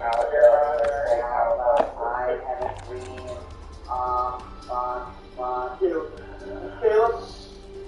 Caleb, where is that? Okay, here.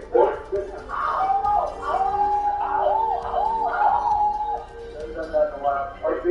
shirt design I sent you on Twitter? Oh, I know, right? Higher, Hale, higher!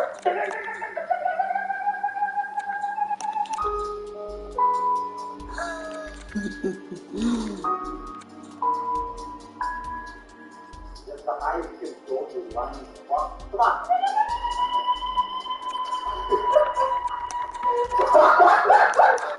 I'm not even going to attempt that. If you could put one swear word in, say, your best I don't know. That's possible. we can't put it in the beginning. The very rest of the also seems to be there's cancer. Are you alright? You just go fucking down to back the way! It's like the movie! Hang on, Taylor. Stand still. No, not aggressive because Drive! positive. Get on. Drive! Go!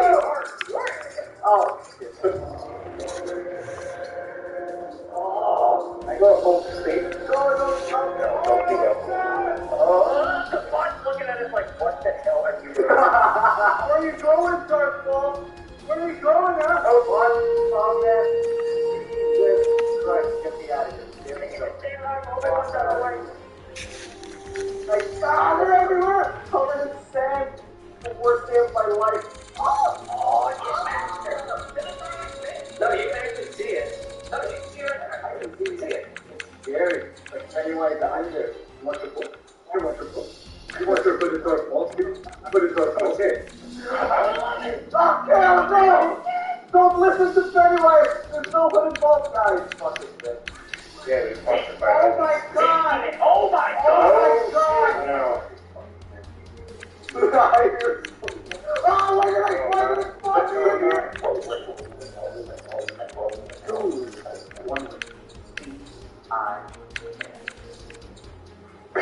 I am not coming in behind you again, old man! Oh, yeah, it's good. I will not go check you out! I will beat this yellow. What's the situation, Galen? Oh, so chaotic. Get him away.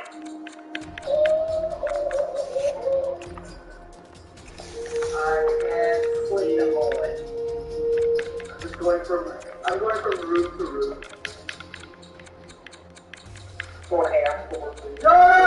Almost Captain. Oh, what? You think you're gonna get through this door? You think you're gonna get through this door? Oh, God! It's a furry commander! Like the video and I'll send you DJ Danny's latest mixtape.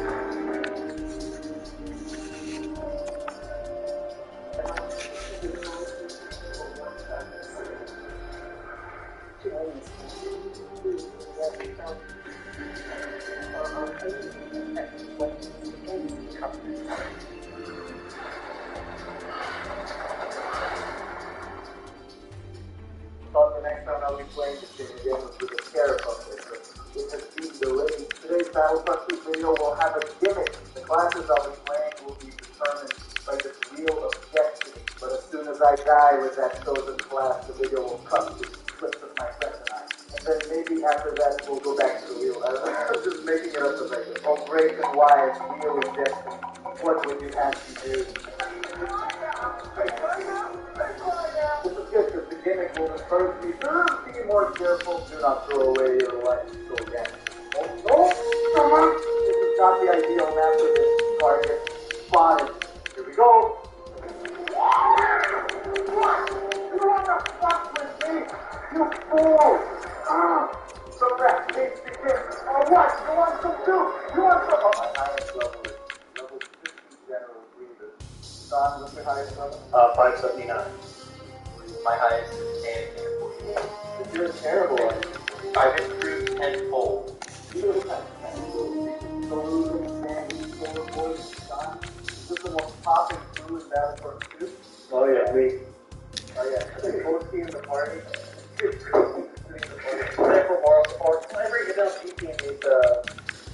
There, old coordinator in the back.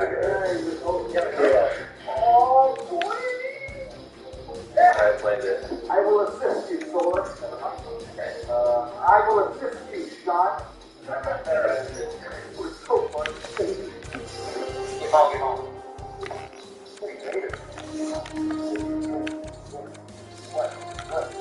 We don't know. Somebody please. Read that back up. We have caused that harm. Vader and I are. What? Ow! Okay, you're dead fast. Here, I'll force it. There you go. Fast stuff. I snapped her fucking great. I want to break it. Yep. The camera. Whoa. Oh. It's a close shot. Whoa, it's my favorite character from episode 9. Darth unnecessary. Oh my god, is that Darth? Did you really have to do this? Slap that spring later. See him also weak and fast. Not all my Electric puppy. Great.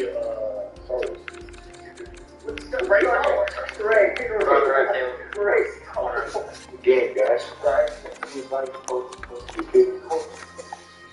What do you command, O wise wisdom? Oh, this is the goal. This is our Autobot. Roll out. Sam, I'm with you. What are we doing here? Who we killing? Oh, it's him.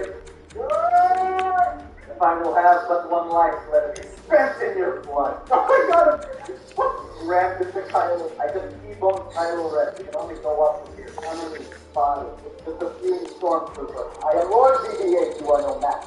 Oh fuck! You can fly. Just that. Stop sitting. How do I stop? How do I fly now? This is bullshit. Oh, where is the gun coming from? I'm gonna die. No. I can make it. No. Real fast. We're working for it. To prolong my life, I will use the middle ability for recon. Always be aware of my surroundings. Right now they're above me, but you just not make it. Oh, fuck. You're reading. One shot, two it again. One shot, all of them. Always number one.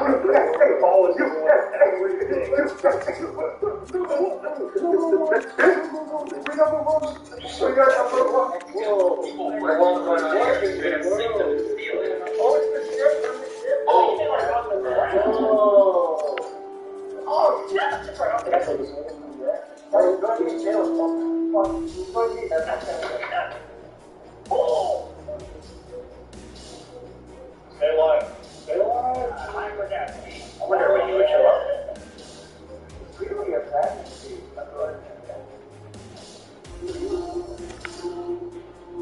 Thanks, baby. Wings, baby. Here we go. This is the 466 meter. Get your ass back here! George, the hand on that Obi-Wan. I can only work on the Obi-Wan. Stop taking credit. Oh god, boys. Oh, what? Eat it all. Oh my god, you're gonna see me. Come here. Let's go, grandmother. I'm gonna jack that. It's like a, oh, we got a grill. Oh, it was not even in the top 5. Sure, I did everything myself. Something good. Give me something fun. Come on.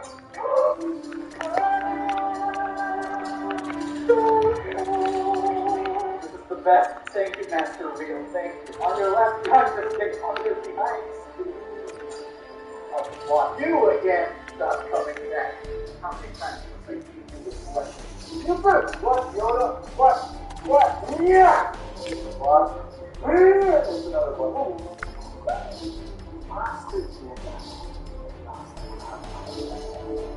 Here, Yoda, you cannot hide behind your block forever. Where is he? He's flying right there. Uh-oh. Oh, not 100 health. No!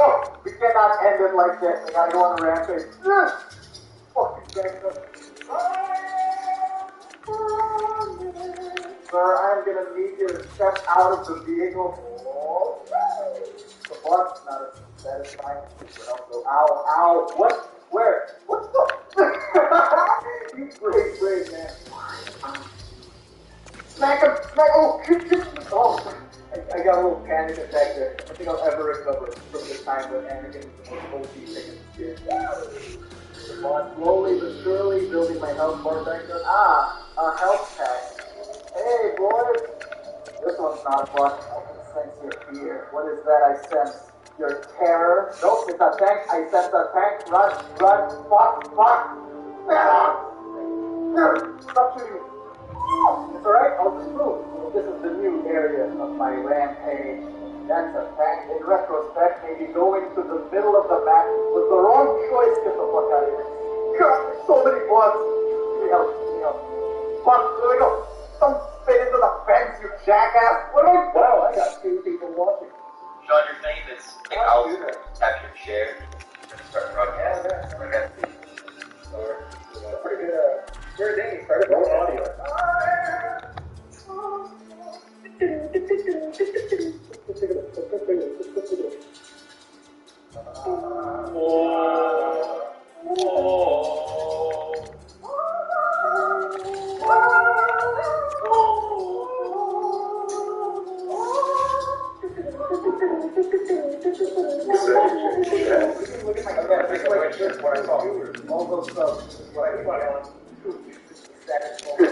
So apparently you're the same level as Sean. God damn! What do I got to discover?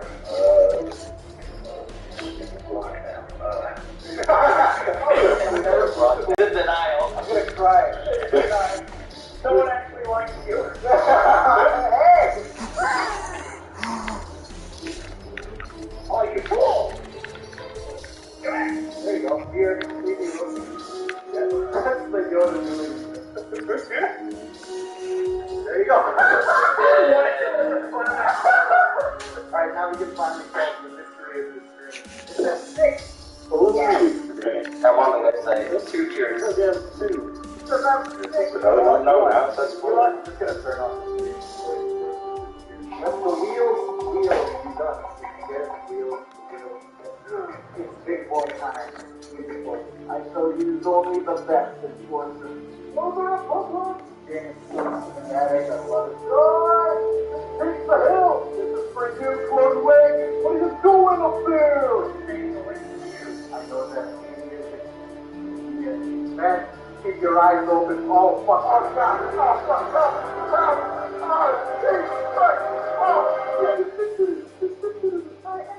Follow me, men. We will retake command point A and then charge back up the hill with reinforcements. I think I'm alone. I just found myself the whole time. Okay, that sounds fun. Give me some. Yes, it will be done, my lord. It's like rocket special suit. Falling on you. Let's do this, Sam. We are sniper partners.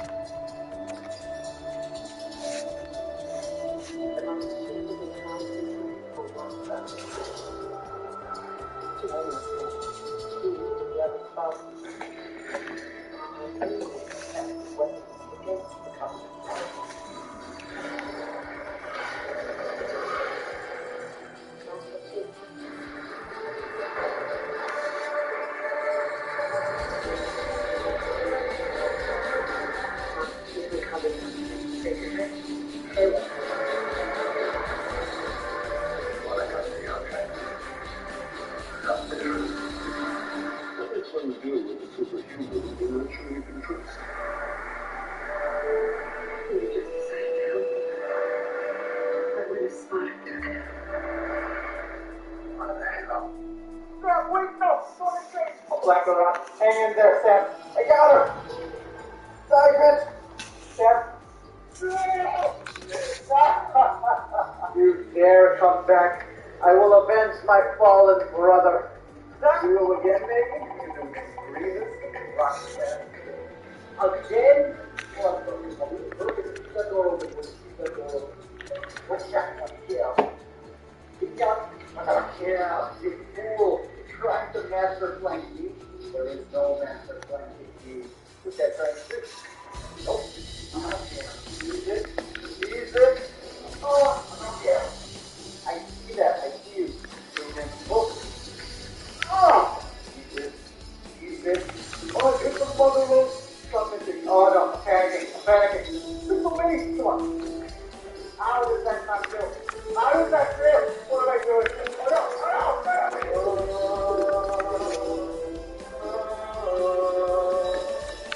Caleb.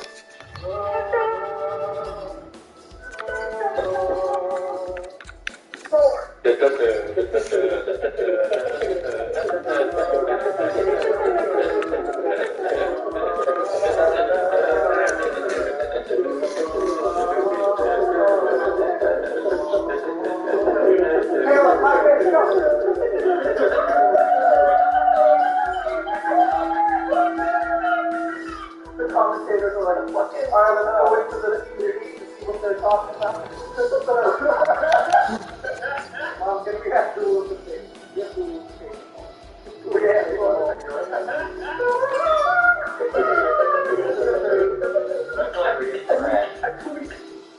not trying. I haven't been trying.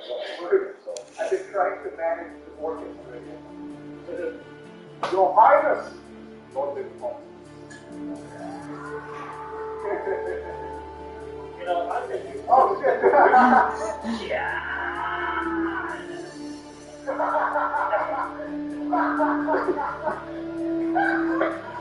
Well, I think it. Oh, duel it. Yeah, run away. Run away. What? I tell them, Red will see more asses. More asses. You think you can choose my name? Getting a job! Seaweed! Seaweed, stay alive! You must live to swamp another day. Not a party chance, it's just sending like all the time. Look at that. Double it. Thanks, I told you you should have done it with that. Stay up! No! You idiot.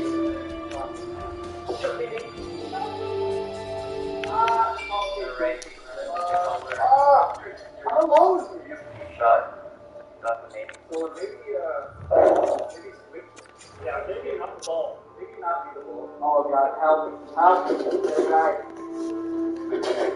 Sorry, you're not hitting them. I can see you. I can see you spinning. You're not hitting a single one. I'm trying to still make it to them. Stop being I'm back. Damn it. I'm telling you. I think this is Sean's fault. Way to go, Sean. Oh, first place. As long as it's not the sniper, honestly, it's fine. Ooh, that's new. Heavy class is actually my main now because of the new gun. So good. It's so accurate even when it gets fired. Let's go! Oh! Get the kill. There you go. Back up. Back up. Wait, what is that?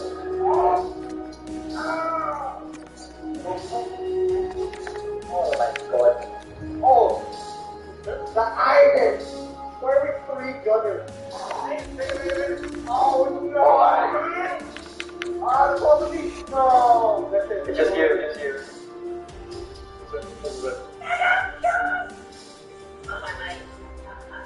No. Sean for 5! No! Way to go, Sean. Wouldn't mind getting a bowling ball again? That's super bowling ball. You're kidding me! No! I don't care. Do it again. I want to snipe.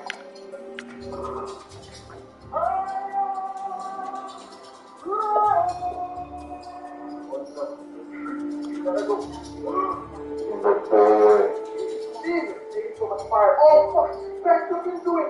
Oh, I barely got to use! Fuck it, I have just enough points to do it again immediately. I made the rules. I can break it. Yeah! Yeah!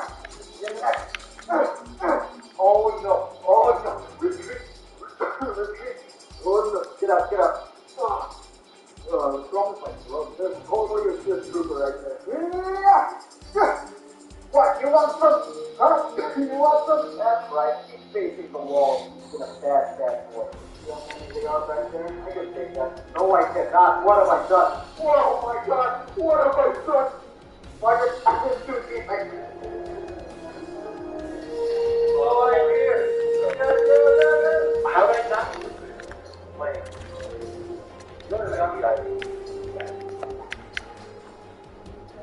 Oh yeah, watch, back up. We're see anyone else. Oh wait, you like the challenge. Yoda though.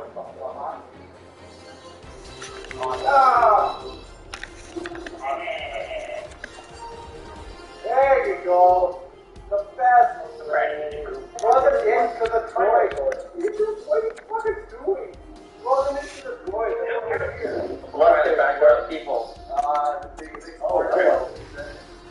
We can wait all day. John,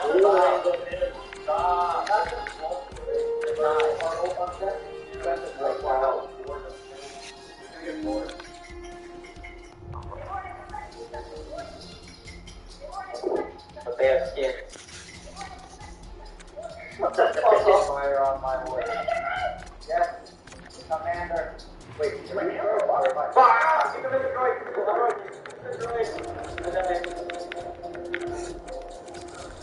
So we can have all these others in the room. Like fire, like a firing squad down the hallway. Yeah, down the hallway. I got a message from one of them that said, "Get out of the corner, little man." Alright, fire position. Get ready. On my mark. After the Ultroid base. Don't get away! John, they're targeting you. Bring him I keep here. spotting John. close. Sean, you're doing this. John, way to Go. go, John. John's ready. Aim. Hold your fire. Hold.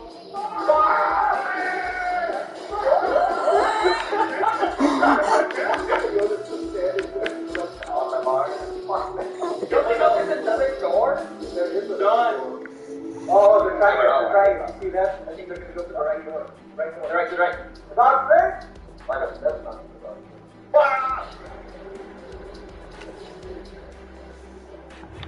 Droid, move! Go droid. Technical down. Oh my God. Stay on! Boy, what a W! I got a message. I'm not saying to you a W. That's my camper. Oh. You left Battlefront, you went to Halo. Hey, you even left the game. Yeah. You got so heated. Max is that so hard. Oh, your friend is right now. Way to go, John. Way to go, John. Yeah. Wow. Finish the rap, please.